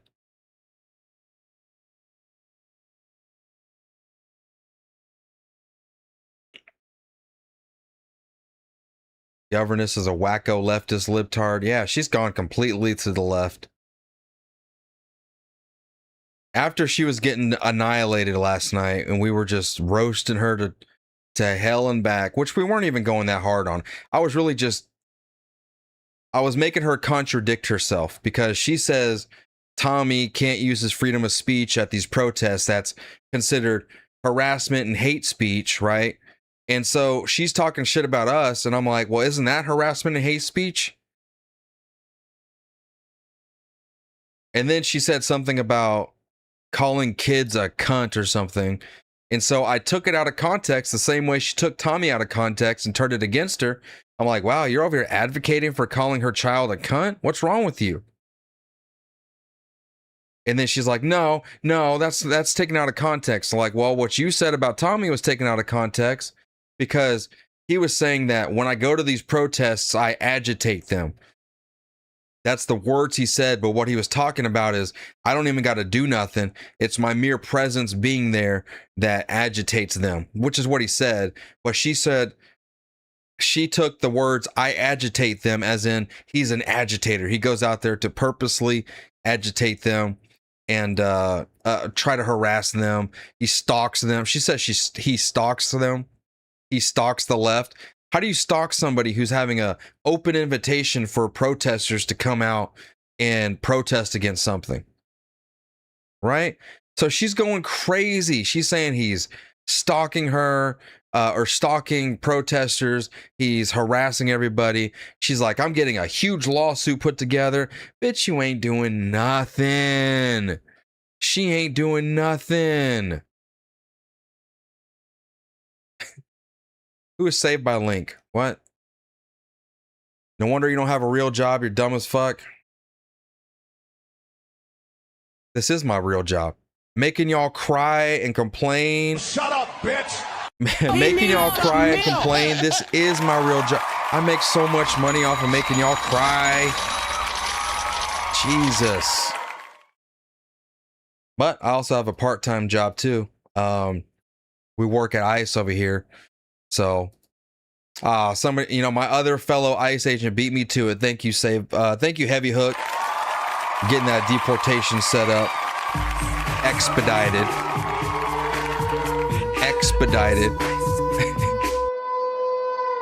Everything triggering and fascist. Yeah, that's the thing, Nana B. Like a month ago, she was over here talking to me and she was having a good time in the chat and she was talking to me on X and she was agreeing with me and we were cool, right? But then I don't know what happened between then and now, but she has completely gone over to the dark side. It's the same thing with Will. It's the same exact thing with Will, he turned on Tommy when the money ran out. Well, the money ran out, the clout ran out, when there was no more fun to be had. He turned his back and now she done did the same thing. I still think a lot of people are just mad at Tommy because he took all the attention away from everybody else. All these other people were out there at the Portland ICE facility. They were over there, they were doing things, but no one cared about them. No one was sending them money. No one was following them. They didn't go viral. Well, somebody attacked Tommy and somebody attacked Tommy and he attacked them back and knocked him the fuck out. And he went viral for it. He went viral. And then when he went viral, he capitalized on it. He went out there, he gave the people what we wanted. Go out there and fight against these fucking terrorists that we all can't stand, that we all want to see be put in their place. He was the only one that had the balls to go out there and do it, whether people were following him or not. Right? Everyone else cowered in fear. The governess, for example, she said, well, I went out there and I didn't use hate speech to fight against them. I tried to debate them and blah, blah, blah, blah. And I said, well, a lot of good that did. What do you want, a fucking cookie?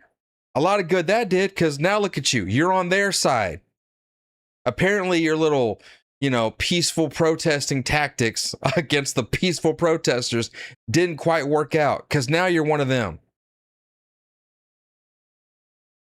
Now she has become one of them. So apparently, doing it her way didn't work. So after she was getting it was like, I think it was 1 a.m. I'm over here trying as hard as I can to go to sleep, but I just couldn't put the phone down because we were cooking her like we were just cooking her, man. And she just jumped to my DMs. She slid in my DMs. And then she said, FTR Tommy has said in my presence, and she's on all caps, by the way. Tommy has said in my presence, they will turn off the cameras and beat up protesters. So tell him, lawyer up. I do not support violence and hate. And then I posted, I said, look, we ain't doing this DM shit. I said, now you try to hide in the DMs? Nah, we ain't doing that. Either you admit defeat, say sorry, or we just keep this public and prove to everyone how batshit crazy you are. You can stop this, but you need to admit that you are the problem. The governess. I love ICE. Well, clearly she has not stopped. Oh, look, this is literally 43 seconds ago. I have not, and when you ask for 10K, prove it. You guys did it to Brent over medical bills and Mark over Doggo, I guess. So put up or shut up, period.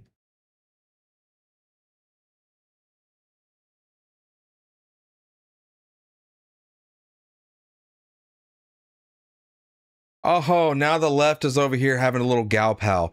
Thank you all, by the way. TikTok Manitowok, which is some Pam Tifa cuck gimp. So much support than the fake friendship I was in, as fake as their patriots. Fake friendship? How do you burn a bridge and then say that the bridge was fake? Maybe violating blue all the way down to the ticket this midterm. Maybe voting blue all the way. She's just a leftist.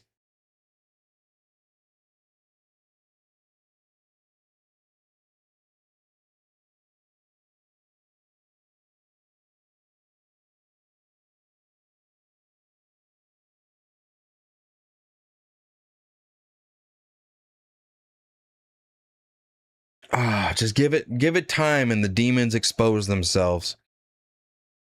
Give it time, give it time. Oh, here it is. Look, I'm protected under race and ethnicity for your targeted harassment. Add ADA and race. So because she's apparently a Native American, right?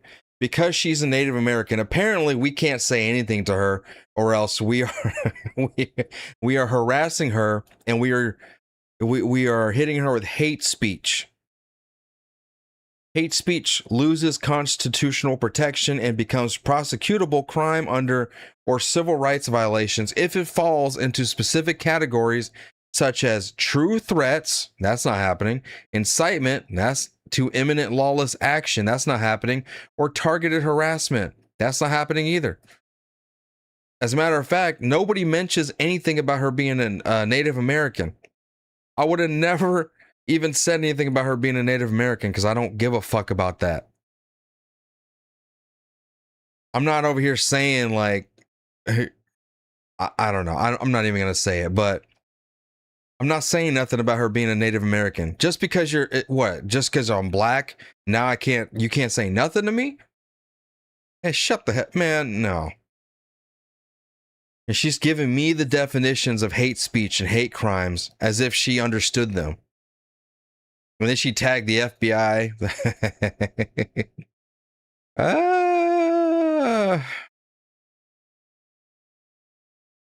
This is so fun.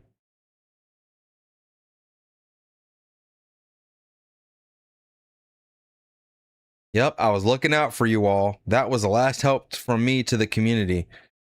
Who are you? The veteran buddy. Is she just going like nuclear, just going against everybody now? I don't even know who the veteran buddy is.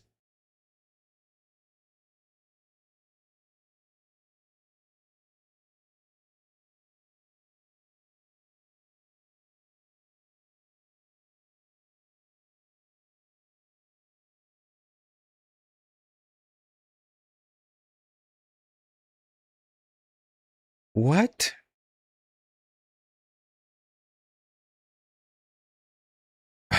So she asked Salem, city of Salem, she requested a police report and got nothing back.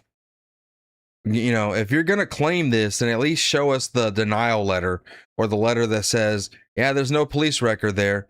You know? Sorry.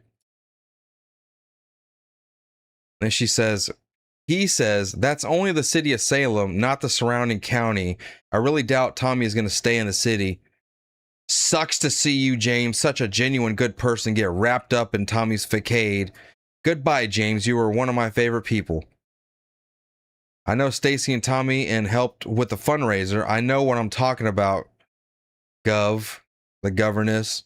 They don't have anything to do with each other. Like, he just said something simple. You didn't have to go lashing out at the guy.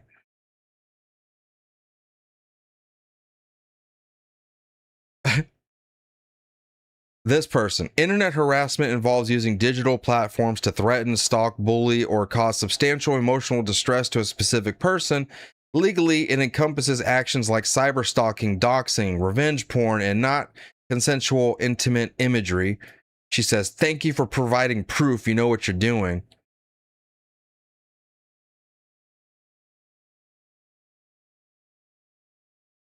Yeah, who is harassing who exactly? Sasha, thank you for the $2. She needs a block of government cheese.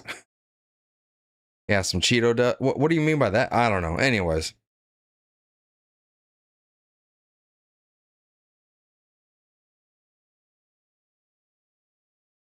Oh, Lord have mercy. What's wrong with these chicks?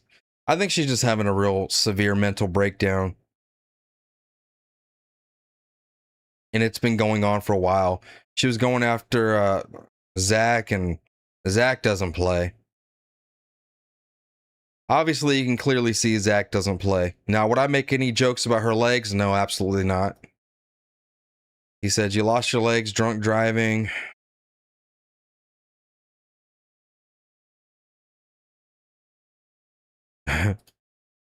She literally going nuts and she's been going off since Tommy got attacked. She says, I've been sick of his shit for 6 months and gathering intel, so F off.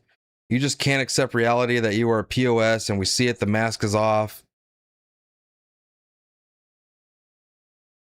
Your terrible judgment call under the influence. You go out sober, blah, blah, blah, blah. Oh, whatever.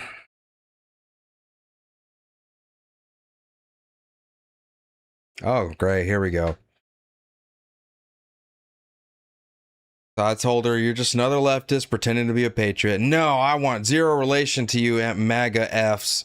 You are a Nazi cult. Oh, see? It all comes out. Yeah, you're just like the left. You are the left. You've been the left the whole time. You guys represent MAGA. I'm embarrassed to be associated. Bro, we looked in a mirror. So, yep, I'm switching back to unaffiliated Republican. Cap. I was going to vote independent, but your continued harassment is pushing me further and further, and I'll never be back. Don't worry. Don't worry. Have fun with that. Don't care. She's just going off. She's going off. This is the last piece of information I will leave you with. Trump was caught with a hot mic saying, after CCOT, I'd like to figure out a way to get rid of some of these homegrowns. So pushing ending birthright citizenship is so deport American citizens, he seems a problem. Good luck. I don't care. I don't care. Oh, shit.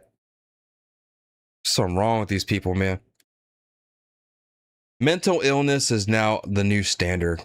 I mean, it is just the new standard. All of us that are normal and can function normally, we're above average, y'all. Because this is the average. This is the norm. This is the standard right now. So, there it is. I ain't got nothing else to talk about, so we're just shooting the shit. Man, I don't know if something else will come up.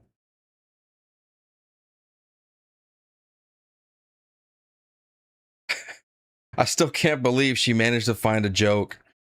I did not mean to say, I don't care how crazy she is. That's not a level we should stoop to. Ugh, nice underhanded joke. Screenshot. What? I can't do nothing. I didn't do nothing.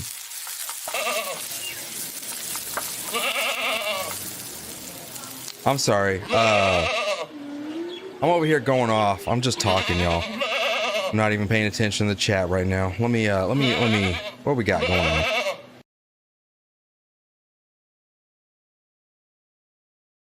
Crazy bus crash? TV 11?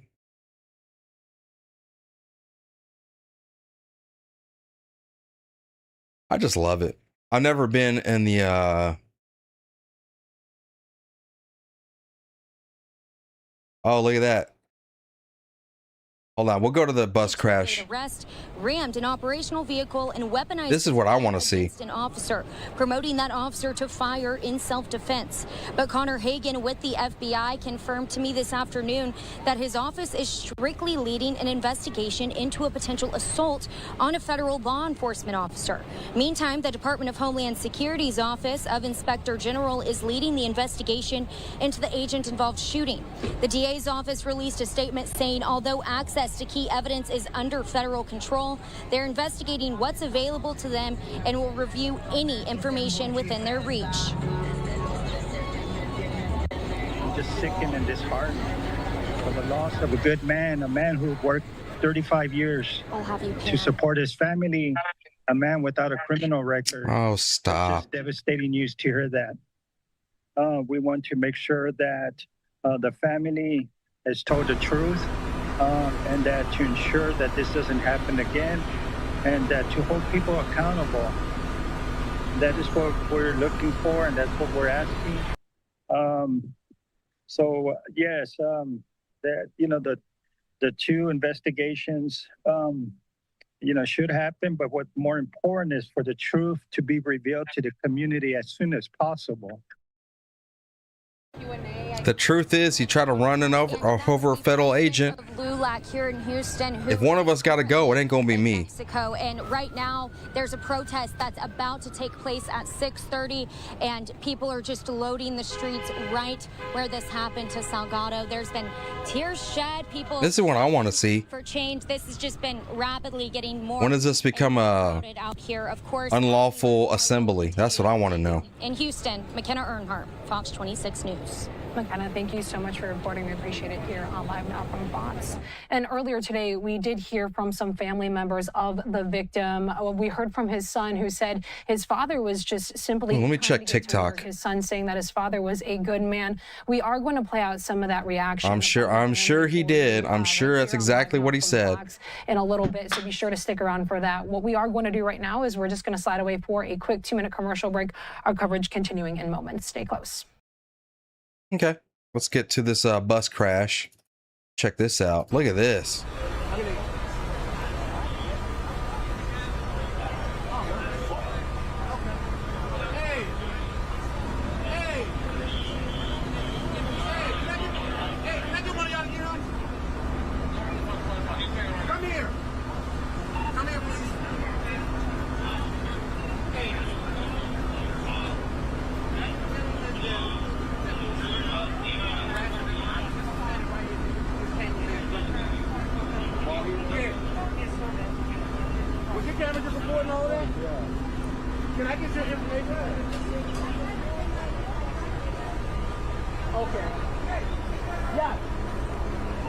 I guess we in it for the long run, y'all. We're just gonna go ahead and keep the stream going. I don't have any reason not to. Let me see. Hold on. I might need to eat something real quick, but it might be it.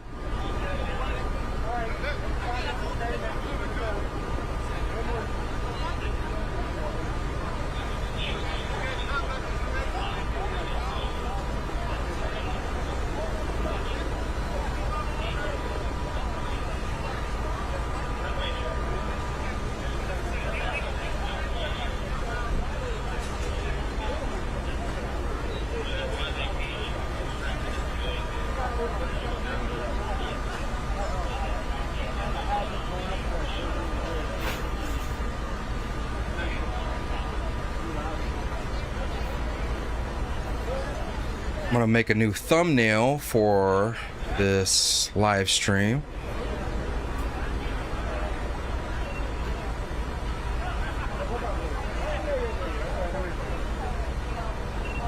I wish we had a live feed at that. I'm looking for a live feed of that protest. I thought MDG Gaming was going down there, but I don't know how long it's going to take for him to get out there. I can try to, yeah, I can find it real quick.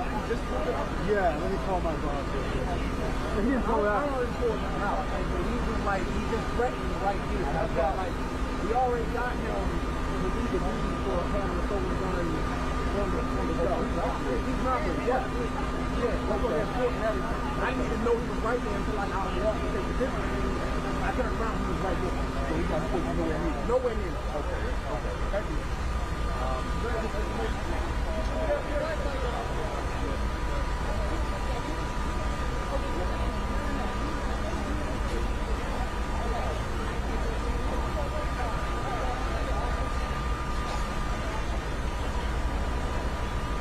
Unfiltered and raw. You said, wait, she actually has no legs? I mean, if you believe what she says, yes. She told me a couple months ago that she had her legs amputated because of a car wreck. Now, some people are saying that she was drunk driving and she caused the car wreck. I don't know.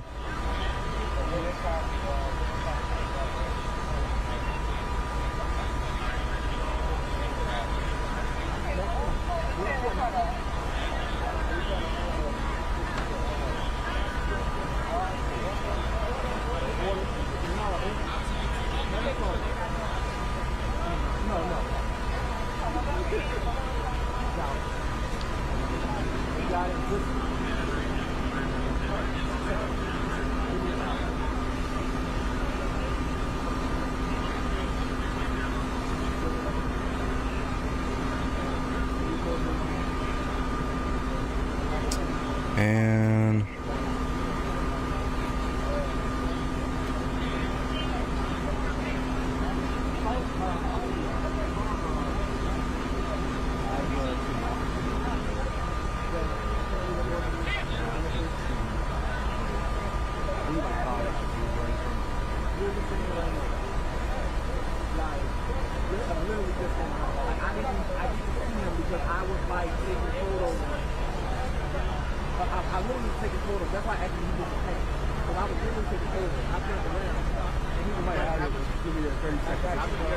you said Will likes the ladies with no legs? The plot thickens? Oh my God. You're fired.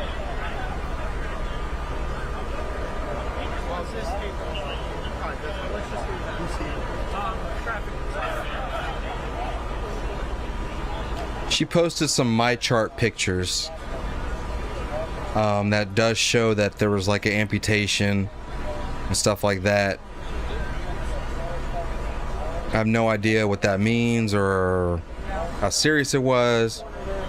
Maybe she lost a toe, I don't know.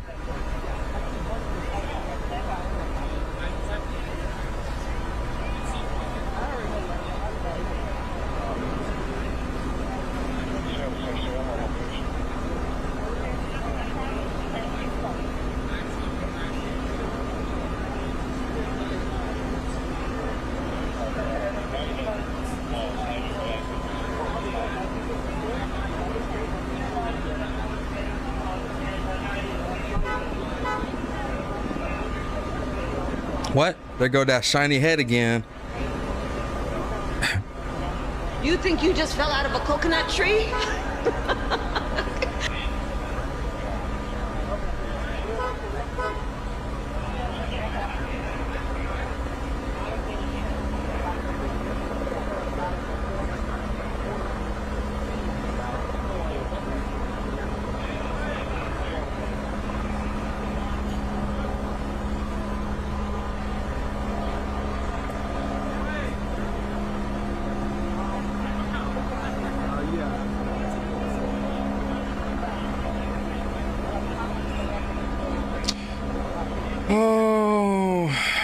I might turn the stream off and then come back at around 7:30.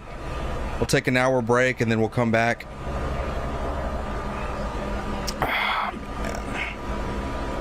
Or maybe I'll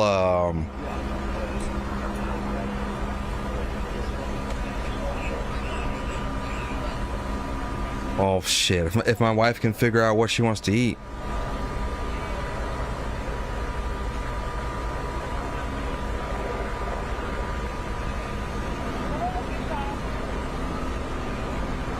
It's the hardest question on planet Earth. The only reason I can turn it off and then restart it here shortly. You know what? No, never mind. We're just gonna keep it going. What I'll do is you'll see us. Hold on. I'll stop streaming for like 5 seconds and I'll come right back. First though, let me find all right, just sit tight. Just sit tight.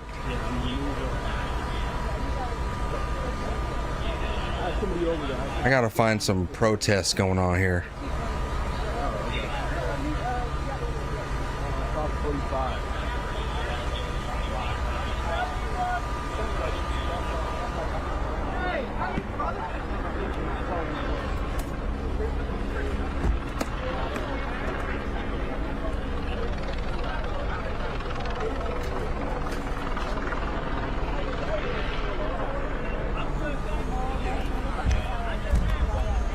Oh,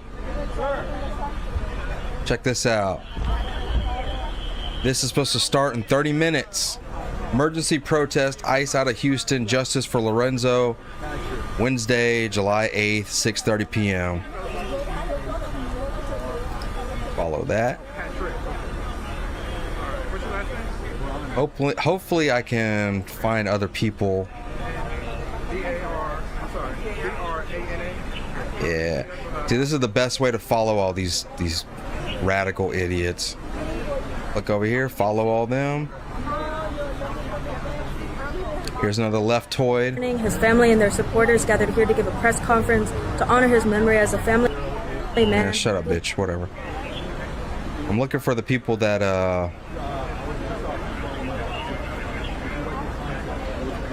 Gallus is organizing. I will be there. All right. Who are you?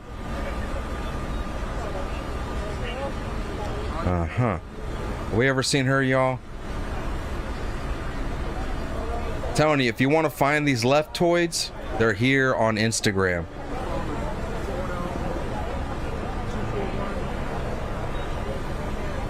Yeah, I'll bring it back over here. Oh, whoa, whoa. Oh, look at my African American over here. Look at him.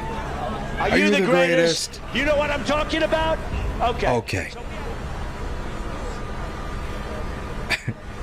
I don't have Facebook, and I don't really want to go on Facebook. I know Facebook is just a liberal hellhole.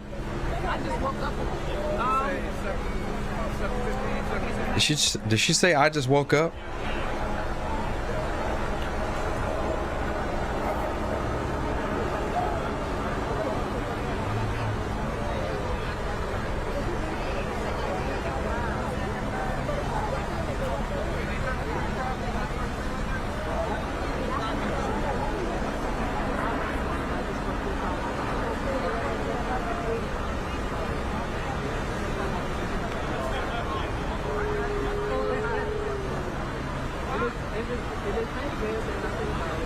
ICE can never be reformed, only abolishing.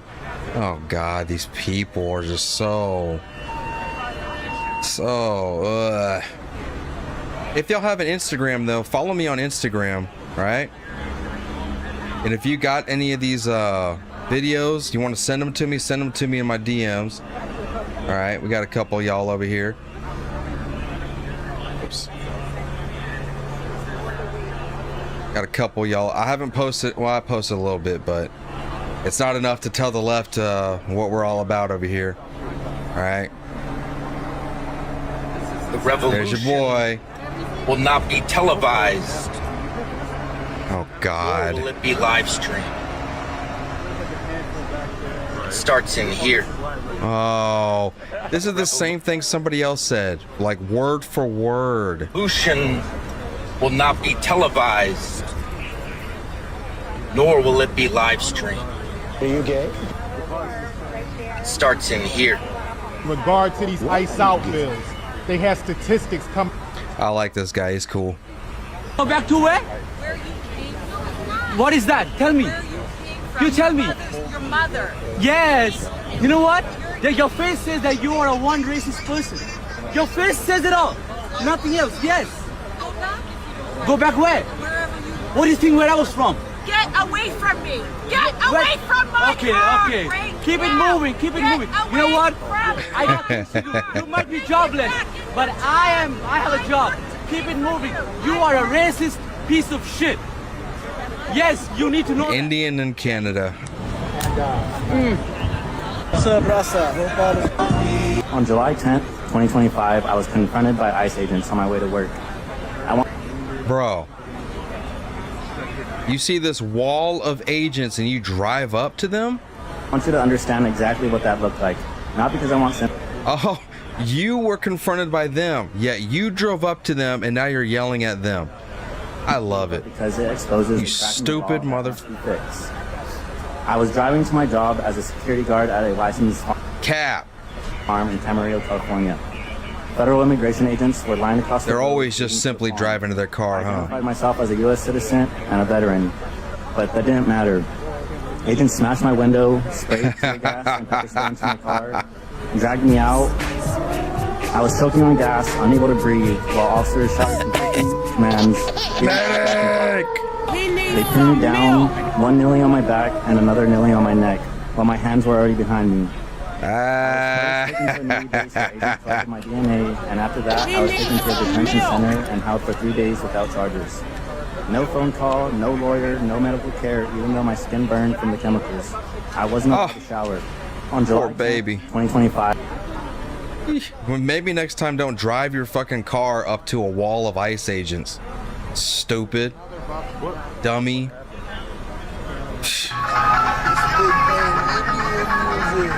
Please let me in.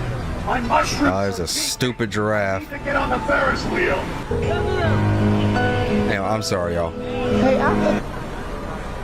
Okay. Bus crash. Car flipped over. Yeah. Yeah, I have MDG queued up on my phone. He's not live though. Let me double check again.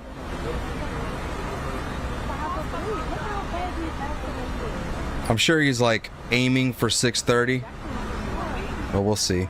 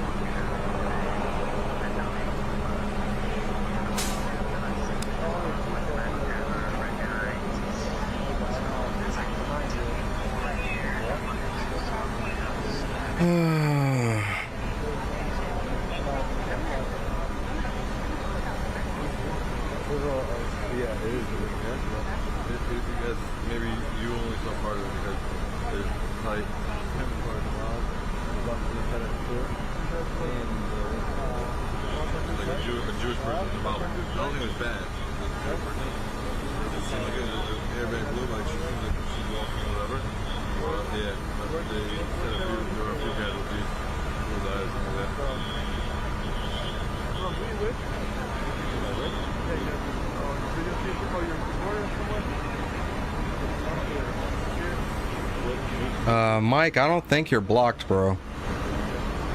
Oh, yeah. Alright, Mike, I'm gonna give you another chance. Just chill out in the chat. Whatever you did to get banned, I'm sorry, but...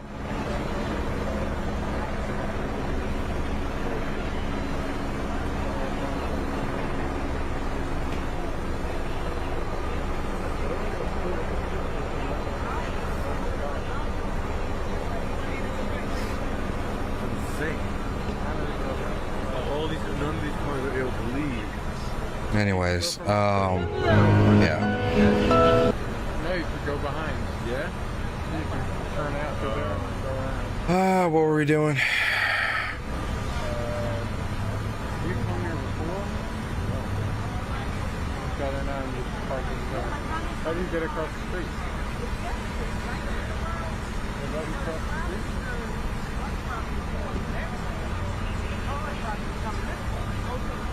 I don't know.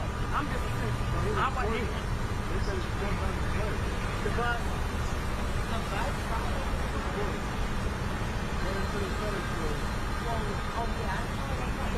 So we didn't get cars to you?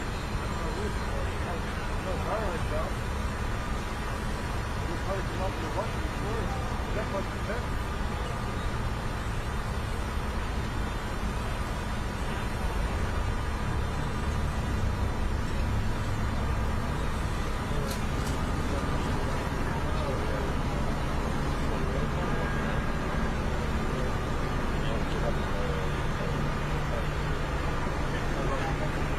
Oh man, sorry I didn't catch that super chat, Rosaro.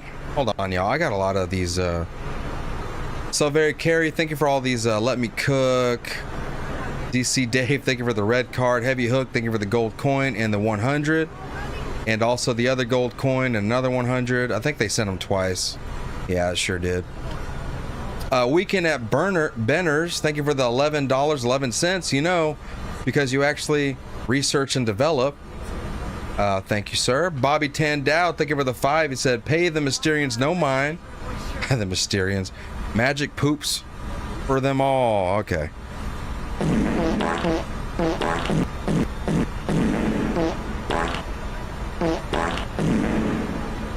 Rosaro Haley, thank you for the 5. Thank you for what you do. Thank you, Rosaro Haley. Let's see. What's up? What's this? TikTok Nina. Oh, okay. Yeah. Just Math is coming in clutch. Hold on. Are you looking for sound? Or are you good?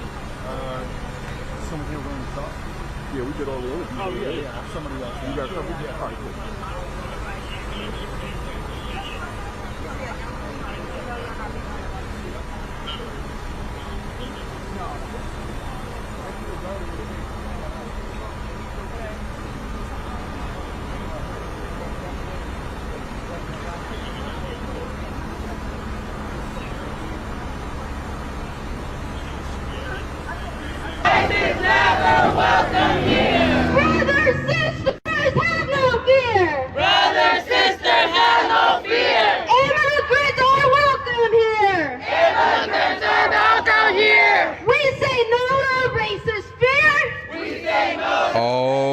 Shit. I love me a protest.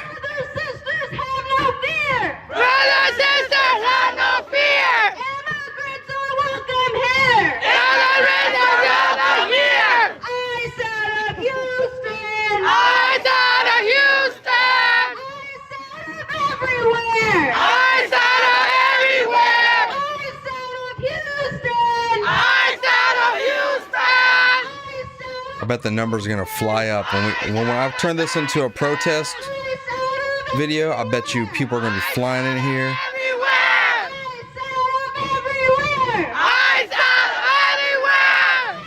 Oh, please stop.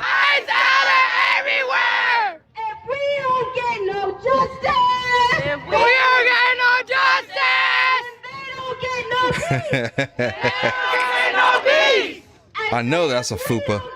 I know that's a torta. You can hear the obesity in her voice.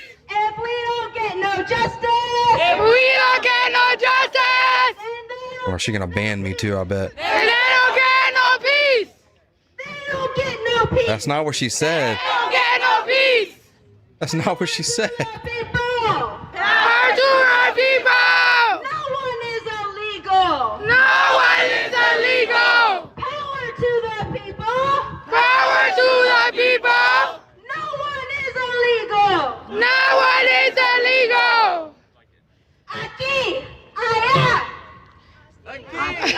What?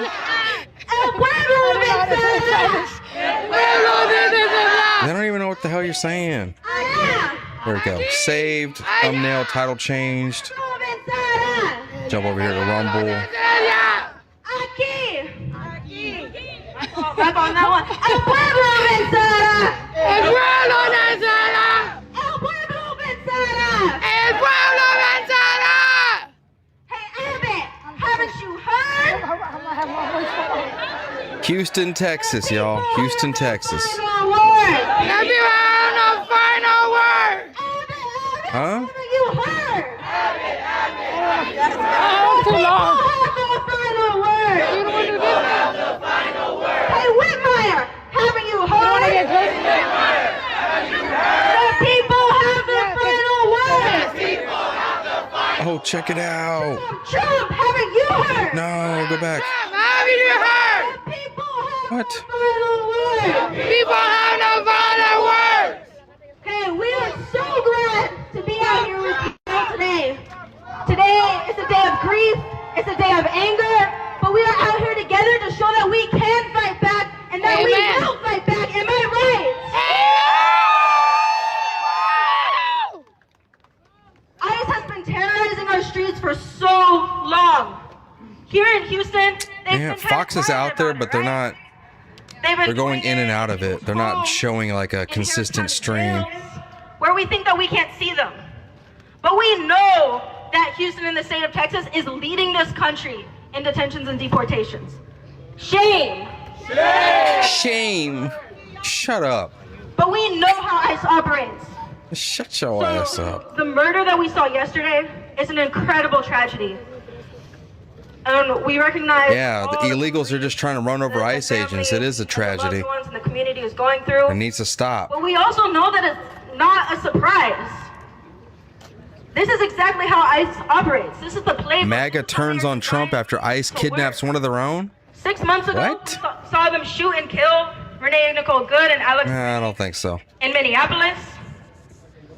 But the people that rose up. Right. Let me hear from Minneapolis. Oh, we got Minneapolis in the house, huh? Tens of Who flew y'all down there? to the streets in Minneapolis to say that they want ICE out of the city. Y'all take a bus down there? Right?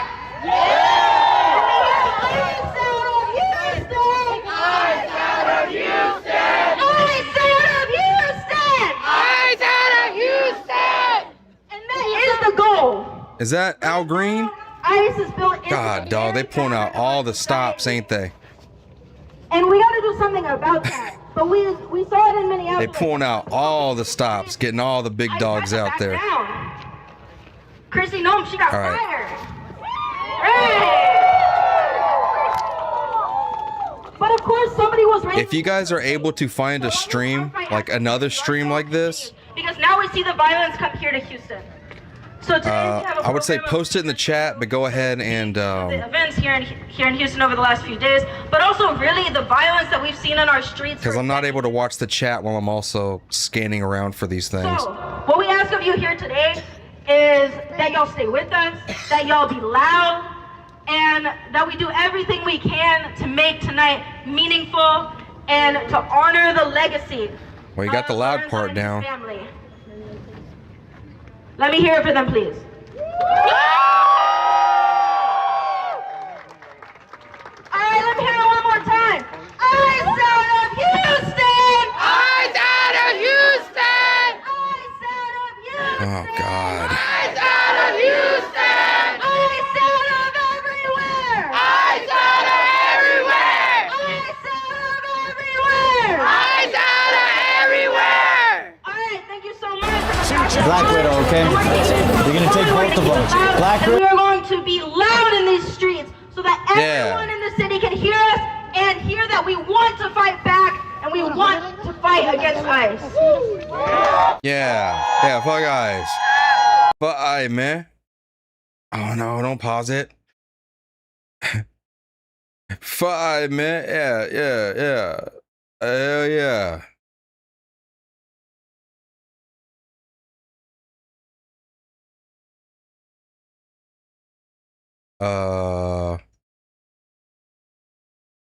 I can't full screen it when it's like that. Is that MDG Gaming? I don't know, is it? It's not live on let me double check.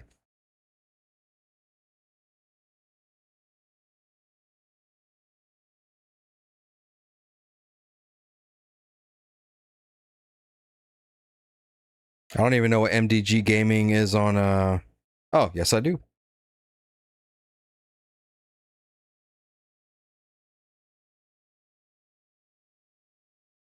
Okay, he's not live on X. I don't think he's live on YouTube either.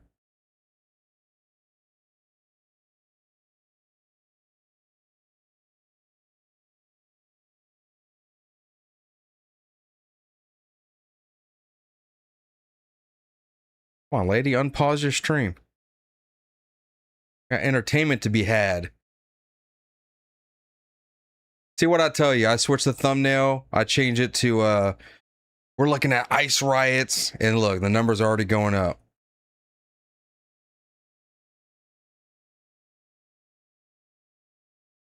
All right, let me scan. I'm still looking for other live stream. What the hell is this? What are y'all doing on TikTok, bro? Y'all stop.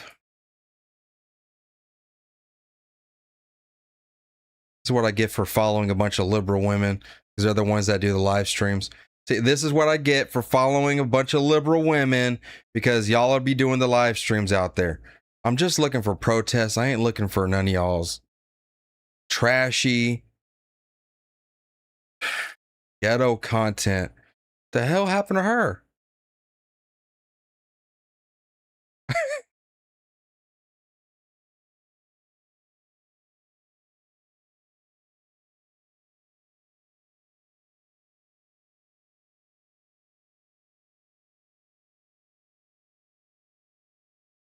So cash me outside, how about that? Cash me outside, how about that? Oh, damn. Come on, man. I know she can't be the only person live streaming out in Houston.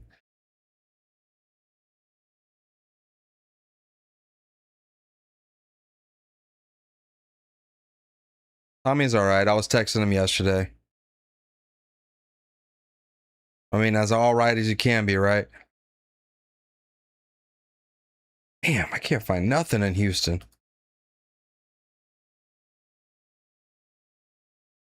Is her live really gonna be paused this whole time?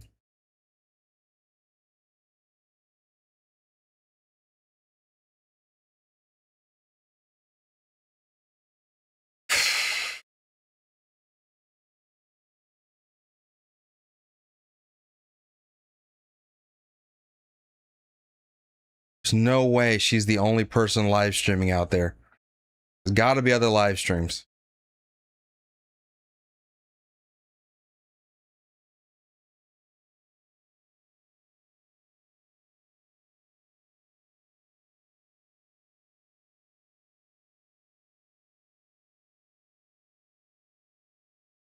Climatic has a live stream going? Yeah, really? Climatic has a feed, y'all. I'm sorry. I mean, come on. What do I gotta do?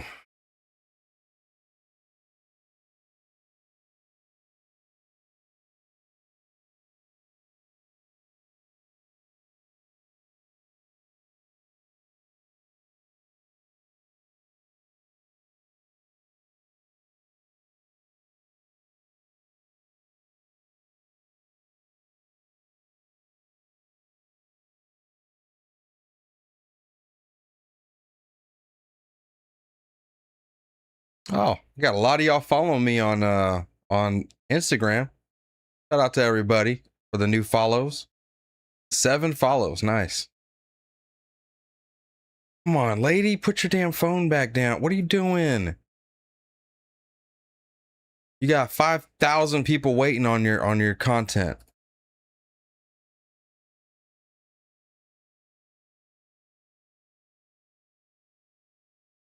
The live has ended. Oh. Okay, all right. Oh yeah, this is what we wanted. I guess we're going back to the bus crash for a minute. Shit. MDG gaming, bro. We're struggling out here, man.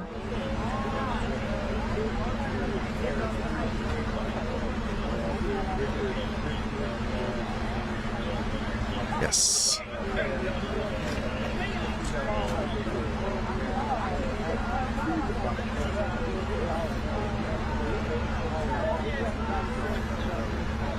Damn, they got all those people out there and nobody's live streaming it?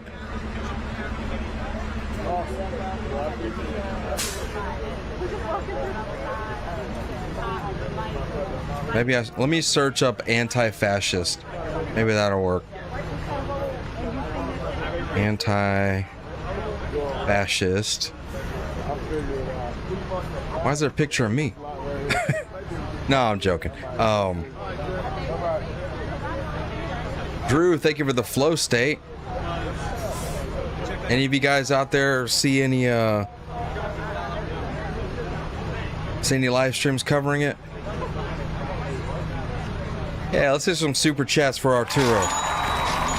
We've been live for 5 hours. We're still holding it down. I could just go to sleep. I don't want to give y'all content.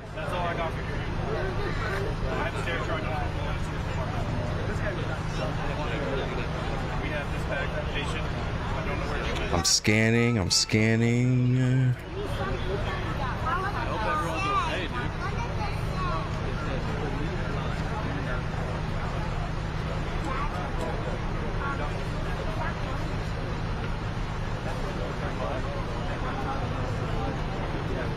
If anybody finds a live stream, just spam it in the chat. And moderators, give them a pass, okay? Let them spam it in the chat, because I may not be looking at the screen. And then I'll look down and see, oh, somebody's spamming the chat. All right. Damn, I can't believe we had a live stream out there and she just shut it off. Is it a specific phone I've got to put up for the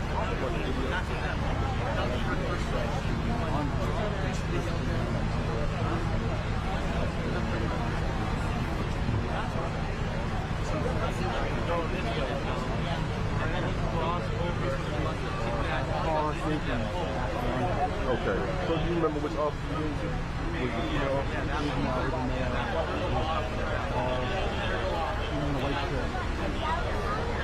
the worst thing about TikTok is nobody labels their live stream. They just go live and pray for the, hope for the best. Hope that people come in. If y'all just named your live streams Houston protest or ICE protest, it'd be pretty easy to find y'all. Nope, they don't do that.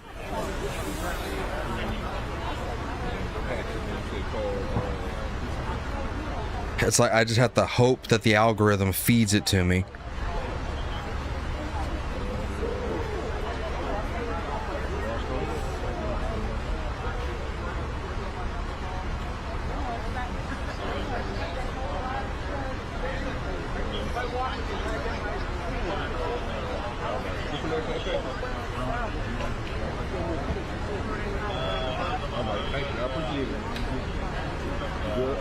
Yeah, we talk about the car.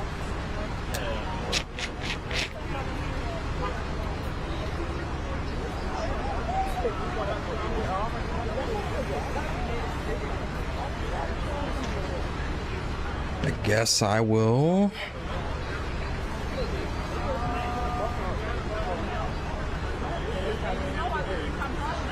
Nothing on Instagram. I see a lot of posts from people, but nothing like, no live streams. Try refreshing.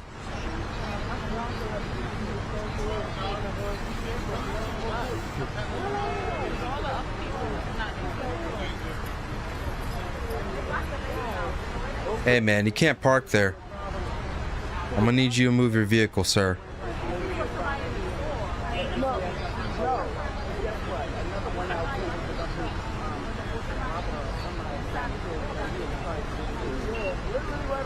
Delete laws. Huh. Okay.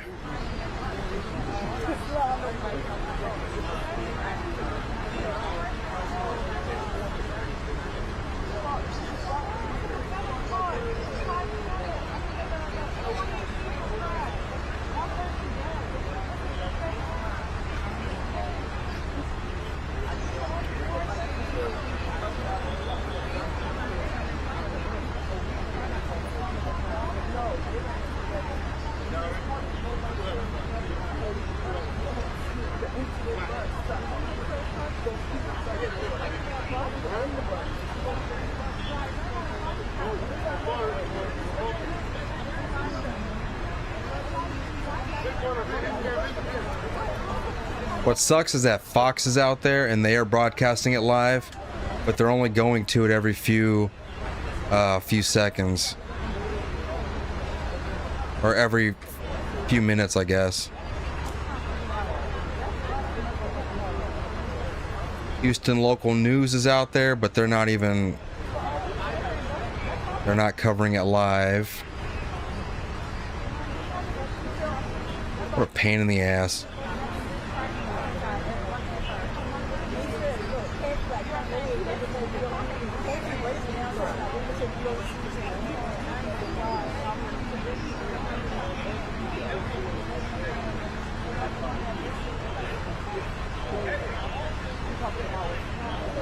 Wait, okay.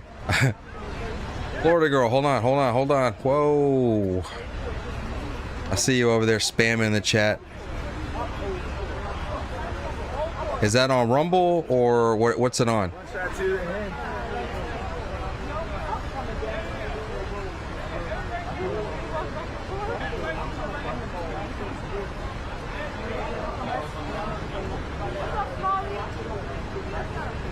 Is it on TikTok?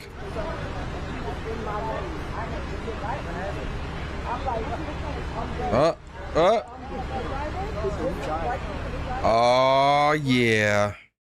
My Florida girl coming in clutch. But he's got bad signal. Oh my God.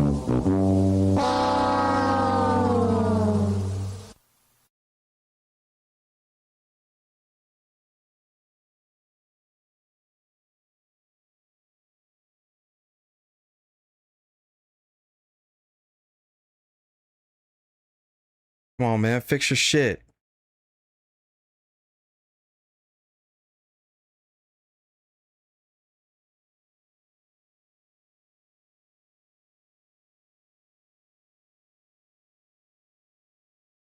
I really don't want to sit here and stare at Edgar's face. Come on.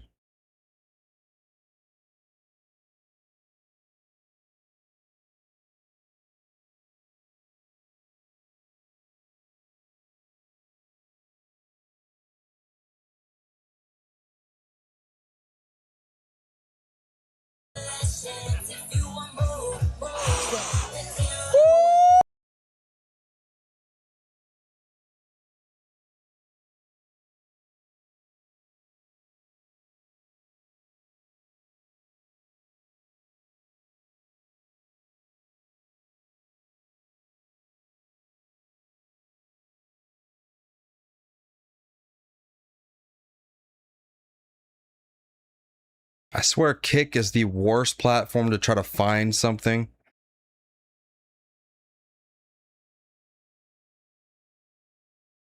Yeah, that's trash.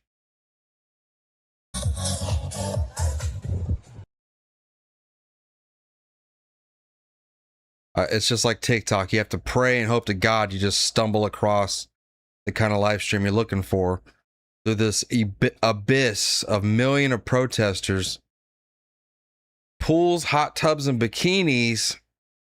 Oh my God. What is this world coming to? It's just like Twitch, but whatever.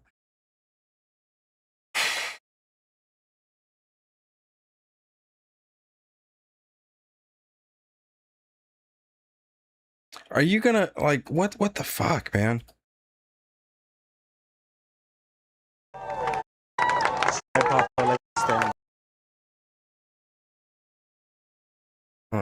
Plug your Skynet in. Plug your Starlink in.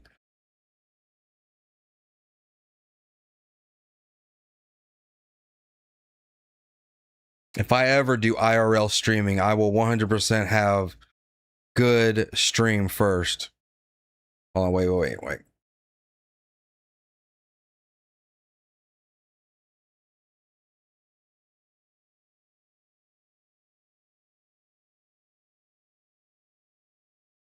His signal is as bad as his mustache. Is Reuters actually doing a real live stream though, or is it just like a... What they always do is not even really a real live stream.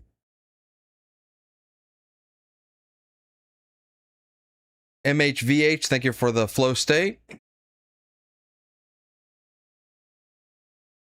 Jesus, we find one channel and this is what we're getting. And you see, this is why we need data centers. Yeah, I got a new Said it's good now. Yeah, I don't think so, bud. Just a 3-second clip.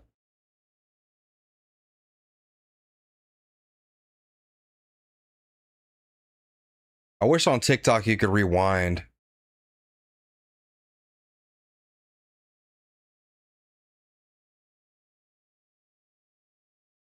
Well,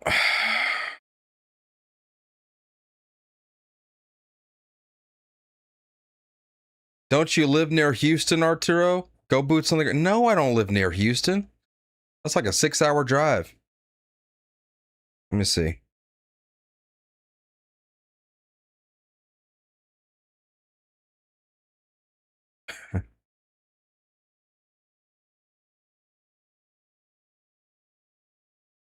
If I go down to Houston, I expect, okay, it's a 4-hour drive. I expect $1,000 in super chats before I even get out the car. What kind of grifter would I be? I'm terrible.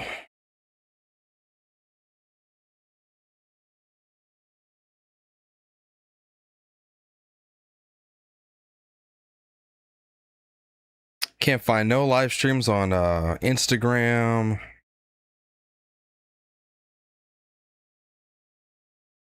Nothing on YouTube.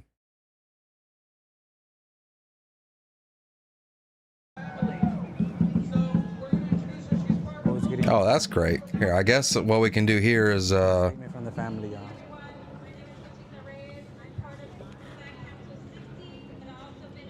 Bam. Bam.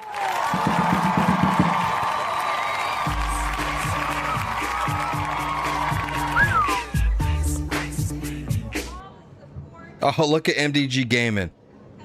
He just went live.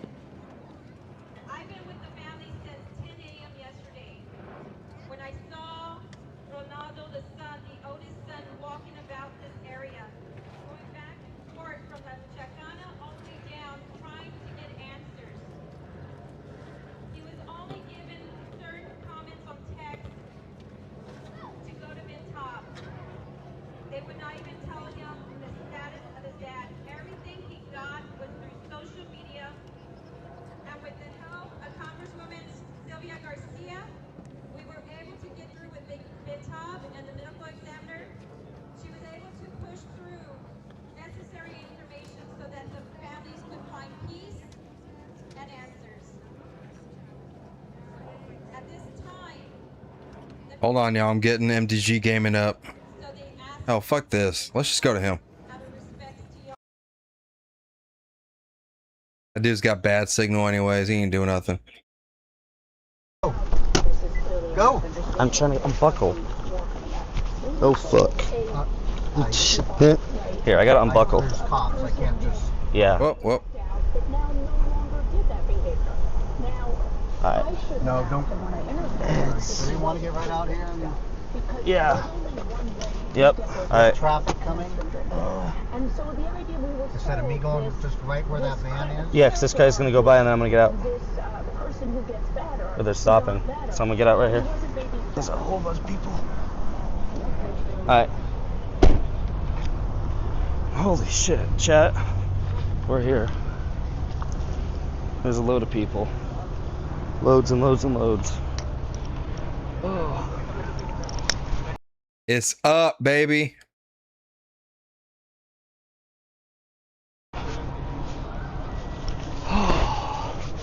Oh my god, chat. This is loads of people. This is thousands of people. Hundreds. Holy shit, guys. This is lots of people. We're probably gonna turn off chat, guys. MDG. Thousands of people, you say? Chat.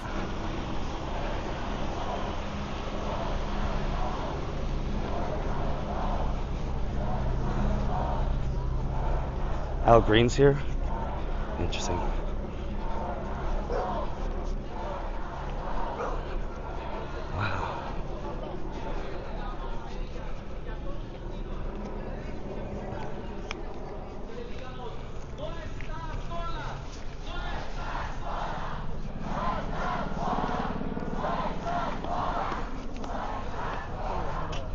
Alright, mic's on.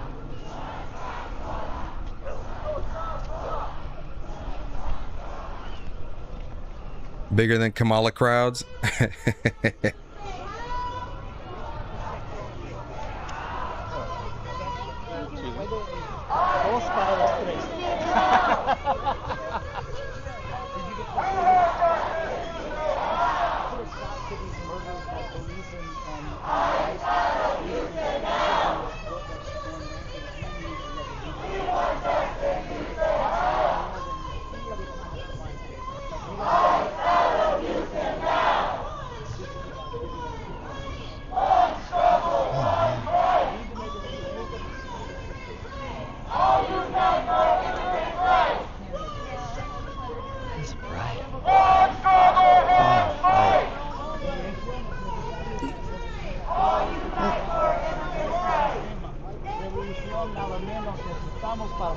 Hello, sir.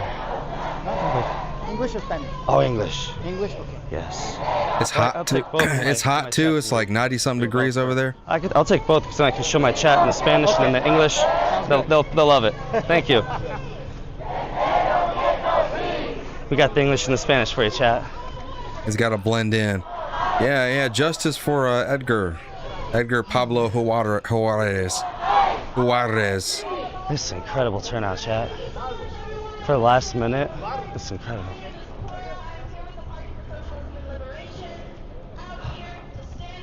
Absolutely incredible.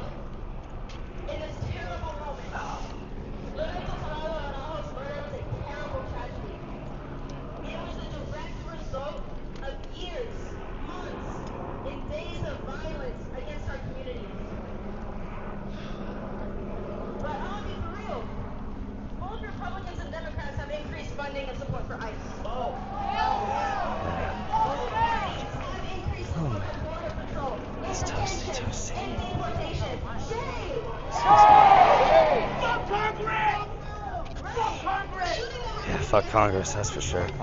Yeah.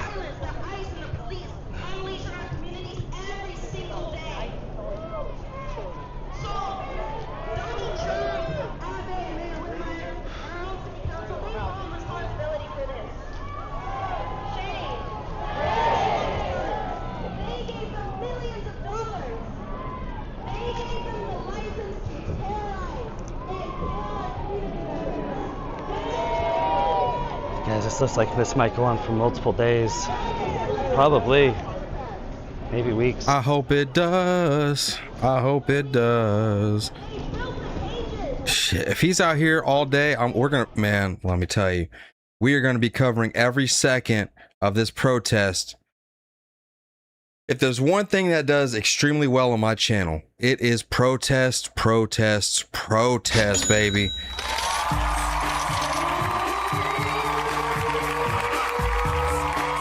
And yeah, we will cover as many as we can. Unfortunately, we lost BG on the scene. Oh well. And on top of that, we lost News to Share. He also said, "You fascist, don't use my content, fascist." Status Quo News. I don't really trust them. I don't really trust those guys. I don't trust any of these leftoids, so I'm sticking with people I can trust. MDG Gaming is one of them. BC Preacher is one of them. Cam Higby. You know.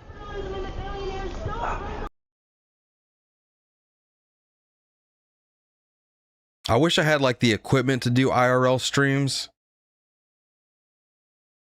But I don't know. Even if I did, I don't know if I don't even know if I'd still go down there. We're good doing it right here.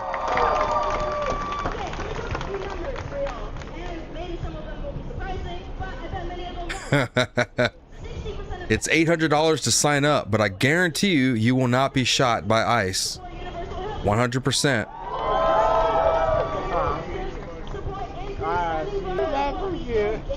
When's the last time I applied for a job? Never. You think I'm gonna go work? I got women paying my bills. Let the hoes pay the bills. Work. What do I look like, a slave? We live in a socialist society, buddy. Yeah.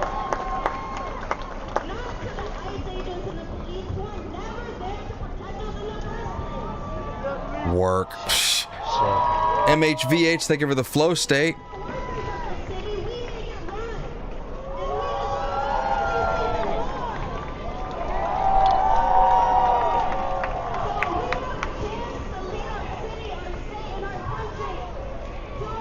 I hope he brought like a tripod or something. I don't know how these dudes be holding their phone for like 4 or 5 hours. I ain't about to be holding my phone up like this. I'm gonna put it on a tripod. I'm gonna get on a lawn chair, and I'm just gonna let it cook.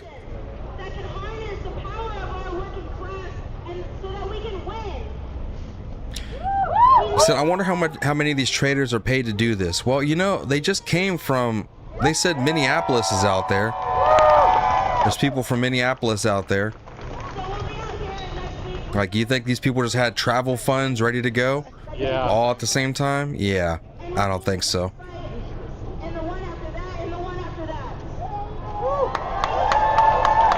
Next week is City Hall, okay.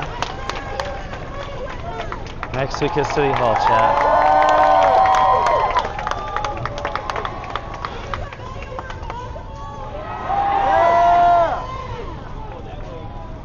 Look at those perfectly made signs. Yeah. It's not too hard to print those signs out. I'm sorry. Oh, you're good.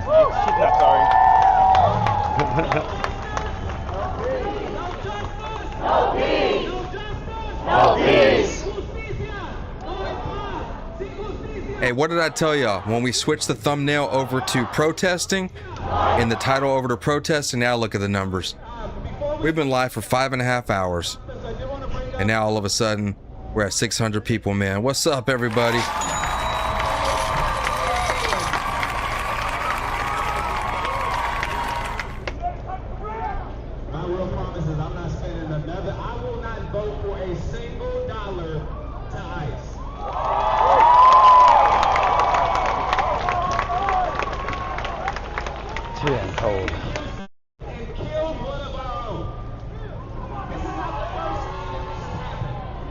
We saw it with Renee Good.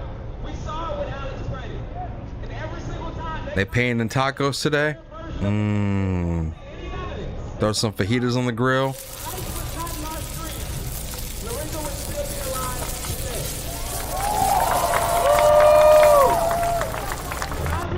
Throw some fajitas on the grill.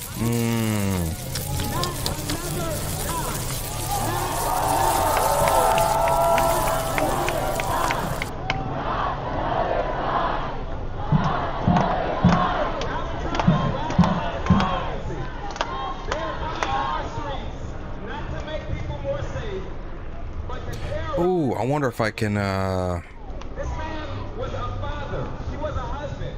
He was a neighbor. And I want you to look around right now. You see Houstonians, Latino, black, white, Asian, everybody. Oh, yes, I can do it now. See, on X, I was never able to change the title for the live stream, so it was stuck. The only way I could change it is if I ended it and started a new one. But now...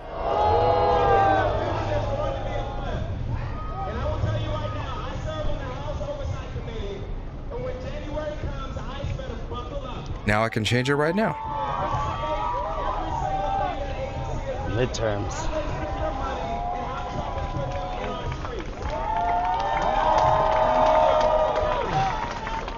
Sweet. It's weird on Kick. You can't use thumbnails.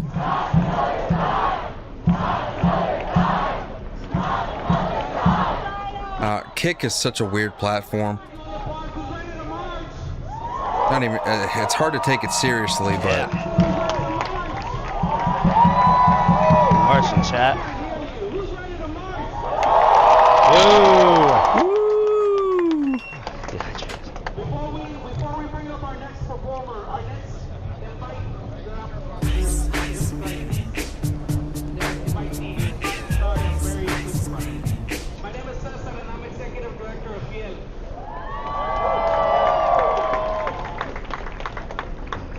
And we call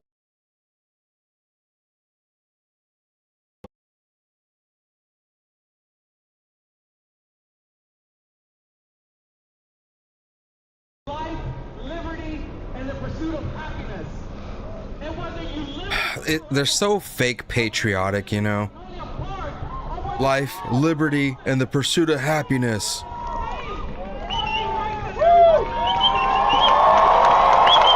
Fisherman Mike, thank you for the happy poop.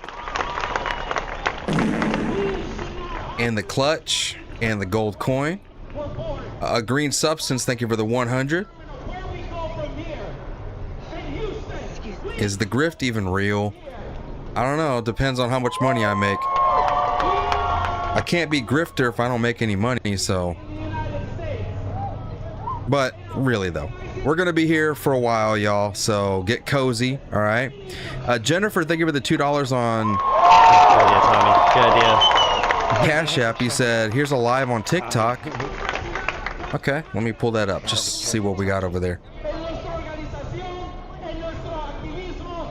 Doesn't hurt to have some backups, right? I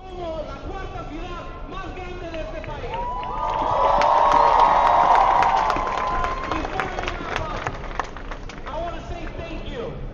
3 thank yous. Number 1, I want to say thank you to you. Because we are starting a movement to get ICE the fuck out of Houston.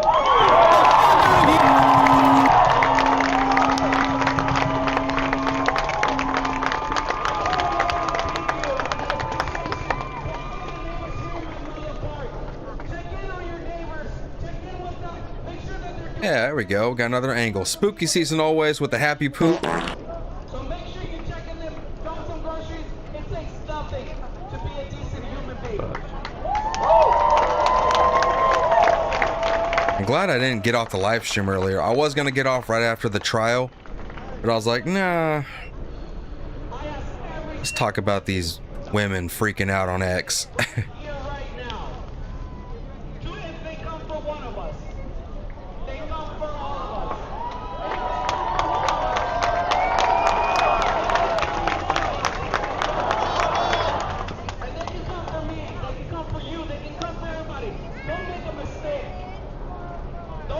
Yeah, let's make Wednesday Happy Trump Day. It could be you. Could have been me, could have been my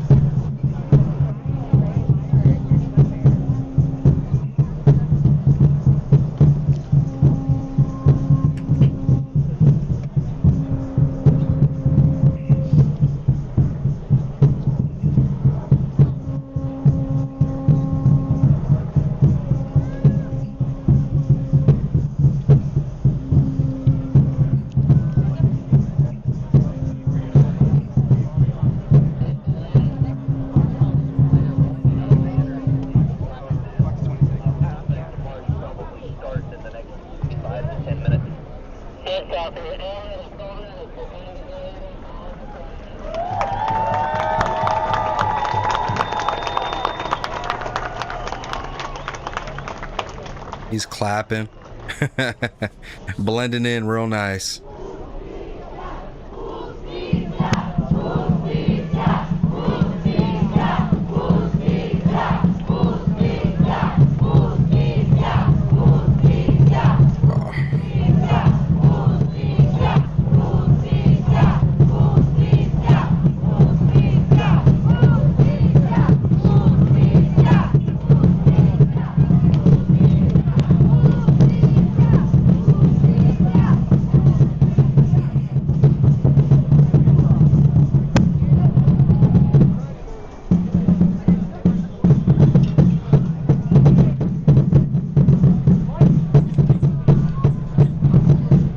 Oh man, Portland Andy has a live stream up and he's showing on Facebook they're live streaming it. Oh, you bastards. Of course I don't have Facebook.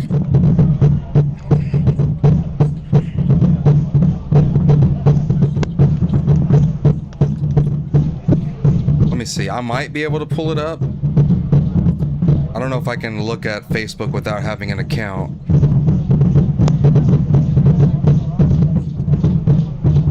Houston Grizzy.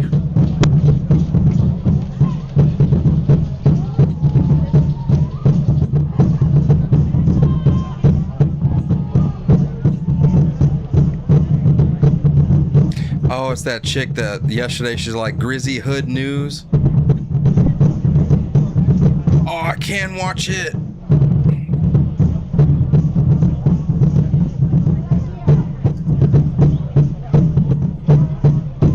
How we do this?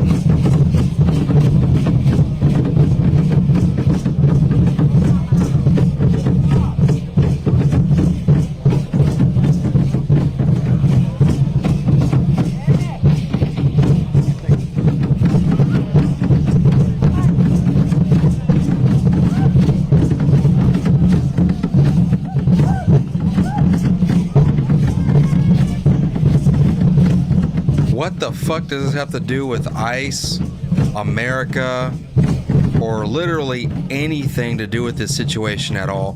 What are we doing? Clunkers, thank you for the 5. You majestically bald head is so fucking patriotic. Here's for the grift. Cope Carter lefties. Facts. Facts all day. What am I looking at and why?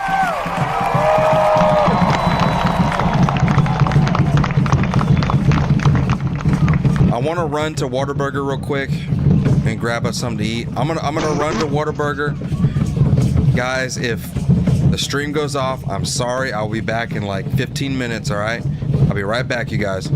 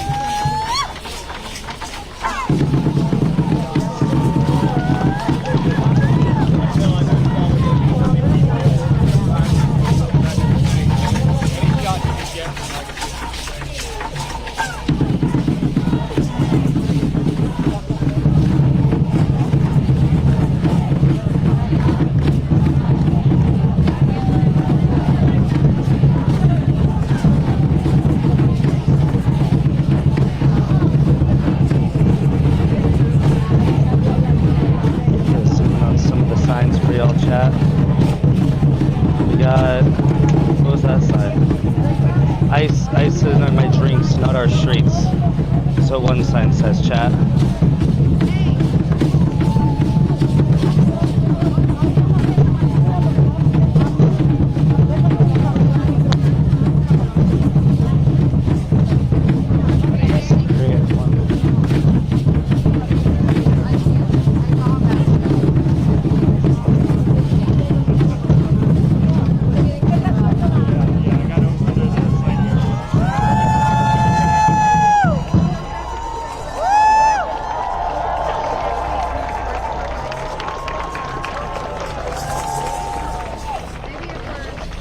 Beautiful. It's always the fun thing. You always got to photobomb the news.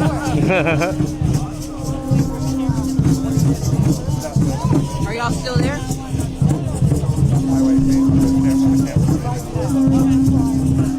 I don't want my face on the camera because my last name. No. My mom, so I can't get them right up until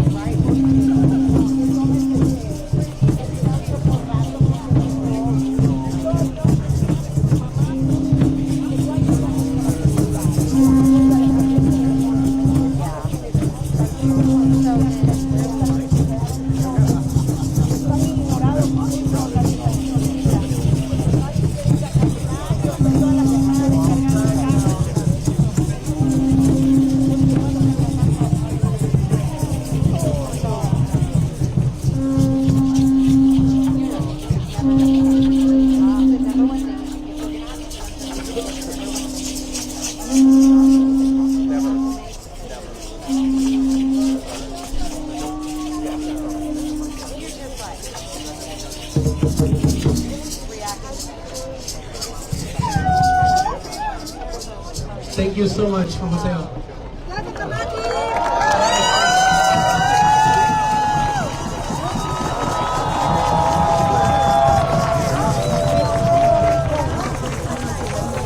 Joined us today.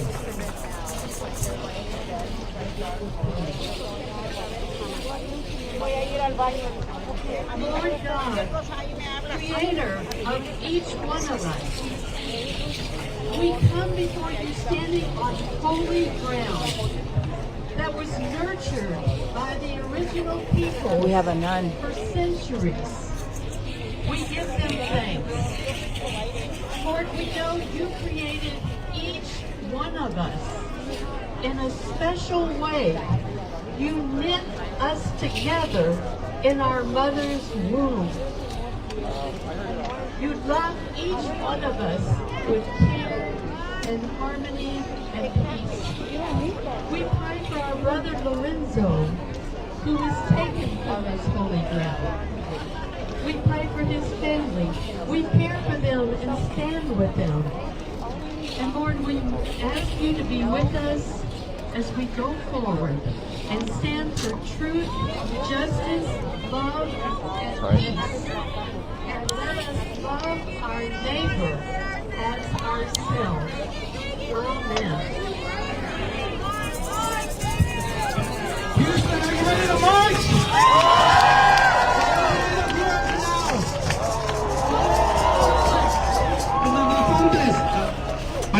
There's gonna be a march. This way. A march. Yes. All right. This way.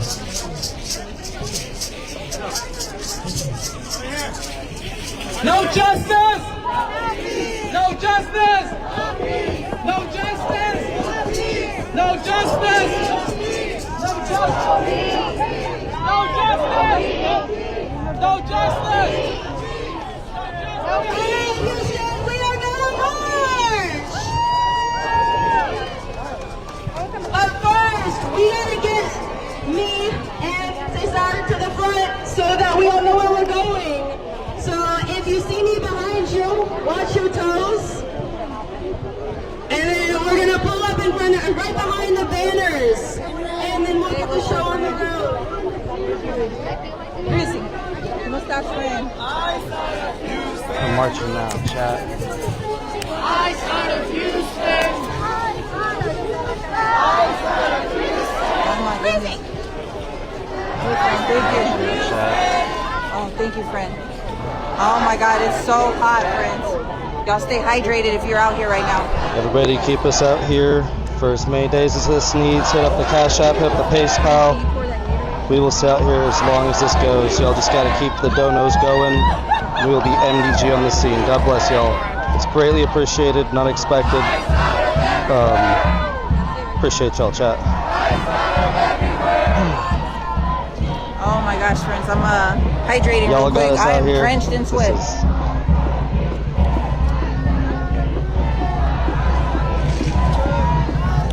I'm gonna find a break in here so I can film.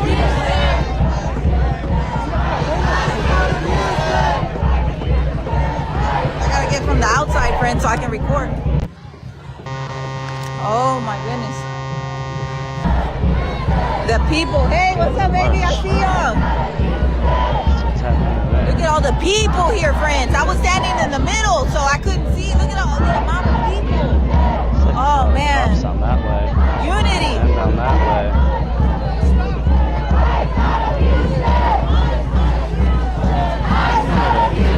Let's go at a pace, chat.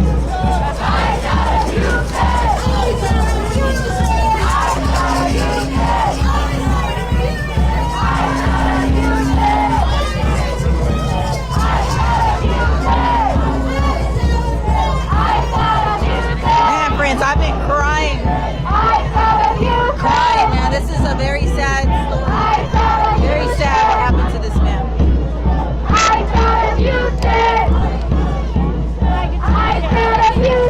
Council members. Meeting with.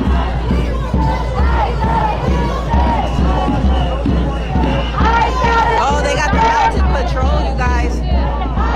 I'm gonna camp out right here. Media's getting up to the front. He's got the best seat right now. The best ticket. We got HPD's mounted patrol. We're here on Sergeant Marcario Garcia Drive, right off of Canal, folks. I think once they push through, they're gonna bring in the people. Hold on, friends. Woo. Here they go. Here they come.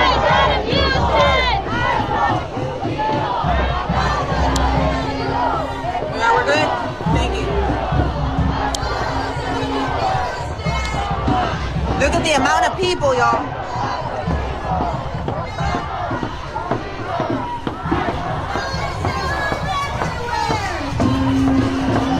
It's too hot to try to get to the front. We'll get our way up there eventually. We gotta act casual, chat. We gotta act really casual.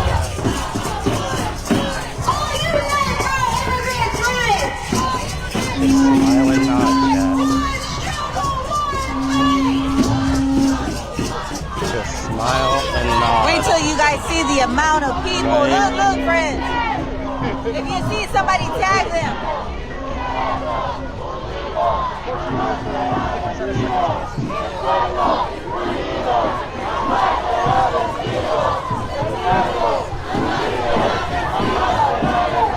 The horses.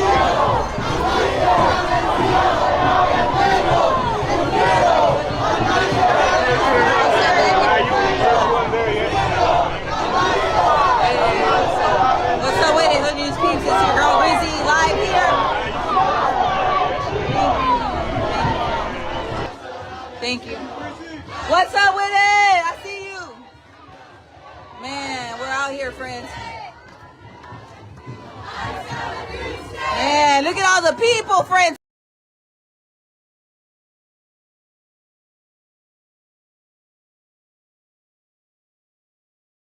There's still more people.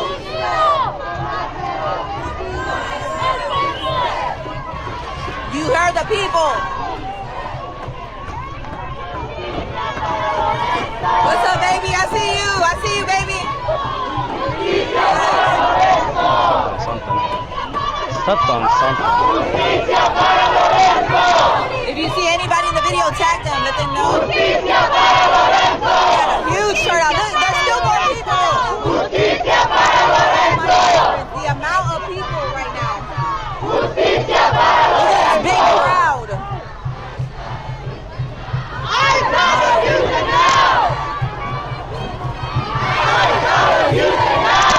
We only get half the street.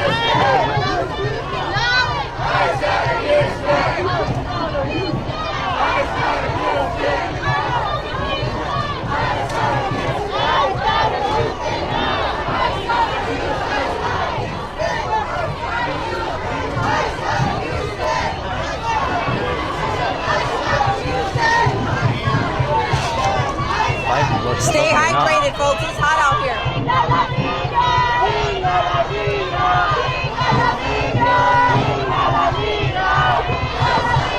Ooh, there's still more people here.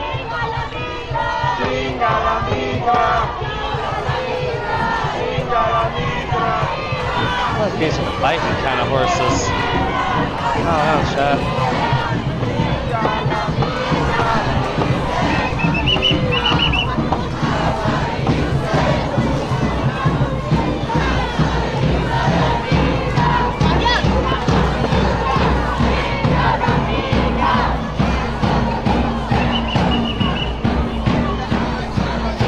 I don't trust these horses not to bite or kick her.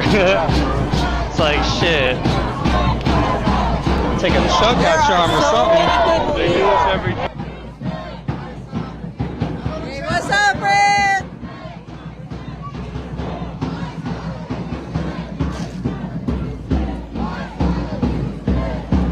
Lots of people. Yeah. Hey, what's up with everybody? We're out here representing for Mr. Lorenzo.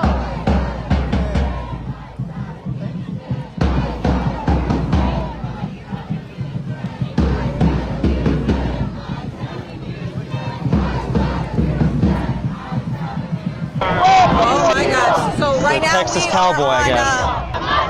Macario Garcia and Canal Street.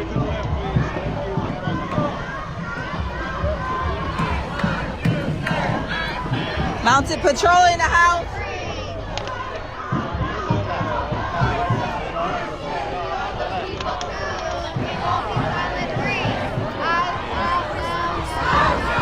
Hey, what's up, mama? How you doing, mama? Aquí sudada, friend, but echándole ganas for Mr. Lorenzo. Thank you, friend.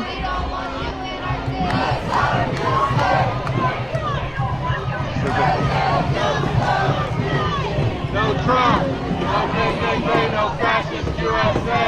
No Trump, no KKK, no fascist USA. No Trump, no KKK, no fascist USA. No Trump, no KKK, no fascist USA.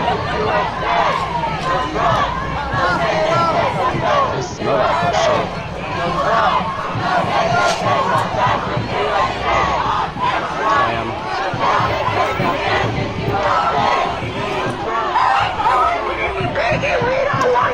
USA.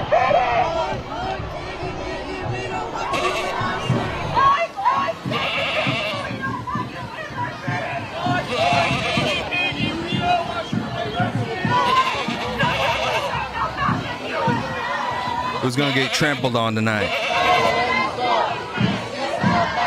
Man, y'all hear the people? Do you hear what everybody's yelling out?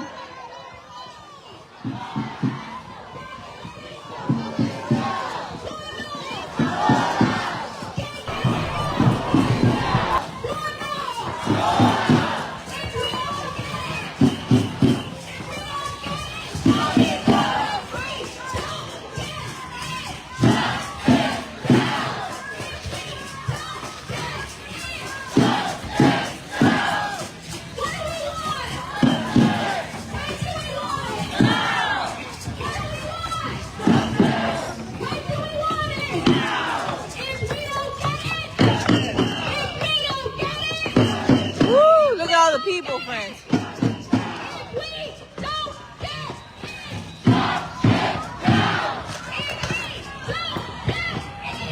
Imagine trying to sleep and this shit happens.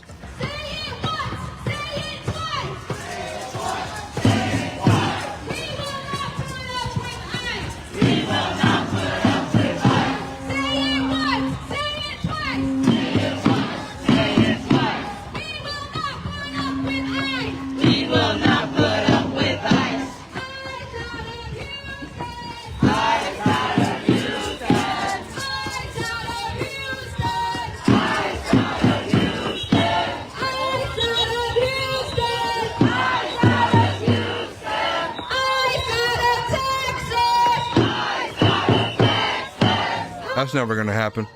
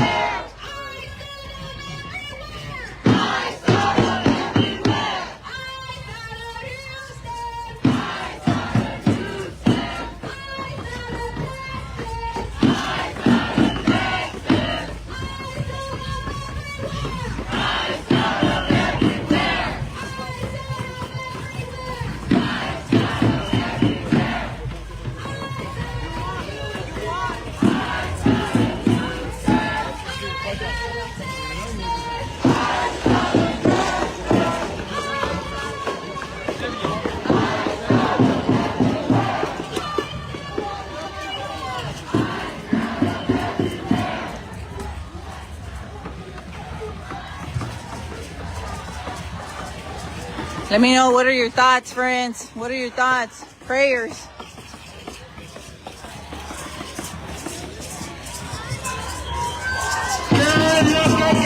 I think this is dumb as hell.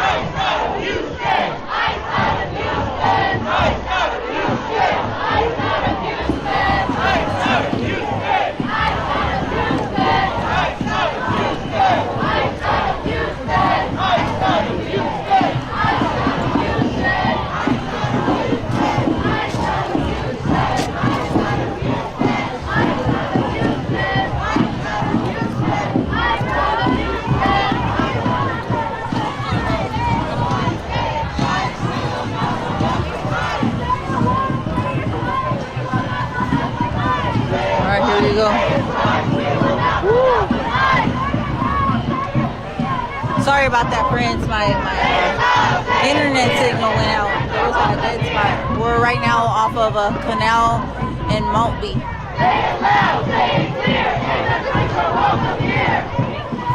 Oh, look at that. We got crowd, friends. Oh, no, and there's going to be more. Houston's about to turn up. Houston is angry. Say it once, say it twice. We will not put up with lies.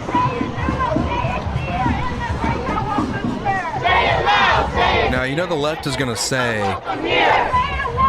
wow, look, this is a red state. And even in red states, they're enraged and standing up to ICE. MAGA's turning on Trump. No, this is Houston, a liberal hellhole. Bunch of lefty losers. That's all it is.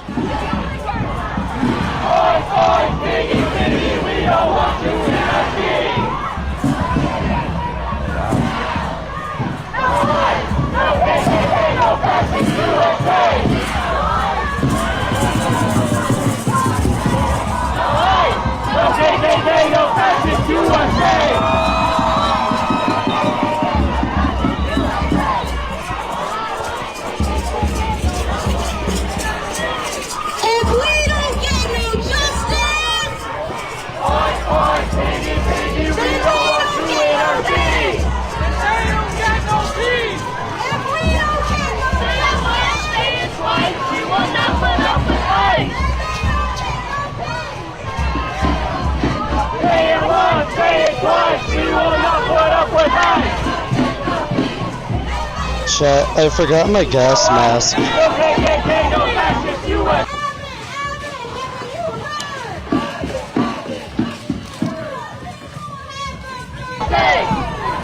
Hey, Frank, ¿cómo estás?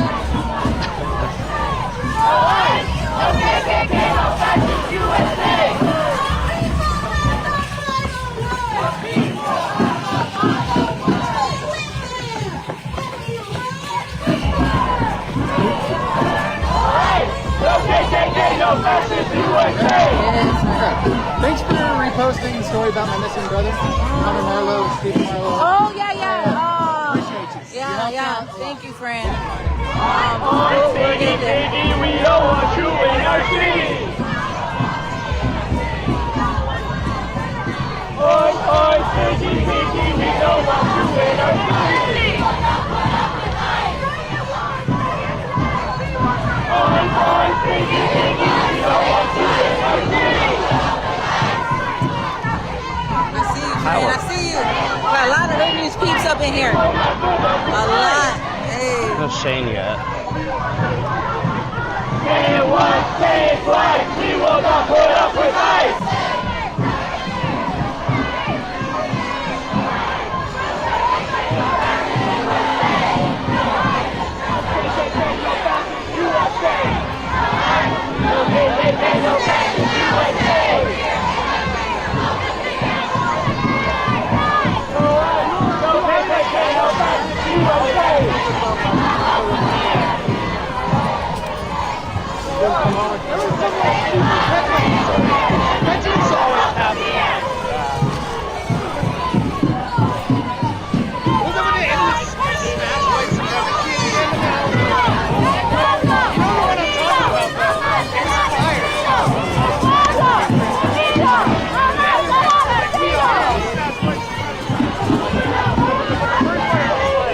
Disculpen, ¿me puedo subir allá con usted? Sí, unidos. No va a tirar, I'm back here. Jamás será vencido. El pueblo unido. Jamás será vencido. El pueblo unido. Jamás será vencido. I see you, baby, I see you. Jamás será vencido. Jamás será vencido. Jamás será vencido. I see you. Lots. Look at Houston turning up, guys. Look at Houston. Jamás será vencido.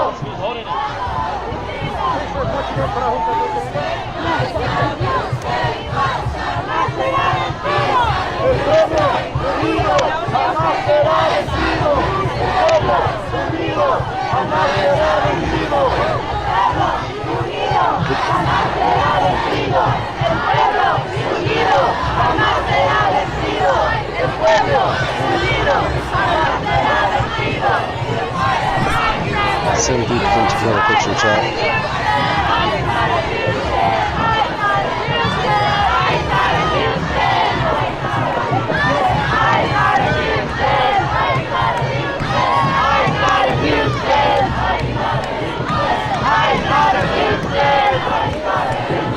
Are y'all seeing this? I see you, friend.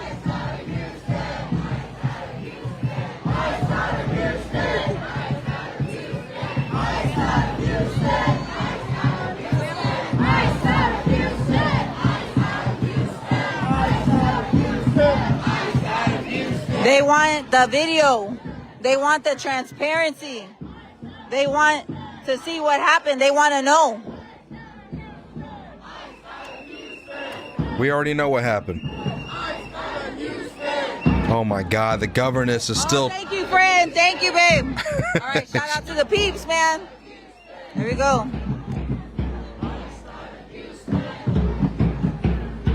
Muchas gracias, amiga. Igual, gracias. What's up, friend? What's up, everyone? All right. Fisherman Mike, thank you for the happy poop. Hold on, friends, because I got a million. Spooky season always. Thank you for the happy poop. All right, here we go. Fisherman Mike with the clutch and the gold coin. Thank you, sir. A green substance. Thank you for the 100. Tracy, thank you for the red card. And Happening now. It's a march. Mary Trump, thank you for the $20. I didn't get to congratulate you on your new MAGA Daily Discourse baby. Congratulations, Arturo. Thank you, Mary Trump. Thank you. Jesse, thank you for the $10. Who is the wannabe YouTuber? You talking about her? What's up, baby? Well, she's got 1,700 people watching her, so she's doing pretty good over on Facebook. Her name is Houston Dizzy. Weenie Cat, thank you for the happy poop. I don't know if you guys saw jeez. Chat. It might have been disconnected when I walked past him. Cat's got gas. I'm not Probably was tonight, disconnected when I walked past him. Hey, we're here for Mr. Lorenzo and his family. Oh, she's got a bunch of alt accounts. She's so crazy. That woman is absolutely insane. But it's okay. It's fun to laugh at.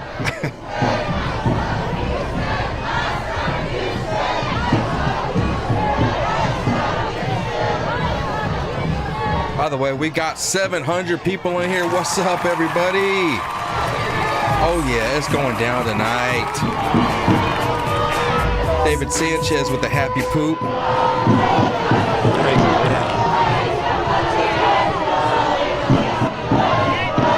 Kansas City girl, thank you for the gold coin. I had to remember that. I'm like, what was KC for again? Teresa McGuire, thank you for the star. If you guys want to hit that super chat goal, anything $2 or more as a super chat will hit that goal or go towards the goal. Anything $2 or more. All right. All these gifts, I appreciate them. They don't go towards the goal, unfortunately. And so does neither does super stickers. So it has to be a super chat if you want to contribute to the goal. Anything $2 or more. If we had 50 people send $2 super chats right now, that'd be it. We'd be done. There's some of these answers in person. Where are we walking to? They don't even know. Very cool. They don't even know. These poor horses. They gotta deal with this stench.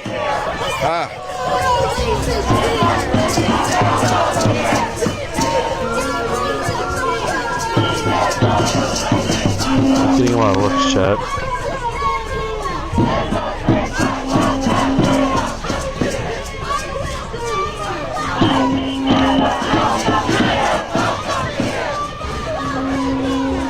Yeah, they sweating. It's hot out there. They got state troopers, look, y'all. Yeah. They got DPS out here on navigation. Y'all be safe. Don't get out of line. Messy Tessie, thank you for the $2. Said, Donde papers? Donde papers? Fisherman Mike, thank you for the $2. Insanity should be illegal, 100%. All right. Shout out to HPD, DPS, and everybody out here keeping the public safe. Thank you. Thank you for keeping everyone safe. Thank you. I was like, yeah, sure. Smetty, thank you for the $2. Dirty Libtards, Archino, Jesse Lee Peterson. Yeah, I know. Well, I don't know him personally, but yeah, I know of him. Cruz, thank you for the $2.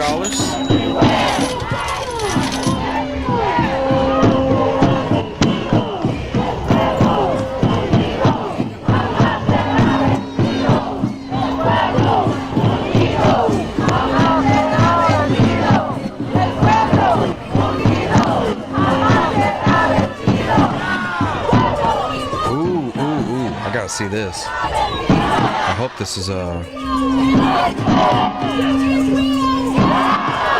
new video just dropped of this shooting.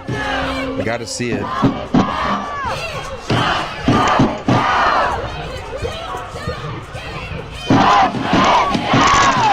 Is there no pausing this? Oh, his audio is all fucked up.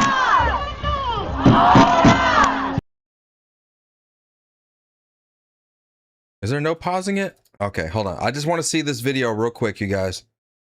It's a new video that released of the shooting. This is what they're protesting about right here. New video of the moment before the shooting. This is from a different angle taken by a security camera at a nearby business. Let's get straight to investigative reporter Jeremy Rogowski. Let's get to it. What it shows. Jeremy. Yeah, Mia, let's first set the scene on Canal Street in Magnolia Park. The white van driven by Salgado and the unmarked ICE vehicle ended up right about here, just east of Wayside Drive. But before that, video shows ICE pursued it heading eastbound towards this intersection nearly a block away. Now, if you look closely through the trees, you can see the white van followed by the ICE agents in a dark SUV. You could see it coming across the screen. Blocking traffic, crossing traffic, blocks the view for the moment. Then you can see the ICE vehicle appears to try to cut the van off, and both vehicles veer off to the side of the road. The white van then driving goes erratically, avoiding arrest forward where it pulled over a few houses away. Meanwhile, the ICE vehicle makes a three-point turn on Canal Street and then drives forward to follow the white construction van. Now again, we're going to slow things down for you. Here's the slowdown version of the moment. The ICE vehicle driving on the passenger side of the van appears to cut the van off. Again, this is just one more angle, and congressional leaders as well as LULAC today are encouraging anyone with additional video to reach out. Mia? That's it? Thank you for. Okay. Okay, I saw him breaking the law. That's all I needed to see. Breaking the law, avoiding arrest, driving erratically, trying to ram your vehicle into people. Typical illegal behavior. Definitely doesn't change my mind. Fishing, hunting, bro. What's up, man? Thank you for the $20. Let's go down there, Arturo. I ain't going down there. Dustin White, thank you for the 5. Honestly, one of the cleaner protests we've seen. Few gas masks, blacked out people looking for trouble, no costumes. I'll give them credit when due. Oh yeah, well, you know, I think I'm gonna put this on a shirt, but it's always a peaceful protest until it's not.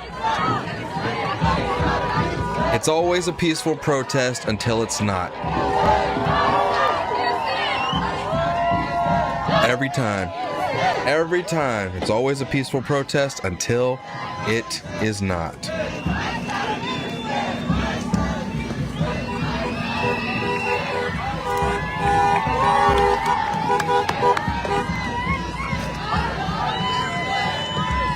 What's up with it, friend? This is a long-time friend right here. What's up?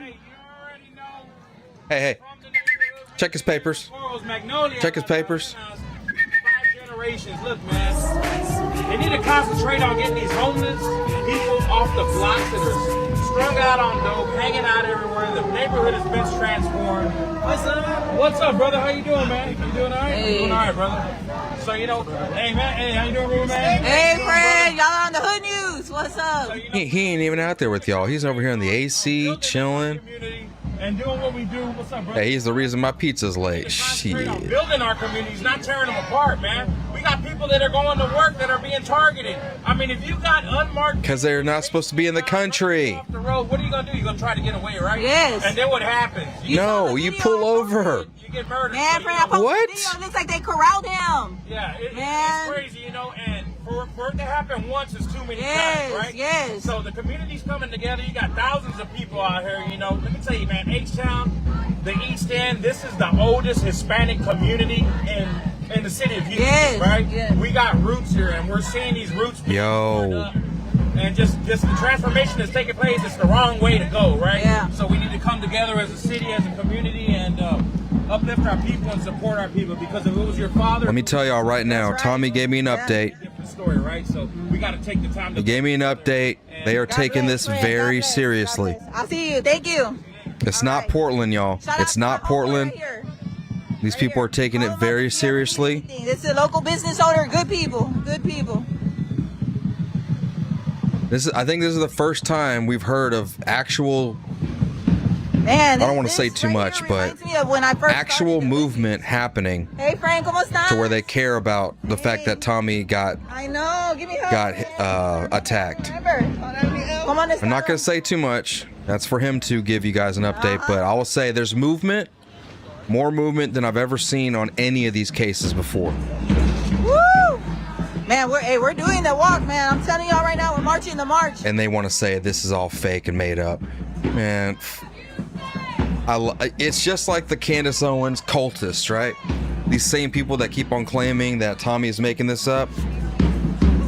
When the arrest goes out, it's gonna shut them all the hell up. I can't fucking wait. And what are they gonna say then? Please stay hydrated. He didn't even do nothing. Then you're arresting an innocent person? Stay hydrated, folks.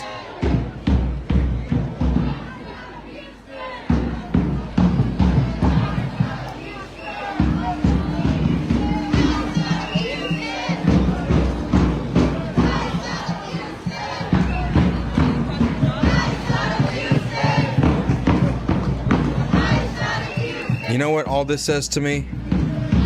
This just says I don't ever want to go to Houston. I have no need, no desire. Estamos aquí en el This looks like the hood I grew up in. This is just like the hood I grew up in. Collie, what's up, man? Have you seen where Trump is suing the blue states over the restrictions on gun laws to no restrictions? I heard about that. I haven't looked at it, but I heard that he's going in on trying to protect the Second Amendment rights. I say go for it, man.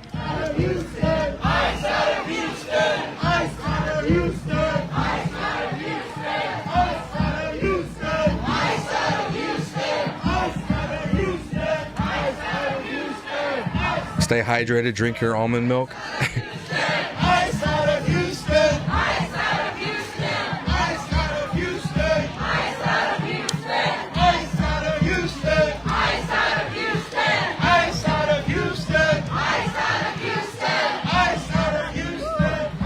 This is just like Dallas, where I grew up in Dallas. It looks just the same. I couldn't tell the difference between the neighborhood I grew up in and this.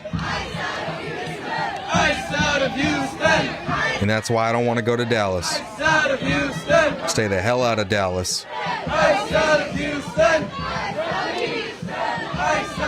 Man, y'all all hot and bothered.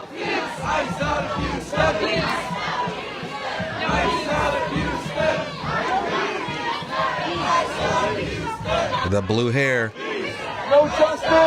Brainwashed kid already. Already lost to the abyss. Jesse, thank you for the 5. He said, you know there's going to be agitators tonight. Oh, they're coming. Y'all just hang tight.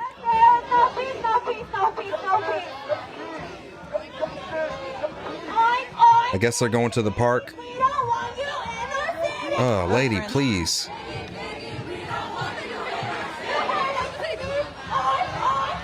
Lady, please, please, lady. Yeah, if it's 92 degrees here, it's probably like 90, 95, 96 down there. I don't think I can walk back to my car, y'all. I'm gonna be out. I'm out. I'm gonna catch an Uber in a little bit. Oh, I'm too old. 47, baby. Ooh, she's 47 and walking out here all alone. No husband with you? Dang, that's We're rough. at Hidalgo Park here in Magnolia neighborhood, friends. Hidalgo. No, you're good.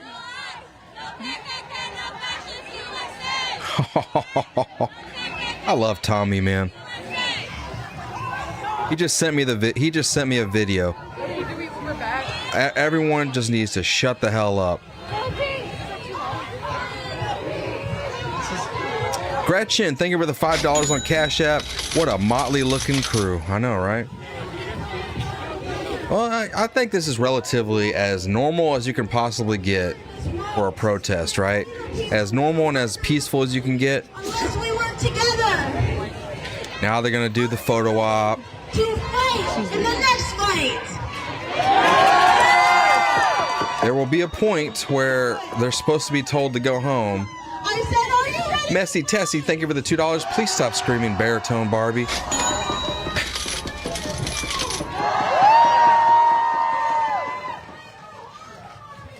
Look at this, friends. Look at this.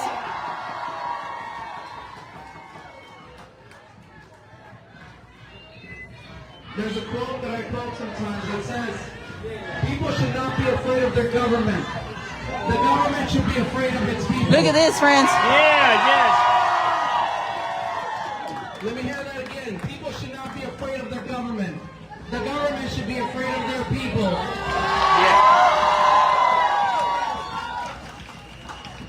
People of Houston, we are only halfway there.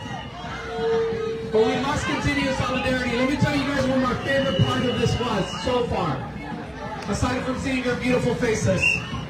My favorite part of this was the families that were coming out and they were feeling supported by you. Yeah. Wow, look at the people, friends. Look at them, and they're still coming through.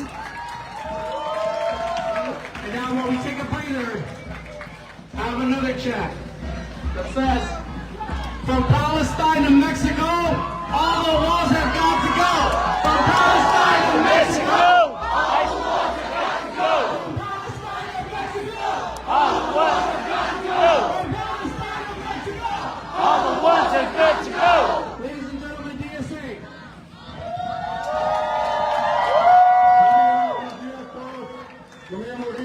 My name is Ricky. I'm with Houston DSA, Houston Democratic Socialists of America. And we're here standing in solidarity with the family of Lorenzo Salgado, who was murdered by the fascist, ICE, and the Trump administration in this neighborhood.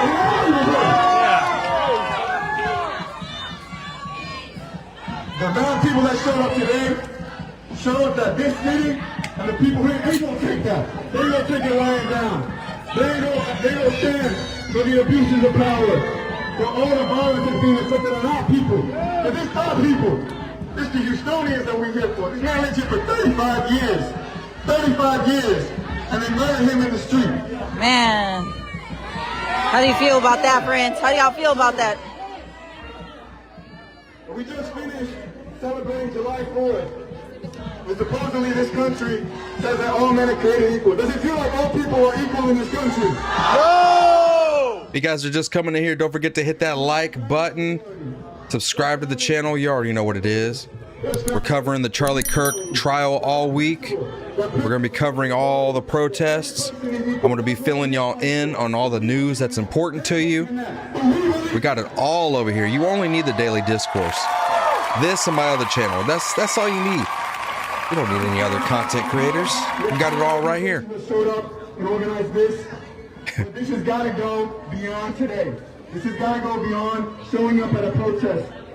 It's about organizing in your neighborhood. It's about talking to your neighbors. It's about committing every single day of their lives and say, there will be no more Lorenzos. There will not be one more person that's going to die here in Houston. We're not going to stand for that. We're not going to allow for that. That's an injustice, and we can't tolerate that shit no more. Let's go.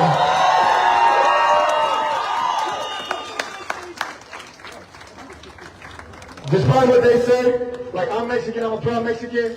I'm sorry, is this Mexico or is this America? Or is this fairyland? What are we talking about here? I see a LGBTQ pride flag or a trans flag, whatever it is. And I saw a Mexico flag. I'm sorry, y'all in the wrong country for all that. Steven, thank you for the flow state. Wounds are us. Thank you for the 5 on Rumble. Illegals are not our people. Haven't been to Chicago, LA, New Orleans, or Detroit in a decade or more. Yeah, I ain't going back. I'm good right here. I seriously don't want to go back nowhere. Hey, she lost her signal again? Shit, girl, you struggling.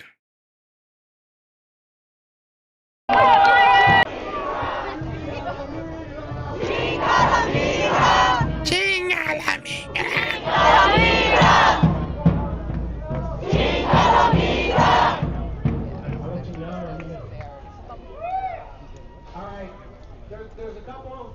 He just reminded me of something. As an organizer, I have to give you guys homework. All right?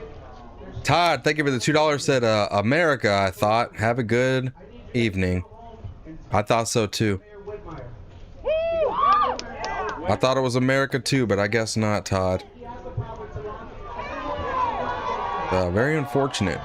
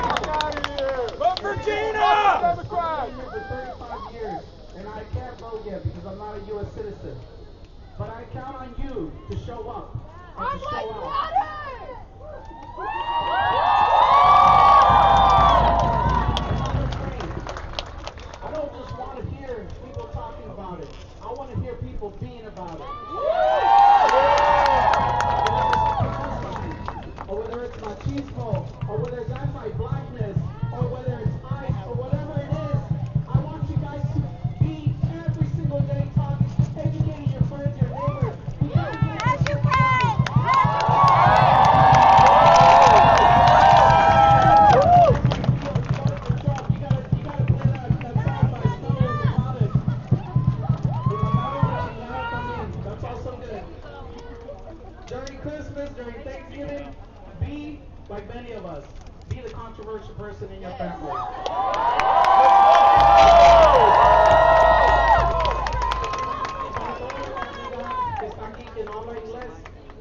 Nosotros los apoyamos, los queremos y damos las gracias por que estén aquí, porque compartan sus culturas.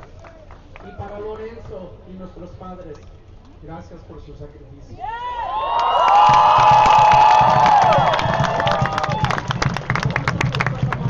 Before we go, her name is Letitia Plummer. She stood with us for many times.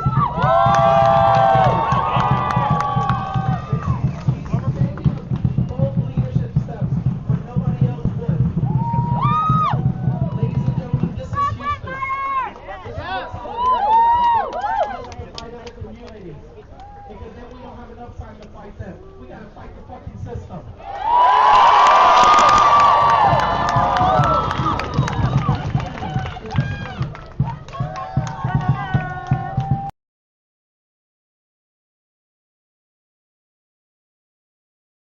Yeah. It's a bad signal in Houston. Bruce, thank you for the $2. How was your trip to Whataburger? It was great. In and out, 5 minutes.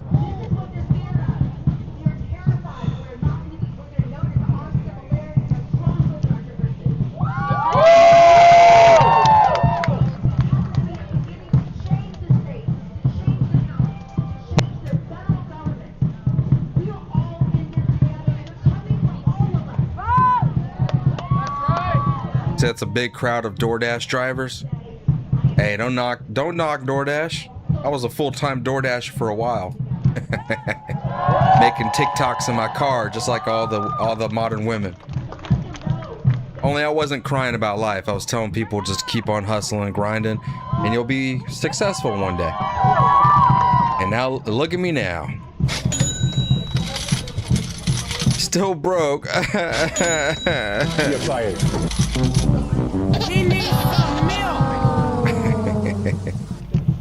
Nah. Somebody commented on her video, said, looks like a great place for a little ice. Oh, yes.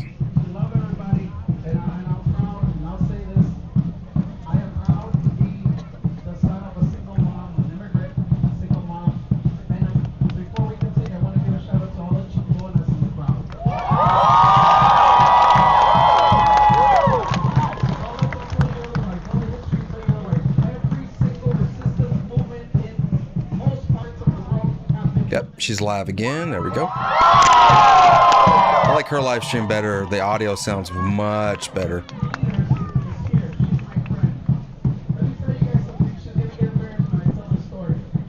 She says you need to be here right now. And together, we stop so many deportations.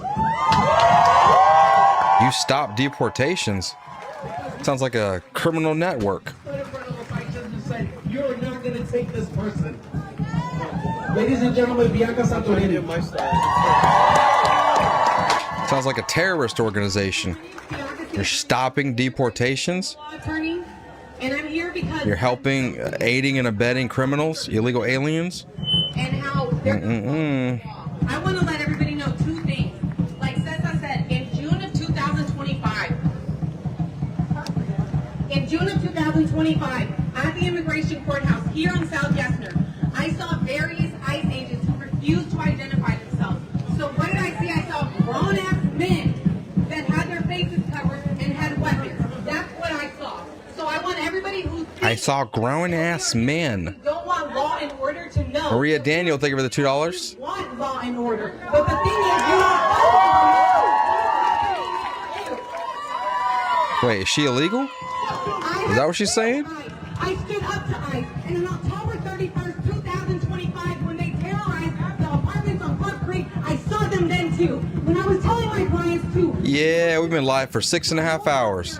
their right to remain silent. Hopefully you guys make it worth it. Hit that super chat goal.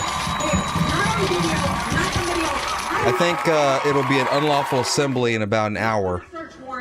And pull people out. Maybe an hour and a half. That's why I'm here.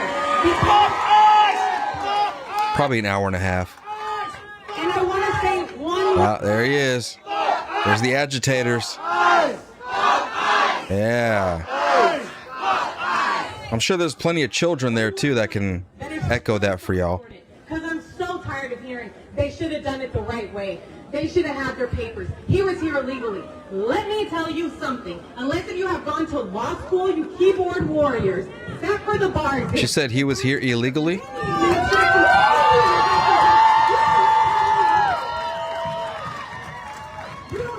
Y'all are so dumb. You don't know that the immigration system is treated like a pendulum every 4 years, depending on who is in the White House. They tell us to do this, and then they tell us to do that, and then they tell us, just joking, do this. Well, you know what? Sometimes it takes 12 years. Yeah, just listen next time. Wanted to detain somebody, and you have the legal Oh man. somebody. Do it, because I love the law, but I love due process and justice for all.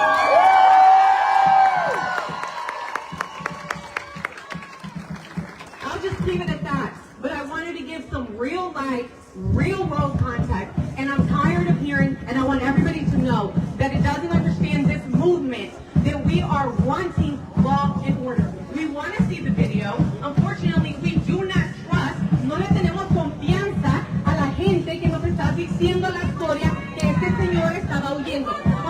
I'm sorry, press 1 for English. I can't. Operator, give me a representative. Representative. Come on, man. Representative. Speak to a real person.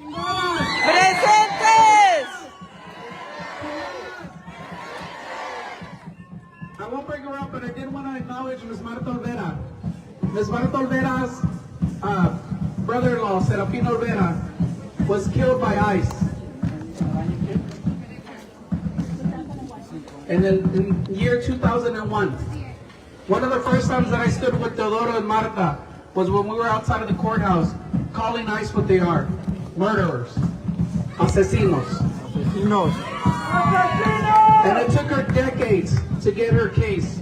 But finally, there was justice for Serafino Olvera.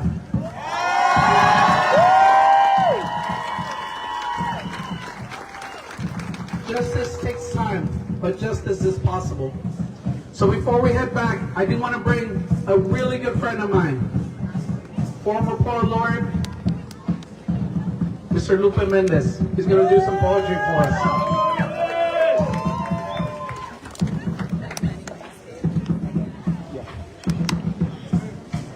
Good evening, everyone. Real quick check-in. Did everybody notice any of the bricks as we were walking over to the park? Bricks? If you're like me and you wonder about history, it's underneath your feet. I had the pleasure of speaking with the founder of the Frio Festival, Lisbeth Ortiz. Lisbeth, where are you? You're back there somewhere. Talk about it, Chigona. Peppermint Patty, thank you for the $2. Said, let's get the $2 challenge rolling, man. Y'all want to match that $2?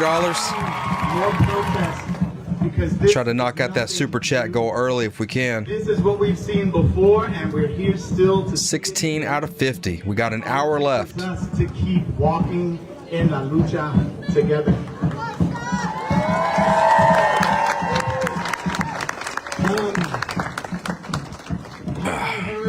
Yeah, he said bricks. I'm like, who dropped them off? They got a stamp of Soros on them. Mentioned that he was a teacher and that some of his Aunt Colleen coming in with 5. She said, man, F that $2 challenge. Let's get 5 rolling. But it's also Who wants to match that $5? That means that the teacher is paying attention. That they can take Vicky, we are in Houston, Texas. An illegal alien was shot yesterday because he tried to run over an ICE agent. So now they're doing the Renee Good treatment. Como todo el mundo. So this is a poem. If anybody wants to record me, please take my left side, not the right, because this profile side is better. Okay, here goes. What? Beatitudes. David Sanchez, thank you for the $2. Said challenge accepted. Aunt Colleen with another 5. Or was that the same one? I'm gonna do that again. Presente. I don't know. Thank you, Aunt Colleen, for both the 5s. Be you, provider. One day you will be provided for. Blessed be all the dreamers, for they shall inherit the earth. Blessed be all the trabajadores, for one day la calma, the stillness will all be yours. Blessed are they that mourn, for you teach us how to be lights in the dark. Blessed be you, the witness, truth teller, for you inherit all we see and cannot say. Blessed be those who gather like us today. You are the body siempre en la lucha. Blessed be the barrio, quienes griten, for we never forget un mal hecho. Blessed be all the mothers, all the fathers, for you are the kingdom of a God. Blessed be all the elders, all the abuelos, todas las doñas, nos dan palabra y obra en las palmas de sus manos. Blessed be all the children, all the children. Oh, stop. All the children. Oh, stop. All the children.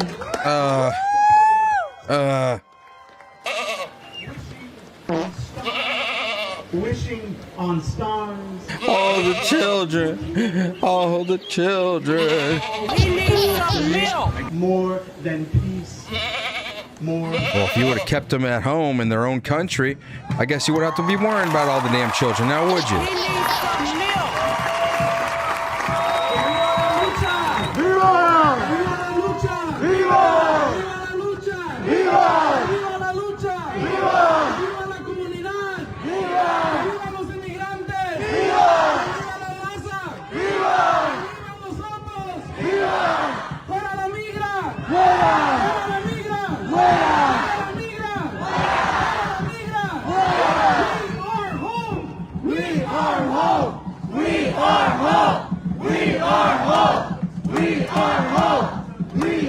Well, if you're an illegal, then isn't another country your home? What are you talking about?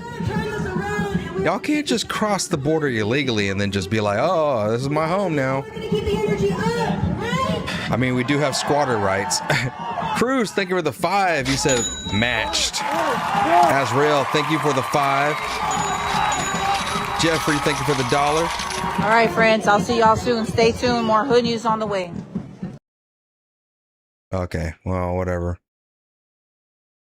I'll be watching over her for a little bit, and we'll go back over here to MDG Gaming. Although he needs to fix his audio, man. Go back to the street. Oh no. She live again? Back to the street. Stay tuned. More hood news on the way. I'm trying to reach you guys briefly. Oh, y'all make sure you guys like, follow, share, subscribe. Hit up the PayPal, the CashApp, Super Chat to get us out here.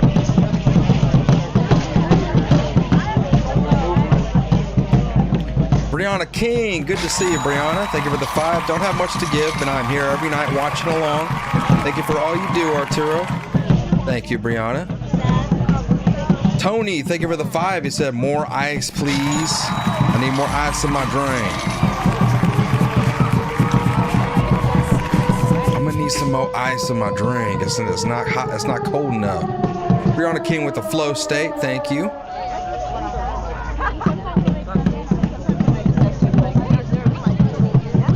Excuse me, sorry.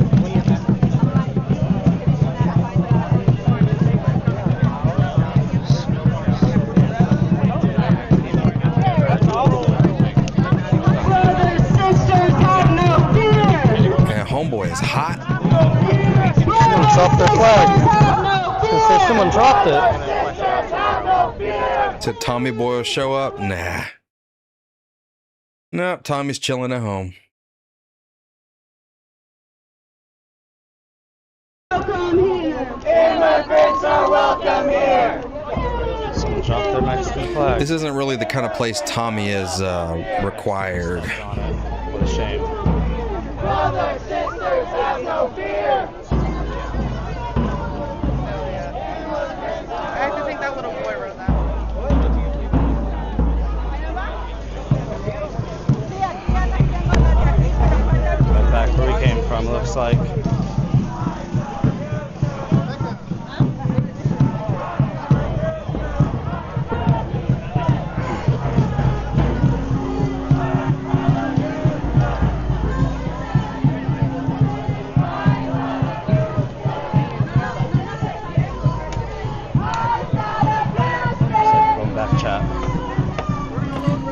Jimmy with another 5. Thank you, sir. He said DEI. Heavy Hook, thank you for the 100. Thank you, sir. Thank you, sir. About half the people are ready for like tear gas and shit.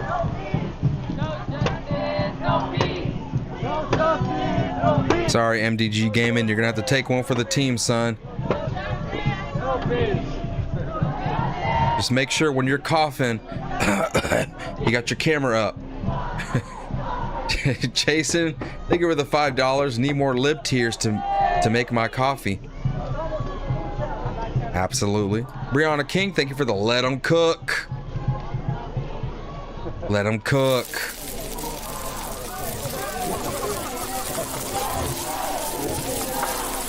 I love when protests are happening, man. Look how many people. We got 7 people over on Kick. Hey, shout out to everybody on Kick. We're growing Kick. Another platform to grow. If you guys want to help me grow on Kick, the link to Kick is it's pinned to the top of the chat.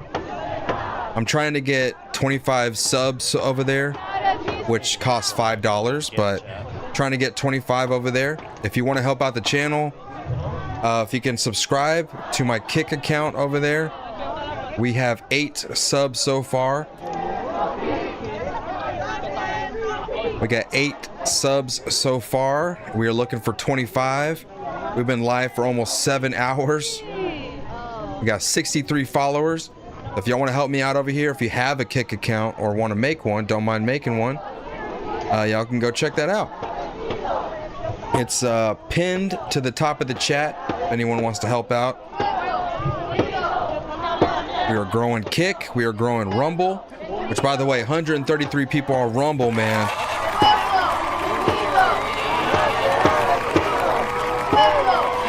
Y'all are killing it today. I love it. We've been needing a stream like this for quite a while.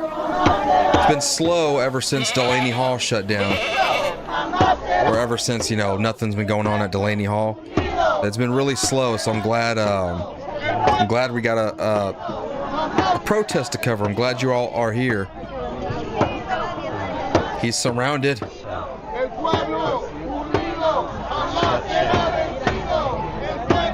Shit, chat. Shit, chat.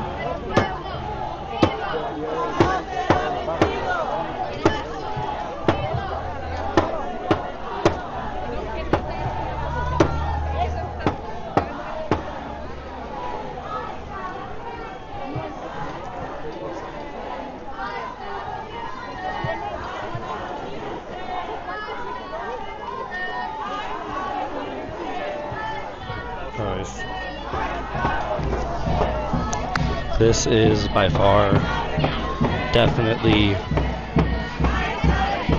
crazy. Like I said, about half the people here are like medics with gas masks and helmet, and, like face covered, like they're ready for direct action. And the other half are like abuelas and kids. It's definitely an interesting crowd, and there's media mixed in throughout it all. Don't worry. It's something else. They'll get crazy. You just give them some time. Definitely a mixed crowd. They put the banners out on Instagram and everything like that. Democrat Party, the Socialist Party. They put the banners out and had everyone come in from Minneapolis, probably some from Portland and LA.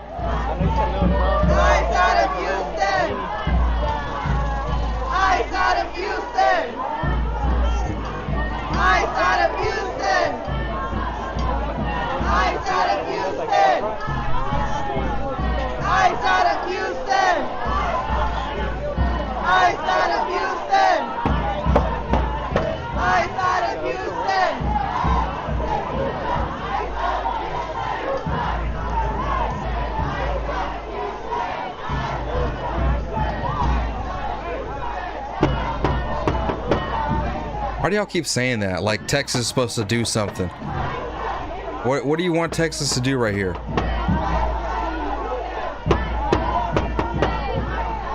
They're peacefully protesting, literally peacefully protesting.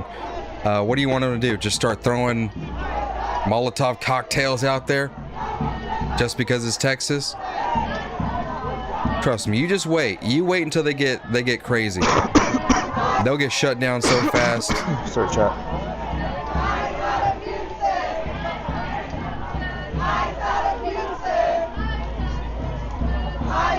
Where do you live? Hold on, wait. Retired 5-0, where do you live? Tell me it's Florida.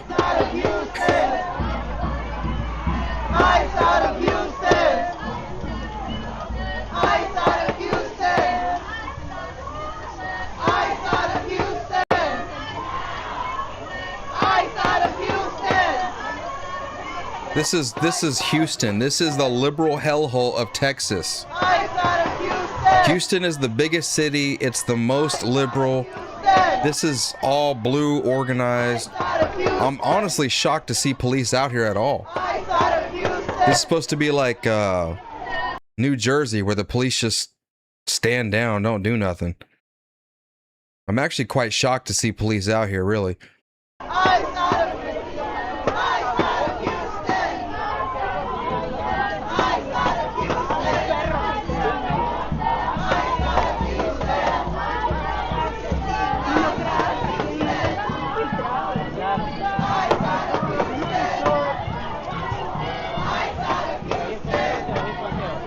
Oh, they're doing protests in Dallas too. Gonna go this way. Not much, not as big, but I'm gonna try and get a shot of the front. Sure. I think I can pull that up too. Is that a dog? Try and get to the front.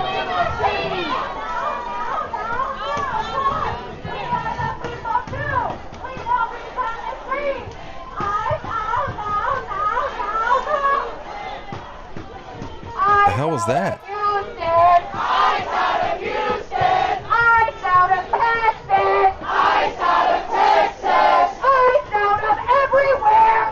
This is Dallas, Texas right here. Or is it Dallas? Yeah, it's definitely Dallas.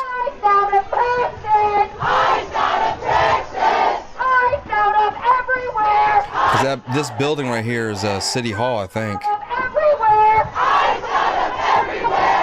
do we want? When do we want it? Now! If we don't get it, shut it down! If we don't get it, shut it down! What do we want? Justice! When do we want it? Now! If we don't get it, shut it down! If we don't get it, shut it down! If we don't get it! ICE out in Texas, full force. Oh, geez, here we go again.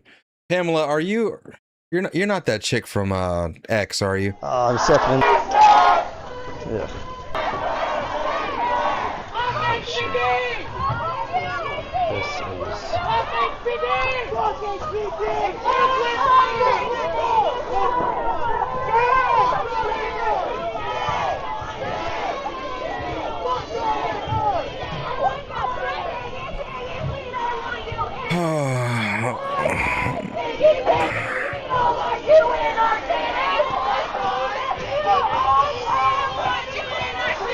This sure says socialism's the future. We don't want you in our city! We don't want you in our city! On, piggy, piggy, we don't want you in our city! No ICE!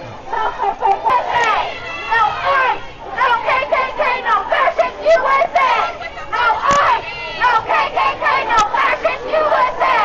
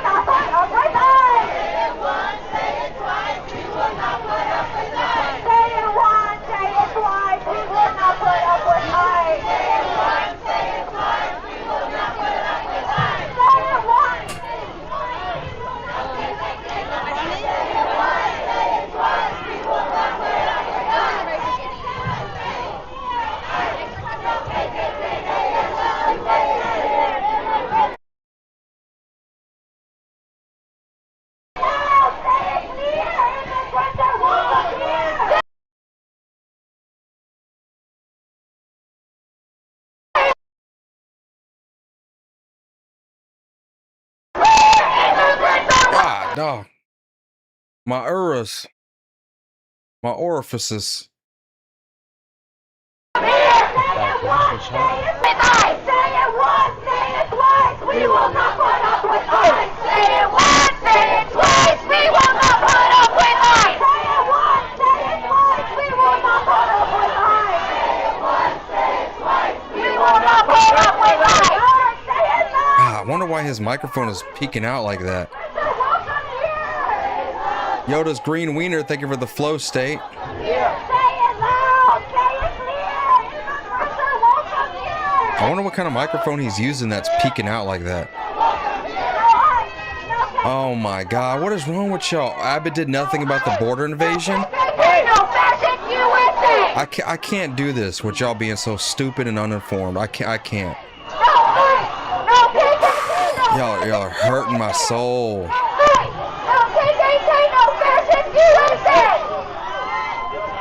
Yeah, alright, SpaghettiOs, you can kiss my ass.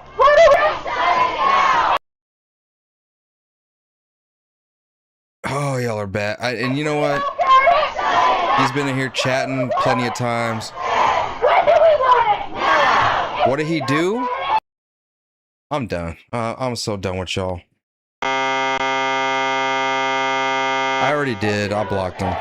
I'll unblock him later, but right now he's talking nonsense. I'm just gonna get him up out of here.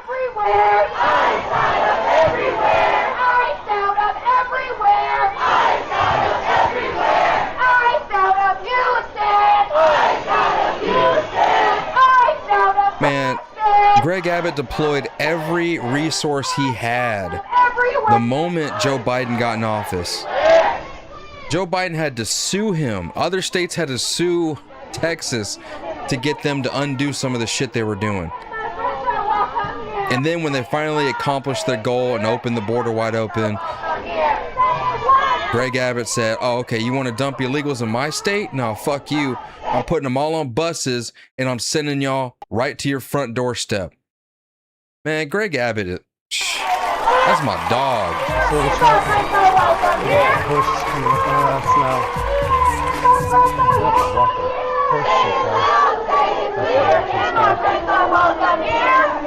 So spotty back there.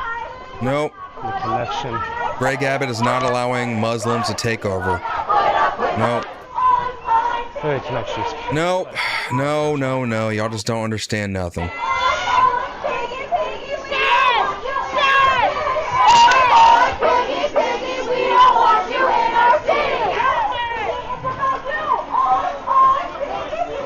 So they say that because they know it pisses me off. It's because that's what the viral TikToks are saying. I got that chick in her car that keeps on making hit pieces on Greg Abbott with her septum piercing.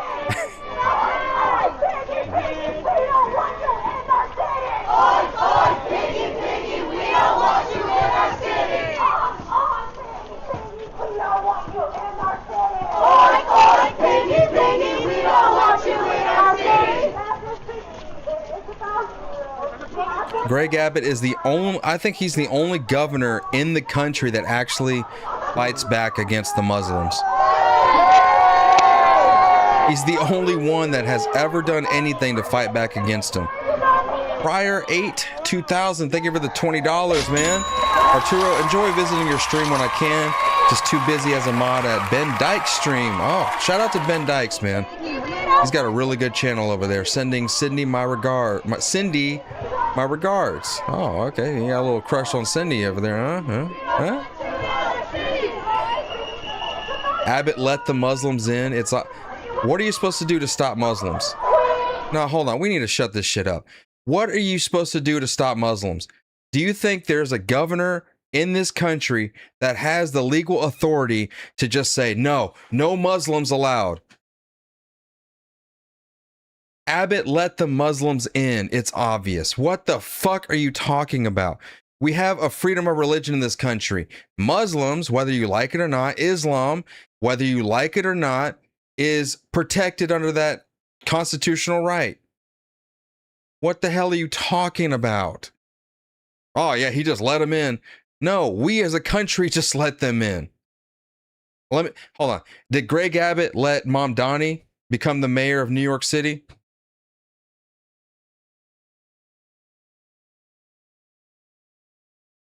Yeah, he declared these groups to be terrorist organizations.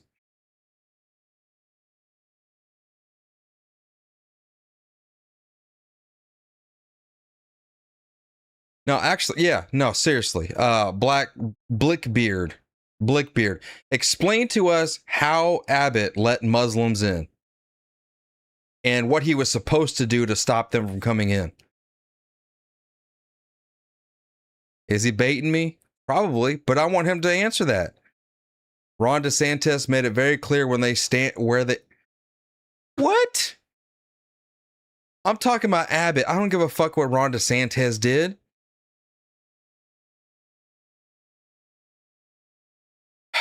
Didn't Ron DeSantis just recently declare them a terrorist organization, like a year after Abbott did it? I know his biggest donor is a Muslim. Guess what? Too fucking bad. And what is that supposed to mean? You know, the people that have the most wealth in this country, most of them are Indian. Like, white people way down at the bottom. Black people right under white people. Hispanic people right under them. Up at the top, foreigners, Muslims, Indians, Asians, everyone else but white, black, and Mexican people have the most wealth in this country. So when you're talking about his biggest donor is a Muslim, yes, because one of the richest people in Texas, an oil tycoon, happens to be a Muslim. And guess what? Where do you think he's going to put his money? You think he's going to donate his money to a Democrat? He's a capitalist. He cares about money. That's why he gives his money to Greg Abbott, who is a conservative that works well with businesses and oil companies and generates massive amounts of wealth in this state. Oh, but simply because he's Muslim and he happens to be giving the most money to Greg Abbott, that means that Greg Abbott is allowing him, this guy that has no ties to CARE or any of these other Muslim brotherhoods, he has no ties to them. As far as we know, it's not on any paperwork or anything like that, because I've looked that up. All right.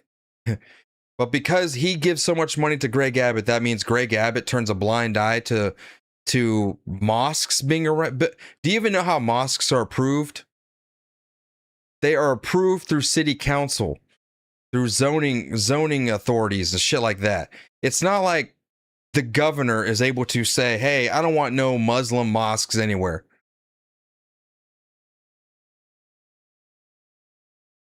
He'd probably be arrested for that. I don't know. Yeah, it doesn't matter if Islam is. It does not matter if Islam is an ideology or not. It does not matter. It's protected under the freedom of religion. Doesn't matter the way we say it. It's whatever it is, it's deemed that way in our Constitution. It just is what it is. Oh, okay. Oh, I'm sorry, the Eagle. I forgot Texas was supposed to hoard all the illegal immigrants in Texas, right? Is that what we were supposed to do? You realize the entire reason they opened up the border wall was to flood Texas with illegal immigrants, give them asylum, and allow them to vote in elections so they can flip Texas blue. That was the whole point of opening the borders wide open. Greg Abbott said, no, fuck that. I'm saving Texas. You sanctuary cities, y'all can have your fucking illegals. And then they're all going bankrupt. All these sanctuary cities, they're all going bankrupt. It was genius. It was the best plan he had ever come up with. Don't simp for Abbott. You know what? I am simping for Abbott. Abbott is my fucking governor. He's the number one governor in this country. If you don't like it, then you can stop following me. Because I will absolutely defend Abbott to the very end. If you don't like it, whatever. Go follow somebody else. Don't follow him. Unsubscribe. Quit your membership. Do whatever you want to do. Yeah, I know Abbott is sketchy. To you, that's because you don't do enough research. Yeah, and you see? Don't worry. Don't worry. Listen, one thing we do got going on here in this state is we got ice. We got ice on tap. All right, where you at? The Eagle, Texas? I'm pretty sure you've donated to the channel before, but guess what? I can't be bought either, so. Goodbye, sir. You've been deported. You can go ahead and kick rocks. Now, who wants to go next? Who want to go next? That's what I thought. We got a malevolent dictatorship in this bitch. Jeffrey, thank you for the flow state and another flow state. Okie dokie acres, thank you for the clock it and the finger heart.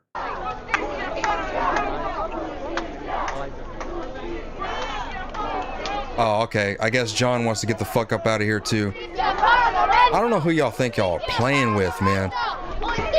Where's he at? This dude said, shut up and let's see the live. How about you go suck my... All right. Later, John. John Doe. His name was John Doe. John Doe.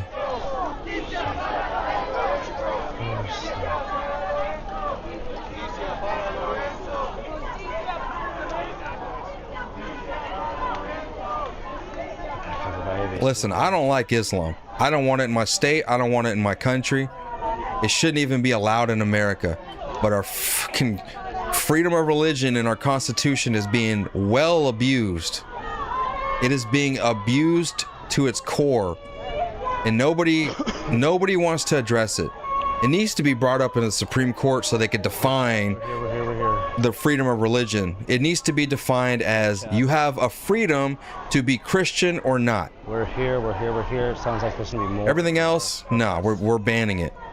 You're either a Christian or you're not. Hit that CashApp, hit that PayPal, hit that like, hit that follow, hit that share, hit that sub. And we'll stay out here. We'll stay out here as long as this goes, chat. We got choppers.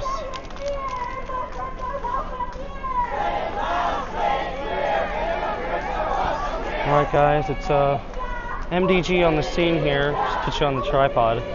He said MDG on the scene. True-bladed Canadian, thank you for the pregnant man emojis. Abbott is a traitor, folks. Yeah. Okay, you can kick rocks too. That's the truth of it. He don't even know what the fuck he's talking about. Saw a couple TikTok videos, now he's an expert. Can't even spell Blackbeard right. Okie dokie acres, thank you for the clock it and the finger heart. I don't know if that's the same one as earlier, but whatever. I got all these super chats on it. Yoda's green wiener, thank you for the flow state. Are all these repeats? Hold on.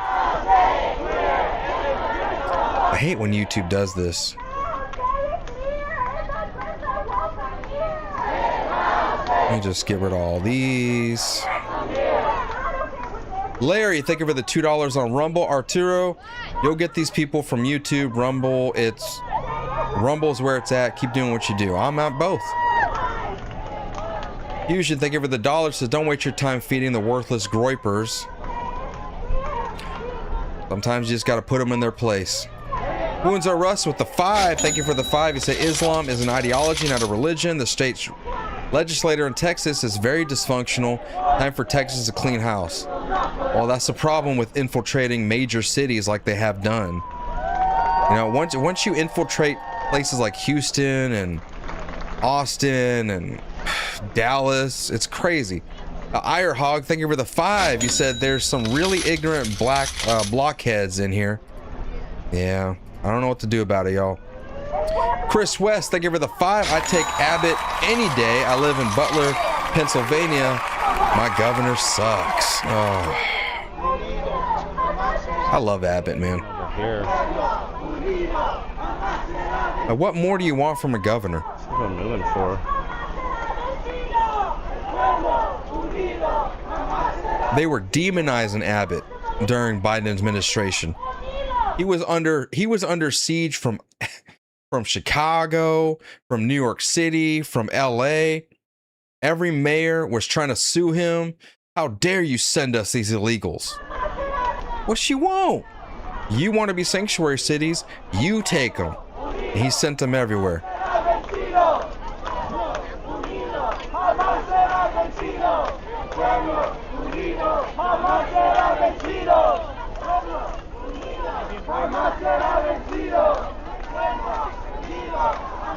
There's a good portion of people going home, it looks like, for the night.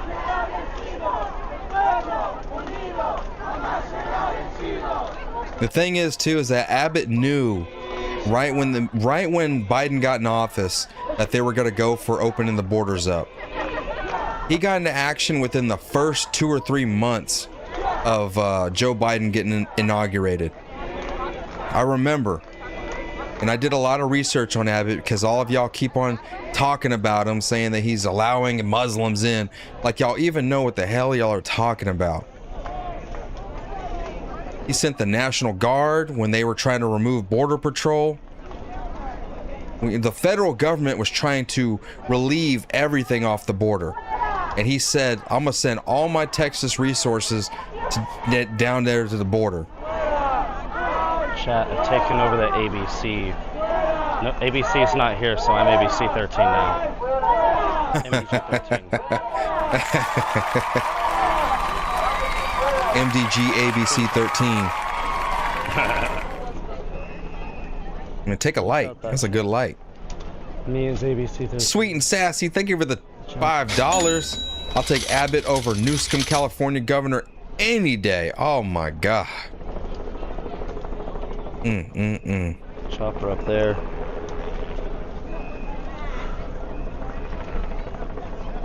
Chopper's getting lower. Probably trying to get a good angle.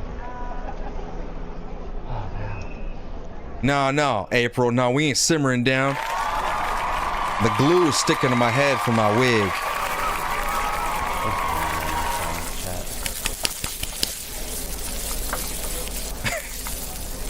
The glue from my wig is seeping into my brain.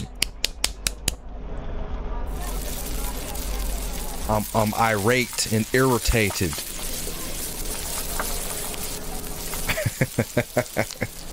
Where are we at? Are we outside of that dude's house? I think we are. I remember seeing those windows earlier. This right here.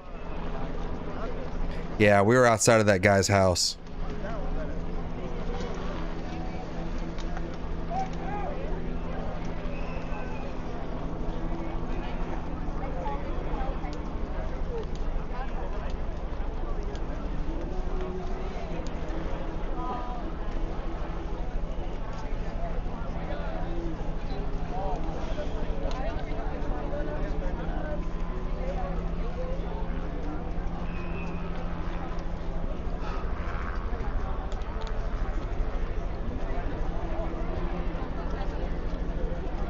Did I hide Aunt Colleen? No. I don't think I can. She's a moderator. Let me double check.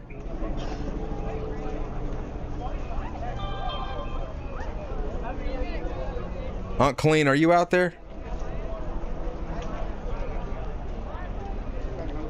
She should be able to unhide herself if that is the case.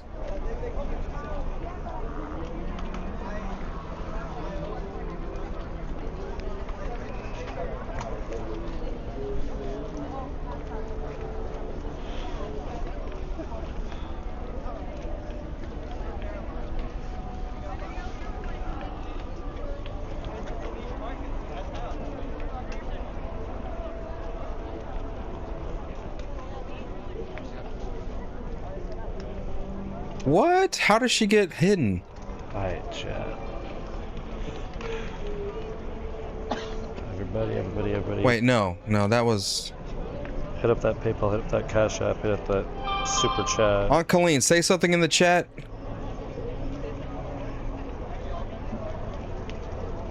Climax is trying to get here? Where's he at? Spam something, say something.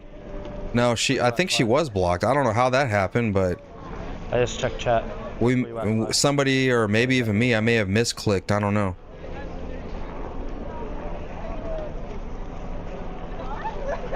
that what they're mad about? Are you trying to reach me? I hit her? Oh, Aunt Colleen, I'm sorry. Oh my goodness, how did that happen?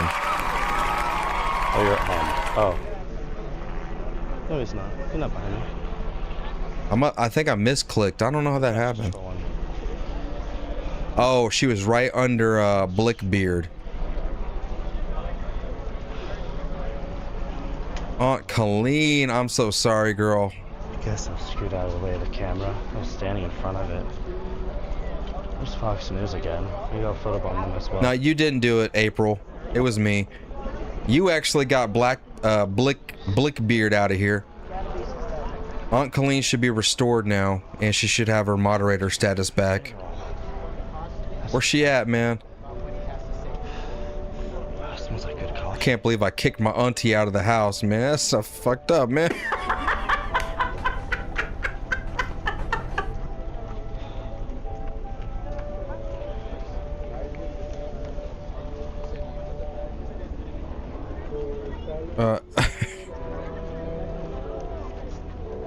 I feel so bad now.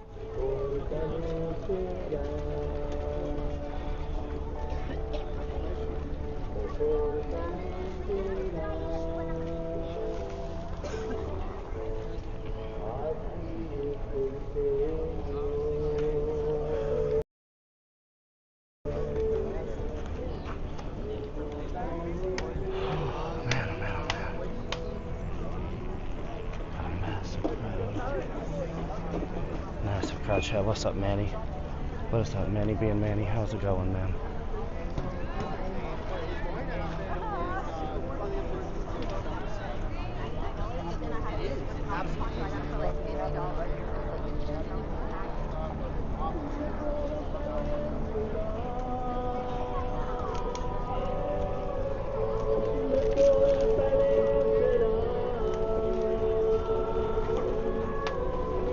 Remember, chat, hit that Cash App, hit that PayPal to keep the party going, chat.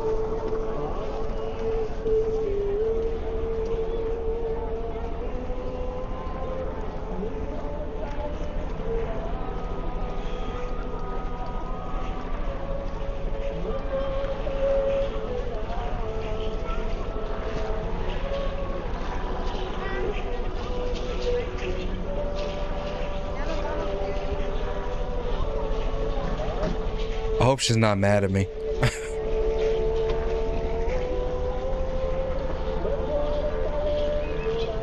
Oh, there she is. I'm back, guys. Sorry, my son came home, got dinner. Oh, she didn't even know what happened. Aunt Colleen don't even know I kicked her. Let me erase this message I just sent her. No, I'm joking. Aunt Colleen, I accidentally banned you from the chat. Banned you from the chat room. But thankfully, who said it? Somebody said that I banned you.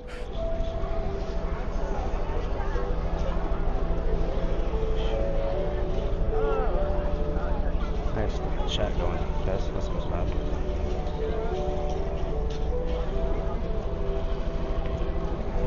Hey, chat showing.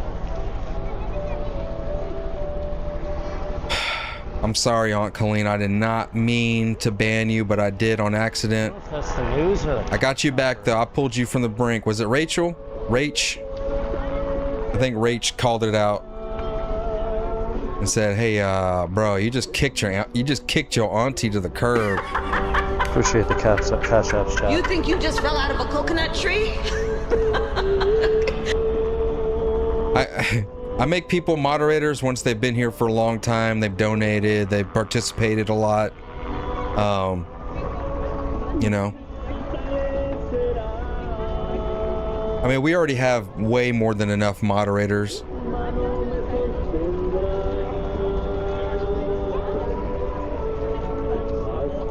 So I give the moderator status to like the people that really show out on this channel, you know.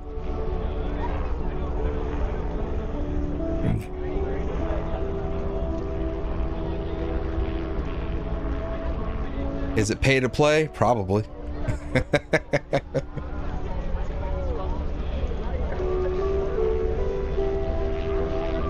Art committed a fascism. Oh my God. You're fired. Oh no. You're fired.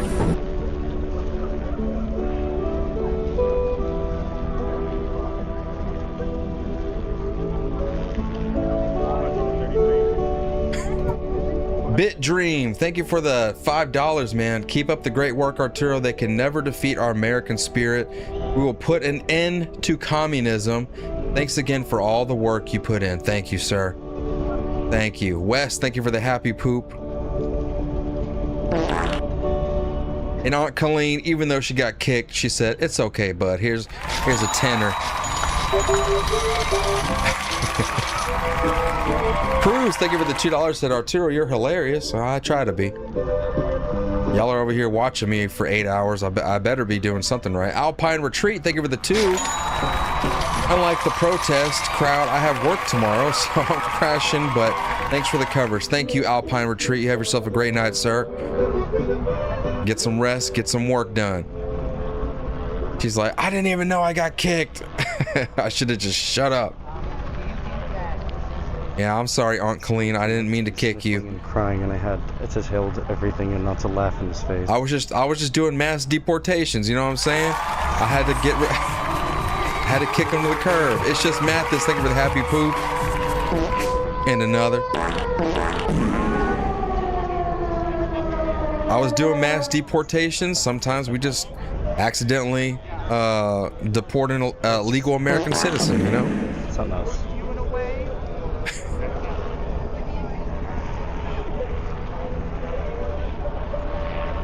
No Colleen, no peace.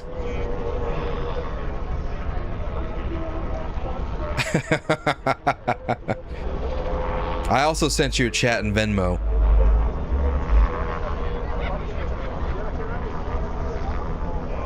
A little bit. I'll check my phone.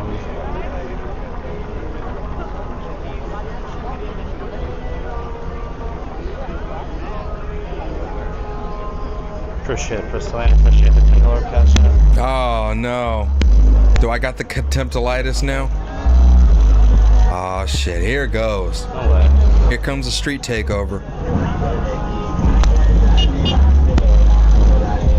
Check his papers, check his glove box. He probably got weed in there. Oh God.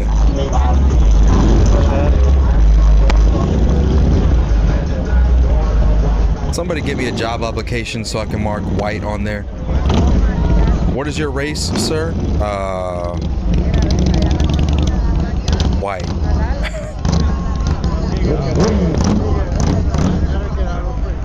Oh, sorry. Who's that? Oh man. Who are you to tell me to get out the road? Wow.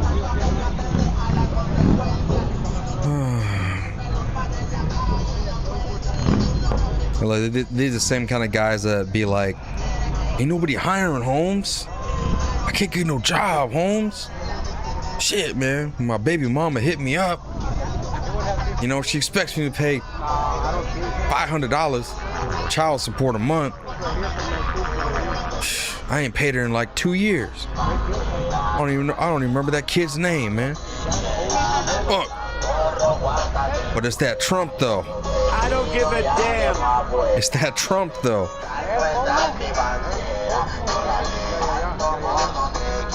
God, gotta do an 8-point turn.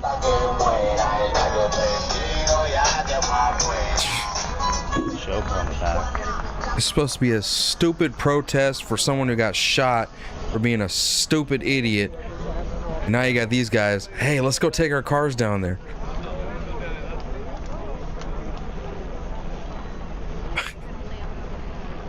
Cindy says I'm a woman hater. Well, you know, the shoe fits. Define woman though, Cindy. I bet you can't. I'm sorry guys, let me get to these cash apps. Oh, we're missing cash apps. Gretchen, thank you for the 5. You said boom. Dropping the hammer over here. Scotty Walker, Scotty, thank you for the 5. You said give them hell, my Texas brother. Oh, you already know it, Scotty. Conrad, thank you for the 5. He said, don't mess with Texas. And James, thank you for the 15. We need some milk. Yes, the guy died. Or not super chats, but big PayPal. The only reason they're even doing all this is because the guy died. So I gotta get the deposit covered and everything. If I stay another night or two, I'm gonna have to change hotel probably to a ghetto one. Danny, thank you for the $2. Notice the difference of their actions when in Texas. Yeah, they don't get out of line. Here's where it might get crazy. The cops. Not yet, anyways. We'll see what happens. You know, Antifa will not come over here at all. They will avoid this place like the plague. Try and move everyone, I think.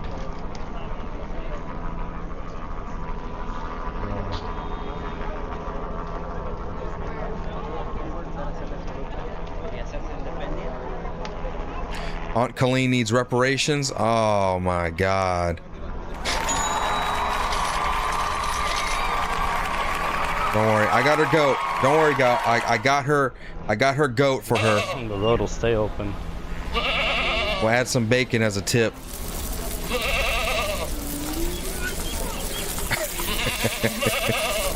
Cindy, thank you for the $2. Says, Arturo, we love you, brother. I love you too, Cindy.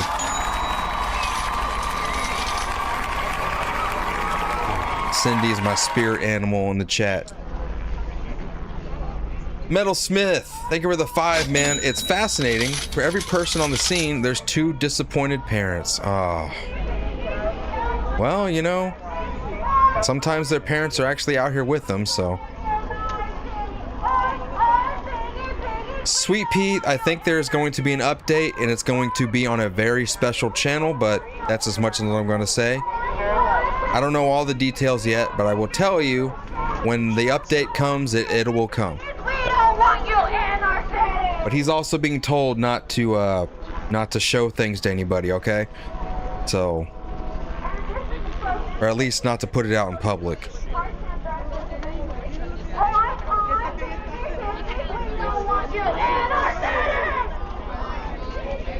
No one cares, lady.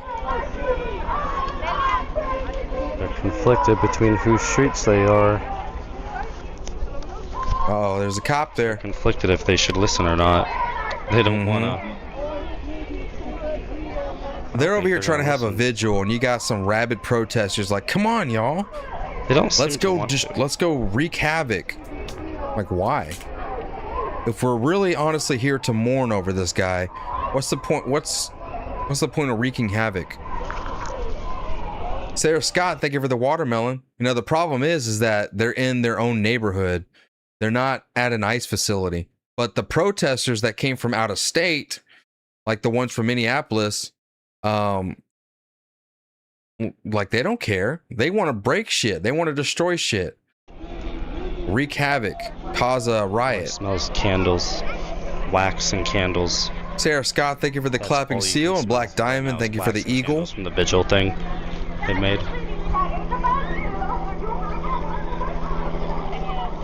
No, right? Please don't listen to police. I want me some Cheeto dust. Car back and until it can squeeze through. They're not going to be able to. They're talking about Shane now. Bayfo USA wife, thank you for the star. Bafo, what's the best way to say fuck around and find out? Bofo. Bafo. Boopa. Oh, I see police lights. KC girl, thank you for the floating heart.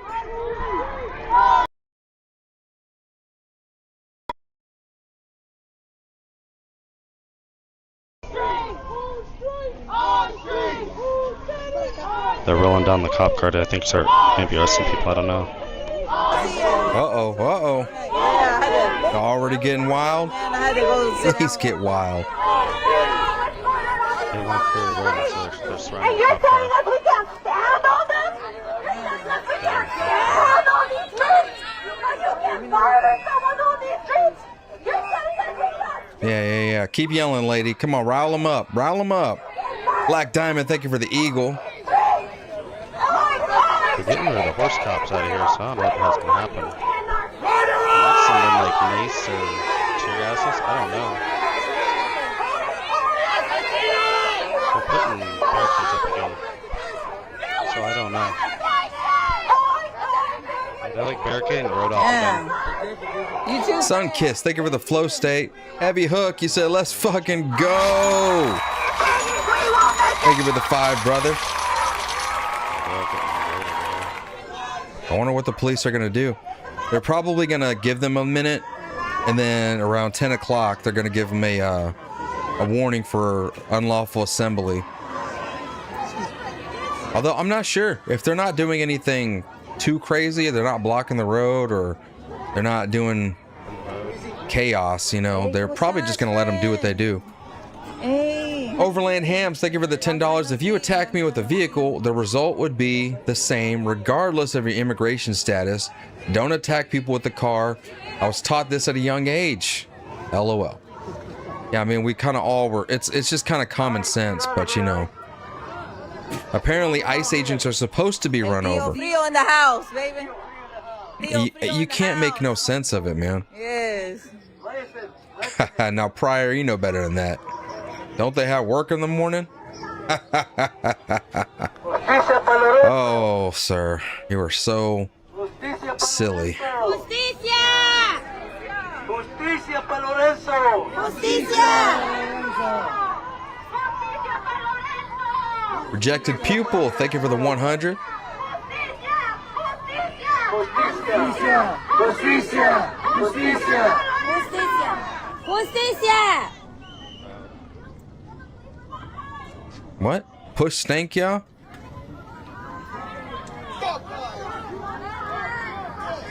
Justice for Lorenzo. He was just trying to evade arrest. He was just trying to flee police that were detaining him. He was just trying to run over a Nazi fascist ICE agent. Friends, I'm gonna get out of here, man. I just want to shout out the kind people. Somebody checked. Oh, come on, lady. You're so lame. Something. Somebody gave me a water. Somebody walked up to me. Yeah, whatever. Shut the hell up. Back to MDG Gaming we go.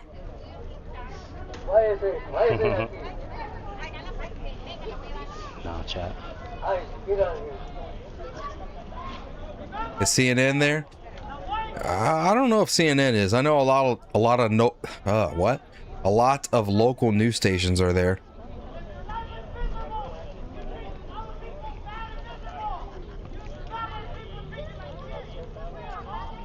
By the way, we got 9 people watching on Kick. Big shout out to all of y'all.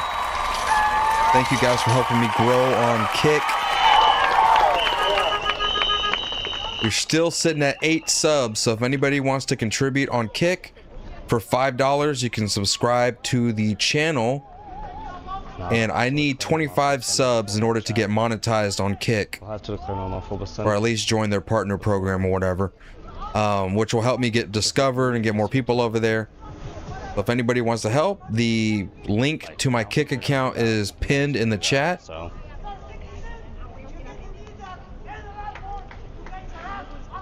Looks like a landscapers convention. Oh, come on. Come on. Looks like an auto zone. Vato zone is what I used to call it.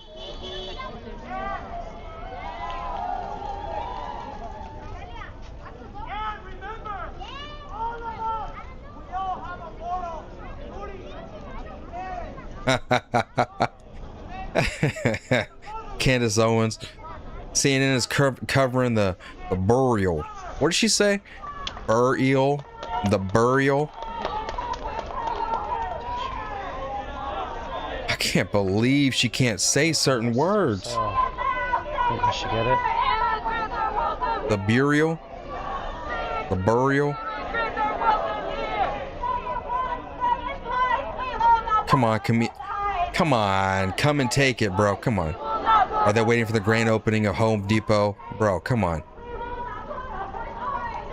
Y'all just being racist now, okay? It's a Lowe's, and you know exactly it. You know it's a Lowe's, okay? The YMs are coming out, chat. Don't nobody give a fuck about no AutoZone. I mean, Home Depot. It's all about the lows, baby. Cruz, thank you for the $2. You said Arturo.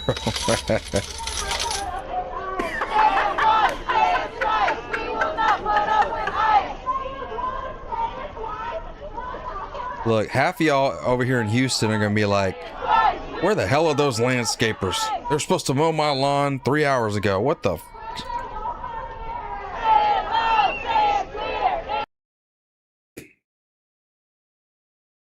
Jesus, I told you to come here Wednesday morning.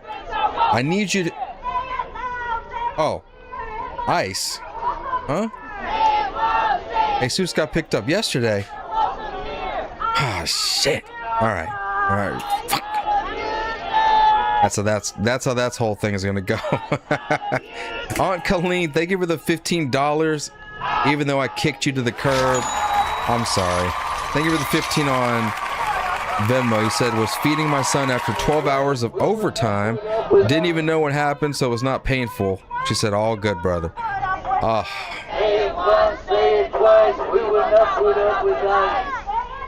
Jesus. Why? Why, Jesus? Why? Now I gotta call Juan. He always does a shitty job. He's always high as a kite. Sometimes I'm pretty sure he's stealing some of my Miracle Grow out the bag, so he can go do his weed operation or whatever.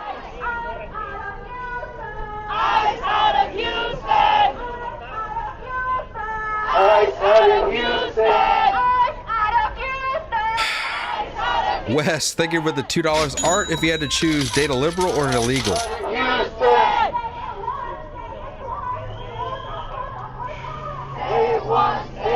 Screenshot that. Shit, I don't know. I'd go with the liberal. I'd go with the liberal. I could tame her. I could fix her.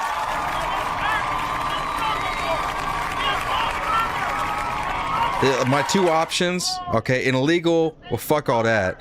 But a liberal, there's two things that are going to happen. Either she's going to change and she's going to follow me and I'll fix her, or she's just going to leave and I don't have to worry about her ass anymore. Because the moment she starts talking that bullshit, the moment she starts talking about that, Donald Trump is such a what? Yeah, see that door over there? Bye. Arturo Mace face? Nah. Nope. No, I would just rather be single. A liberal changing? I ain't even gonna lie. My wife was on the liberal side. She had the septum piercing. Ooh. If it wasn't for my wife talking about the pink tax back in 2020, I don't think I would have researched liberalism. I don't think I would have researched politics. I remember my wife talking to me one day. I picked her up and she was complaining about the fact that women products cost more and something about the pink tax. And I'm like, yeah, that's crazy. I can't believe that. And she's like, yeah, and women don't even get paid that much. We got a wage gap. And I'm like, yeah, that's crazy, you know? And then I got to thinking, I'm like, why am I agreeing? Do I know anything about that? No. But by default, I was agreeing with what she was saying. And then I started going down a rabbit hole. Then I started figuring out what feminism was. Understanding how it destroyed this planet Earth, honestly. And then I started watching Jordan Peterson and all these other people talking about the wage gap and the pink tax and all that. And I was like, well, this ain't real. What's she talking about? And why did I agree with it? And right around that time is when she was pregnant with our son, and like that's when I really started researching politics. And then COVID happened, and I saw all the BLM riots, I actually wanted to go out there and protest with them. Because I was working at a hotel, and a lot of the BLM riots were walking down the street where my hotel was, and it's kind of near downtown Dallas, not in downtown, but near it. And there was a lot of protests walking up and down the street, and I was like, oh, yeah, let me go join them, you know? I never did, but I wanted to. But then I started doing more and more research. In 2016, I was supposed to go vote for Hillary, but I wanted to smoke weed instead, so I just didn't vote. But I was definitely going to. But my wife, she was pretty liberal too, a couple years ago. But I changed. I fixed myself. I did research. I became educated. I went down a certain pathway. She was watching me change. She was asking me questions. I was challenging some of the things she said. I never told my wife, you have to be conservative. No. You have to change your ways. I'm changing, so you have to follow me. No, I focused on me. I grew. I focused on YouTube, my career, my job, making more money, hustling and grinding. She just followed along, which is what a wife is supposed to do. Follow your man. And so over time, she started to change. She finally got rid of the septum piercing. I remember the day she took it off, and I was just like, there you are. There's the woman I fell in love with. Because I told her I didn't want her to have a septum piercing. Then one day, she just shows up, and she's got a septum piercing. And I'm like, what is that? She's like, oh, I wanted to get it done. I'm like, I know, you had to go have your sister take you to go get it done. Instead of like listening to me and understanding that I didn't want her to have it. So she rebelled. She was a liberal. And I was like, okay, fine. You want to do that? I'm gonna focus on me. I'm gonna do my shit. And I did. And things adjusted. Now things have been, I mean, we are more aligned than ever. You know, now she actually sees conservative videos and stuff on her ex account. She's been sucked into the algorithm. So she's getting the good brainwashing now. But does she know TWAM? What the hell is TWAM?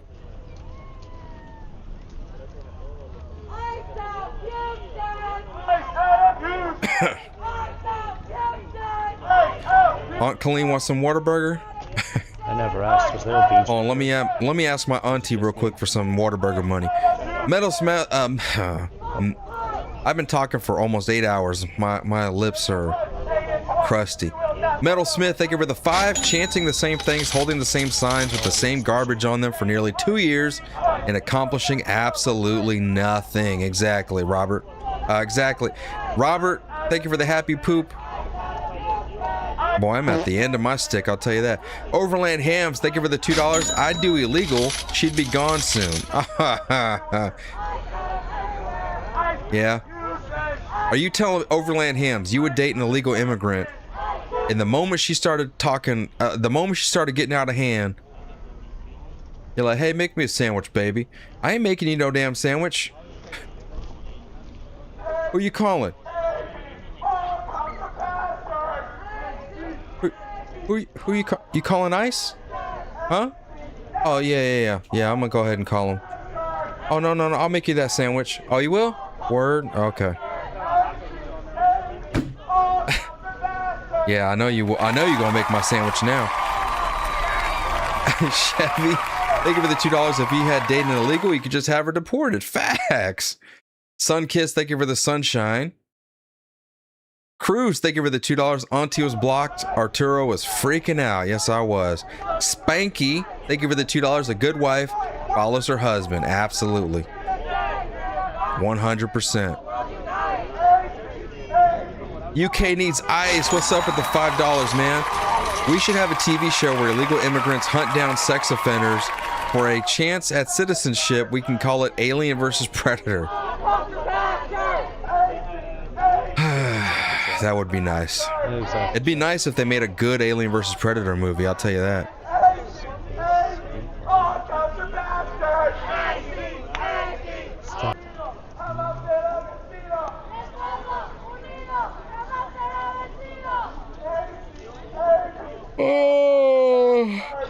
Oh, most of these people went home. Where's the detention center located in Houston?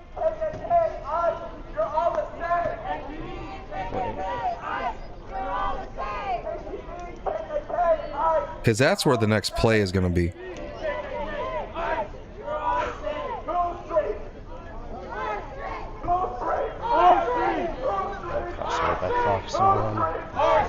ABC.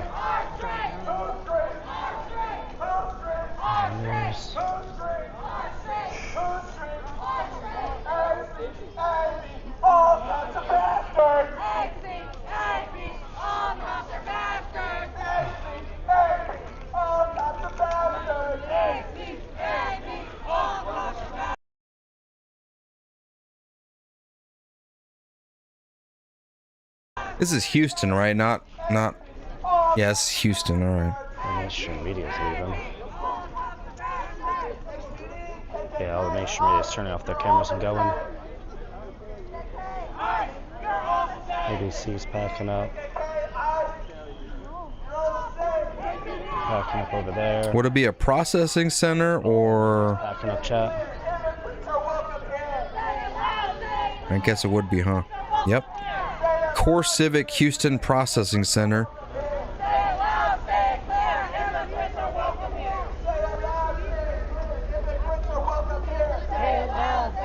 No. I meant 4-hour drive. Shit.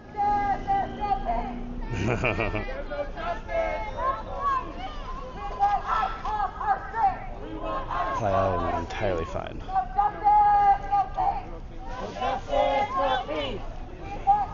Oh yeah, that looks like a good battleground.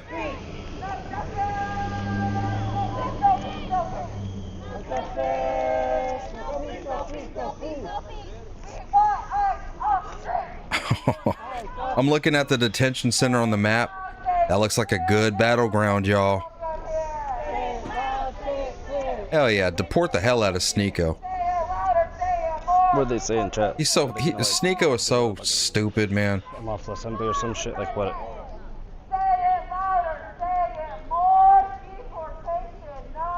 What?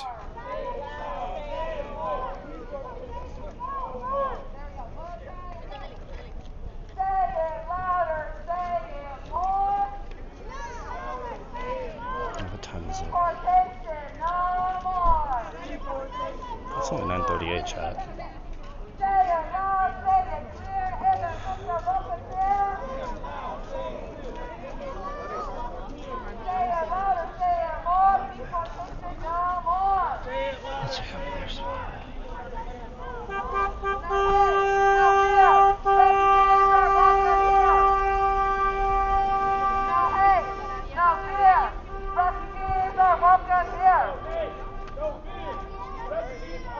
Yeah. No hate. Right down no there. Fear. Immigrants are welcome here. No hate. No fear. And right down there. No hate. No fear. Basically either end. Immigrants are welcome here. They're out. And so. Immigrants are welcome here. But immigrants are under attack. And immigrants are under attack. What do we do? Fight back. Ah, damn it. When immigrants are under attack, what do we do? When immigrants are under attack, what do we do? When immigrants are under attack, what do we do? When immigrants are under Check it out. attack, what do we do? ICE detention center. All right. Immigrants are welcome. Got public parking lot. There's the fence where ICE goes in and out. No fear. Refugees. This is where the protesters would be. That's a good battleground right there. No more violence. No Hell more yeah. lies. I can see this street right here filled to the brim. Liberals laying the street. Time for us to say goodbye. No more violence, no more lies. No parking, as there's a car parked right there.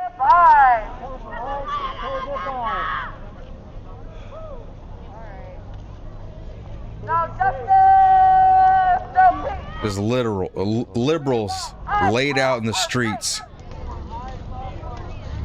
No justice, no peace. We want us off our streets. They could put their little tents up over here. No peace, no peace, no peace. Yep, this would be where the tents would be. We want us off our streets. Everyone would be parking over there or up and down the street. Off our streets. We want us off our streets. We want us off our streets. That's a good battleground right there.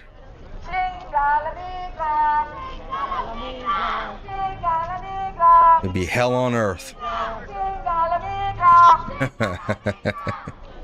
That's Houston. Houston's ICE detention center. I wonder if that's where they're gonna go tomorrow.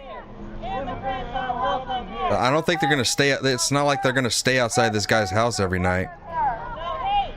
Yeah, new map unlocked. We got some new DLC. What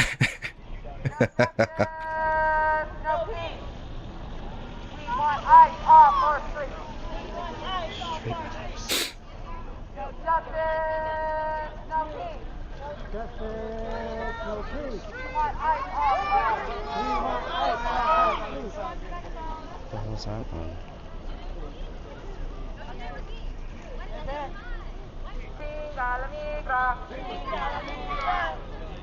By the way, if you guys have not already, please hit that like button. And we've been live for 8 hours now, just about. Ooh, we got 7 more super chats to. Oh, the goal ended. Oh man. Okay, well, don't forget to support the stream.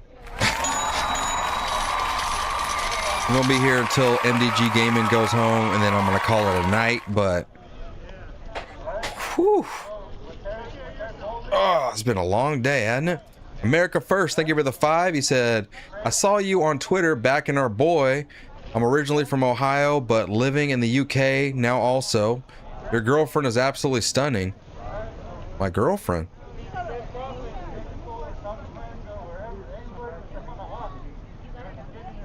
My wife? She doesn't have well,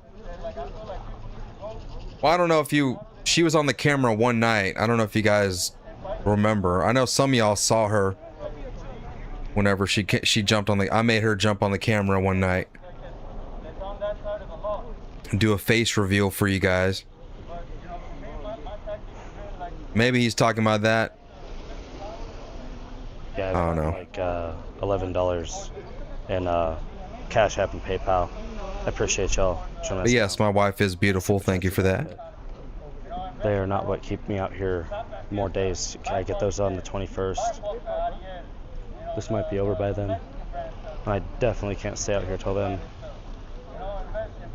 I appreciate y'all tuning in, chilling, chatting, hanging out, hitting the like, follow, share, subscribe. But yeah, what happened to Al Green? Keep us out here for more days. Boy, came and went. Got his little photo op and dipped. Got his little photo op and dipped out. No! Organize! The best thing you can do is organize! Not really, Clive. I really can't though, but you'll understand why. But I can't. UK Ice Girl. Are they?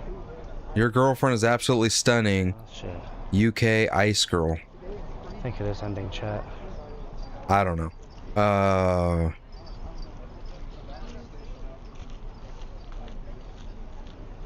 I know, right? Don't tell his wife about the girlfriend. Come on, man. Supposed to be looking out for your brothers. For your brother. Robert, thank you for the happy poop. It seems like it's ending out. Sun Kiss, thank you for the sunshine. work for the night.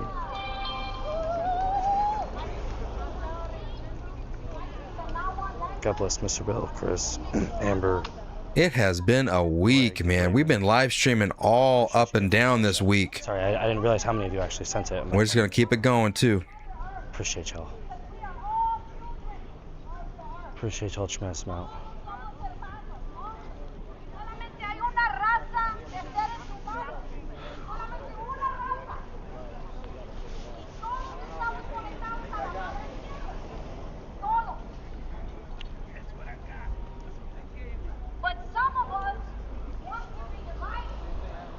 More than anything, though, I've been needing a protest to pop up. Channel's been struggling the past couple days. I'm sorry, the past couple weeks. I do got to give y'all a shout out, though, man. If it wasn't for y'all and y'all's contributions with super chats and stuff, man, this channel would be hurting. YouTube is over here trying to suppress me. But because of y'all just pulling through and funding the channel, man, I can't thank y'all enough. So big shout out to the Daily Discourse family. We've lost 500 subscribers in the past 28 days. Little stock radio struggling for life. Yeah, man. You guys have been awesome, and I can't thank y'all enough, man.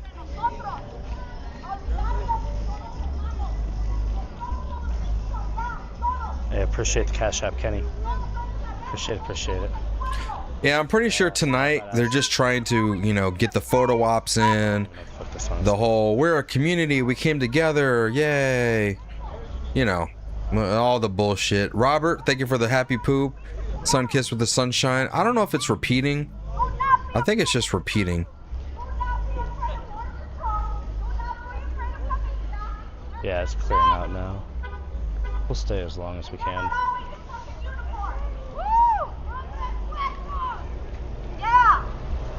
But yeah, they got the little photo ops. They did their thing. Now they're gonna be on the news tomorrow. The community really came together. Even in a red state like Texas, the community still disagrees with ICE. You could really tell that the tides are turning against Donald Trump. Out here, the later it gets. Yeah, it's just all for fucking propaganda. Lower your windows. We don't have to talk to cops, Border Patrol. We don't have to talk to nobody.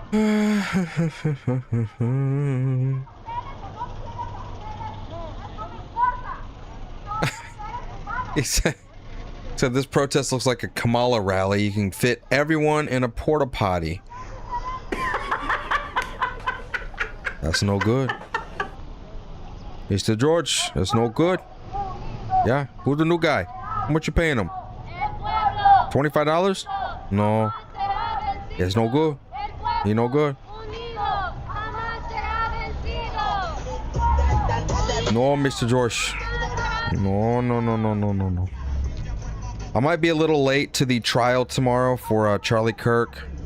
We got to go to the grocery store in the morning, grab some groceries, do some stuff. I got to mow my lawn in the morning. But we're going to be covering the Charlie Kirk trial tomorrow. As soon as as early as I possibly can, guys. So I'm going to wake up early and do what I got to do. And try to, I don't know, it's a barbershop. Maybe it's for sale. Maybe it was a barbershop. Try to get on here as early as possible. And we'll catch all the Charlie Kirk stuff. And if they do reveal a video before I get on, we'll go back, we'll rewind it, and we'll watch the video. Like his confession is supposed to come out tomorrow. UK needs ice. Thank you, brother, for the 5. He said, I hope he isn't talking about me. You need to search for my girl. Some weird shit. Yeah, I didn't understand that. All right, but, you know. We're not done yet. We're not leaving yet. Hold on. Whoa, wait a minute. Y'all are like, all right, Arturo, stay safe. Good night. Oh, whoa, wait a minute. We didn't. Somebody once asked Donald Trump. Guys, we ain't doing that just yet. Hold on. Wait a minute. I still need more super chats.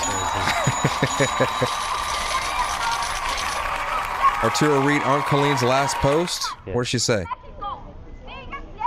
She said, Cindy girl, God bless you. I live in a super chill town. It's my crazy dog who hates other dogs is the issue. Blue healers are good balls. Ice, you don't belong here, Ice. What? Ice, you don't belong here. This is our city. This is our city. Fuck off, pig! Ice, fight. Ah, there it is. Those are the guys. She said, I'll be back. Gotta walk the dog. See you all soon. Don't kick me out if I get another Whataburger. Oh my God. I'm never gonna live that. She's never gonna let me live that down. Parked Pack-led Scholar. Thank you for the $5. Thank you for your coverage, Arturo. Others are just riding your coattails. It's okay. My coattails are long. Everyone can hop on these nuts. I mean, I'm sorry. I'm sorry, ladies. Everyone can hop on these coattails. And these nuts.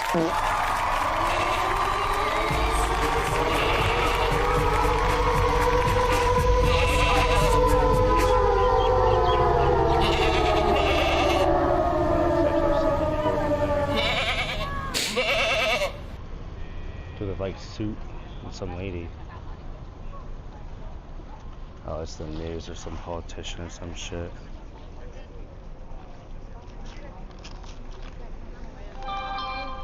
Appreciate the PayPal, Robin.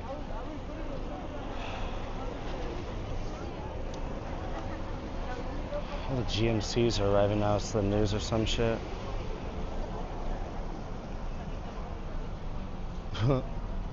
Like 3 GMCs legit all just rolled up. Either feds or news. Wild. Wild, wild. Ply? What? Al Green already left, but we walked right past him earlier. Al Green's like 80 or 70. He's not doing the whole march, you guys. I know things are wrapping up and there's much more few of us here tonight. I think folks should stay as long as they want to. I think people should stay all night if they want to. No one has to leave either our streets. No one gets to tell us when we can come and when we can go and when we can protest or when we can't protest and how to protest. Appreciate the 40 buckaroos. Ah, Greg Abbott lost his dog today. Country boys, I would need $5,000 dono. And there is no amount of protesting and screaming. That makes me sad. He lost his first puppy. Oh. He needs some milk! Appreciate the 10 buckaroos, Mindy. Kenny, all you guys. That is what happens when someone is murdered.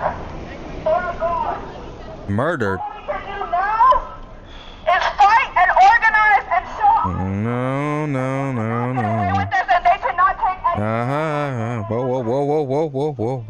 People here today who talked about law and order. People who talked about voting.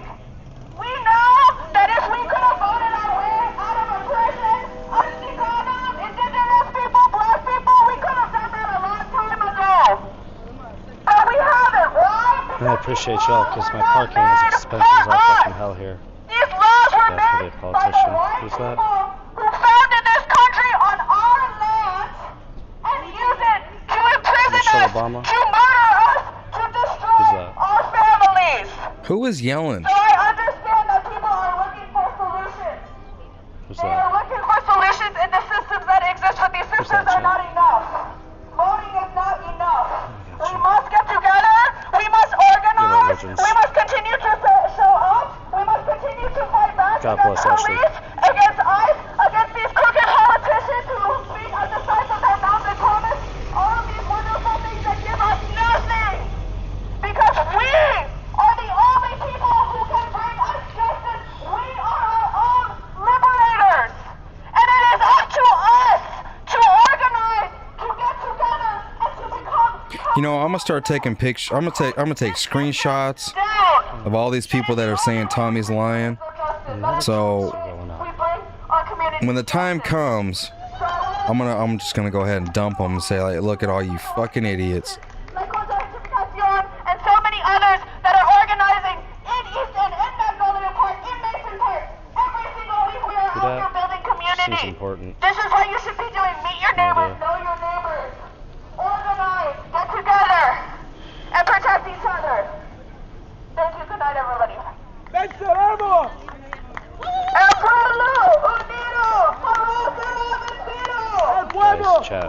Chat. My balls are itching and I don't want to pull them. What are they protesting now? Oh my god. Oh, Griffey. I'll put videos out about it tomorrow, but... Chat, what do I do? Illegal alien tried to run over an ICE agent, got shot, died. And so now they're out here praising and mourning the illegal criminal.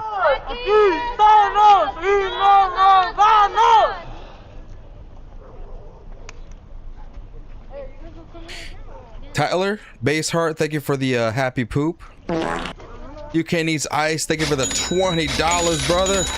Thanks for everything over the past month or two. You've been an absolute gem and a real help. Thank you for all the lives and moments that have helped me out. Much love to you, the chat, and everyone involved. And that is why I do what I do, y'all. If I can do anything for anybody, you know, or if the work I put in actually helps people in any way, shape, or form, then that's all I can hope for, you know? Huh? Pretty sure. Yeah. Don't see why not. A lot of spots.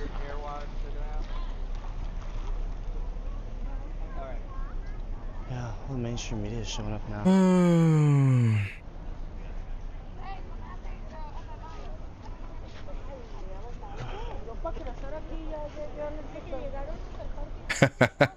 How about thanks, white people, for letting me clean your house? Tomorrow night? I know, that's right. Here again tomorrow night? A whole week? 'Cause I heard him say the city hall next week. And so... Yeah, Ken, they're just so dumb. They're saying he faked it so he can ask for more money. Thank you. Thank you for the information. Yeah, I guess it's gonna be a week, guys. I can't stay a week, but I can stay a couple more nights if y'all hit up that Super Chat, Cash App, PayPal, all the above. I think it's the media leaves, we'll leave.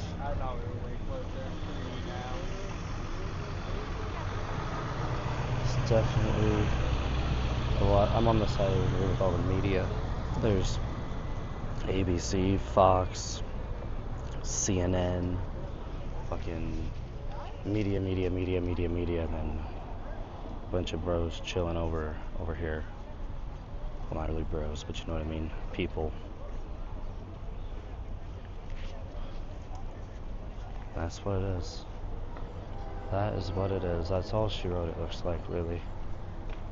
That is all it really looks like she wrote. It's like... UK needs ice. Thank you for the 5. He said, have a good sleep, Arturo and chat. Stay safe, stay blessed, and rest well. So... I think we will. Gonna be a good night's sleep tonight, I'll tell you that. Yeah. Jeffrey, thank you for the 5 on Cash App. Ashley and Jeff, back in action. Love you, bro. Thank you, Ashley and Jeff.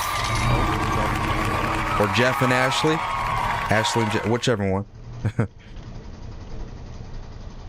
think their car died over there. Uh-oh.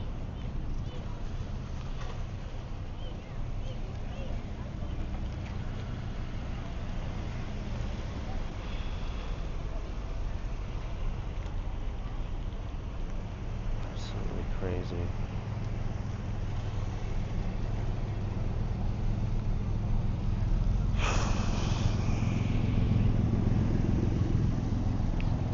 So that's what is there.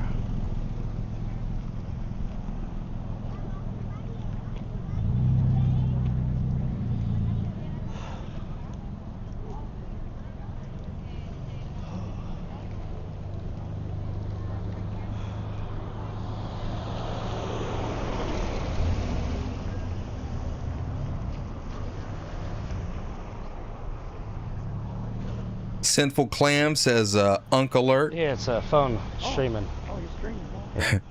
They need to step it up out there. They're not going to do nothing tonight. Yeah, This is their vigil, their mourning period. Same like how they have the backpack. This is for the news conference to say that they peacefully protested last night, peacefully marched. Sometimes this, like when I was going down the road down there in the middle of all the people, it drops connection sometimes, but yeah, those backpacks are also $800 a month. Yeah.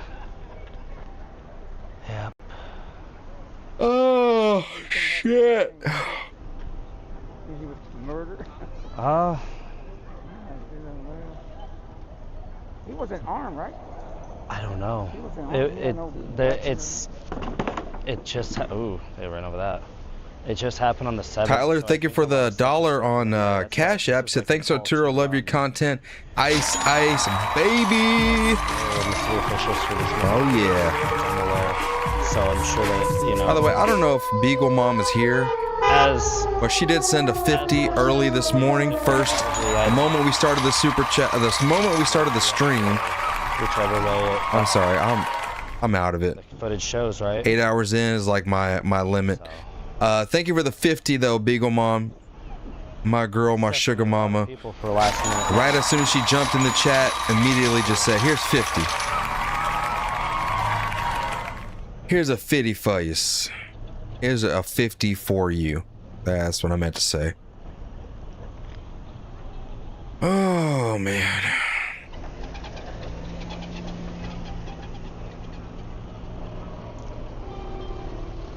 Yeah, if any of you guys can, hit that Cash App. Help out MDG Gaming. He's going to be out there for us. Not specifically for us, but I mean, you know, he's going to be out there for us to watch and view this glorious rioting when it does take place. What is this? I recognize her. Is that a representative of some sort? Somebody come out here to get some Scooby snacks? With the white hat? Her with the white hat. Look at the photo op, y'all. In the Al Green was here. Witness the photo op. Yeah, Al Green was here earlier. I walked past him. He was up in the front. How about Sylvia Garcia? Was she here? I'm not sure. There was quite a few. Alex Stein. You know, Alex Stein is in Dallas, Texas. And people are flying in. So it's probably going to be one of those as the days go on. Maria, I have no idea. I'm over here 35 and just... Oh, that's pretty wild. Dying. I don't know how he does it. Oh. The first time I ever heard that. Yeah, usually it's the other way around or something like that. That's wild. Well, we'll see how it goes.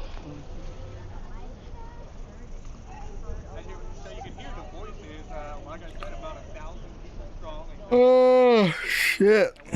I'm ready for bed. What is up, Chris? What is up? What is up? That's 13. Yeah.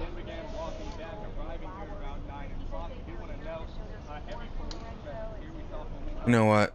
Let's do this.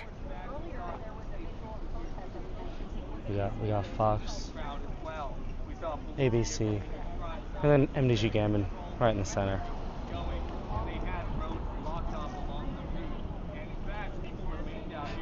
Get the screenshot for the profile pic, you know.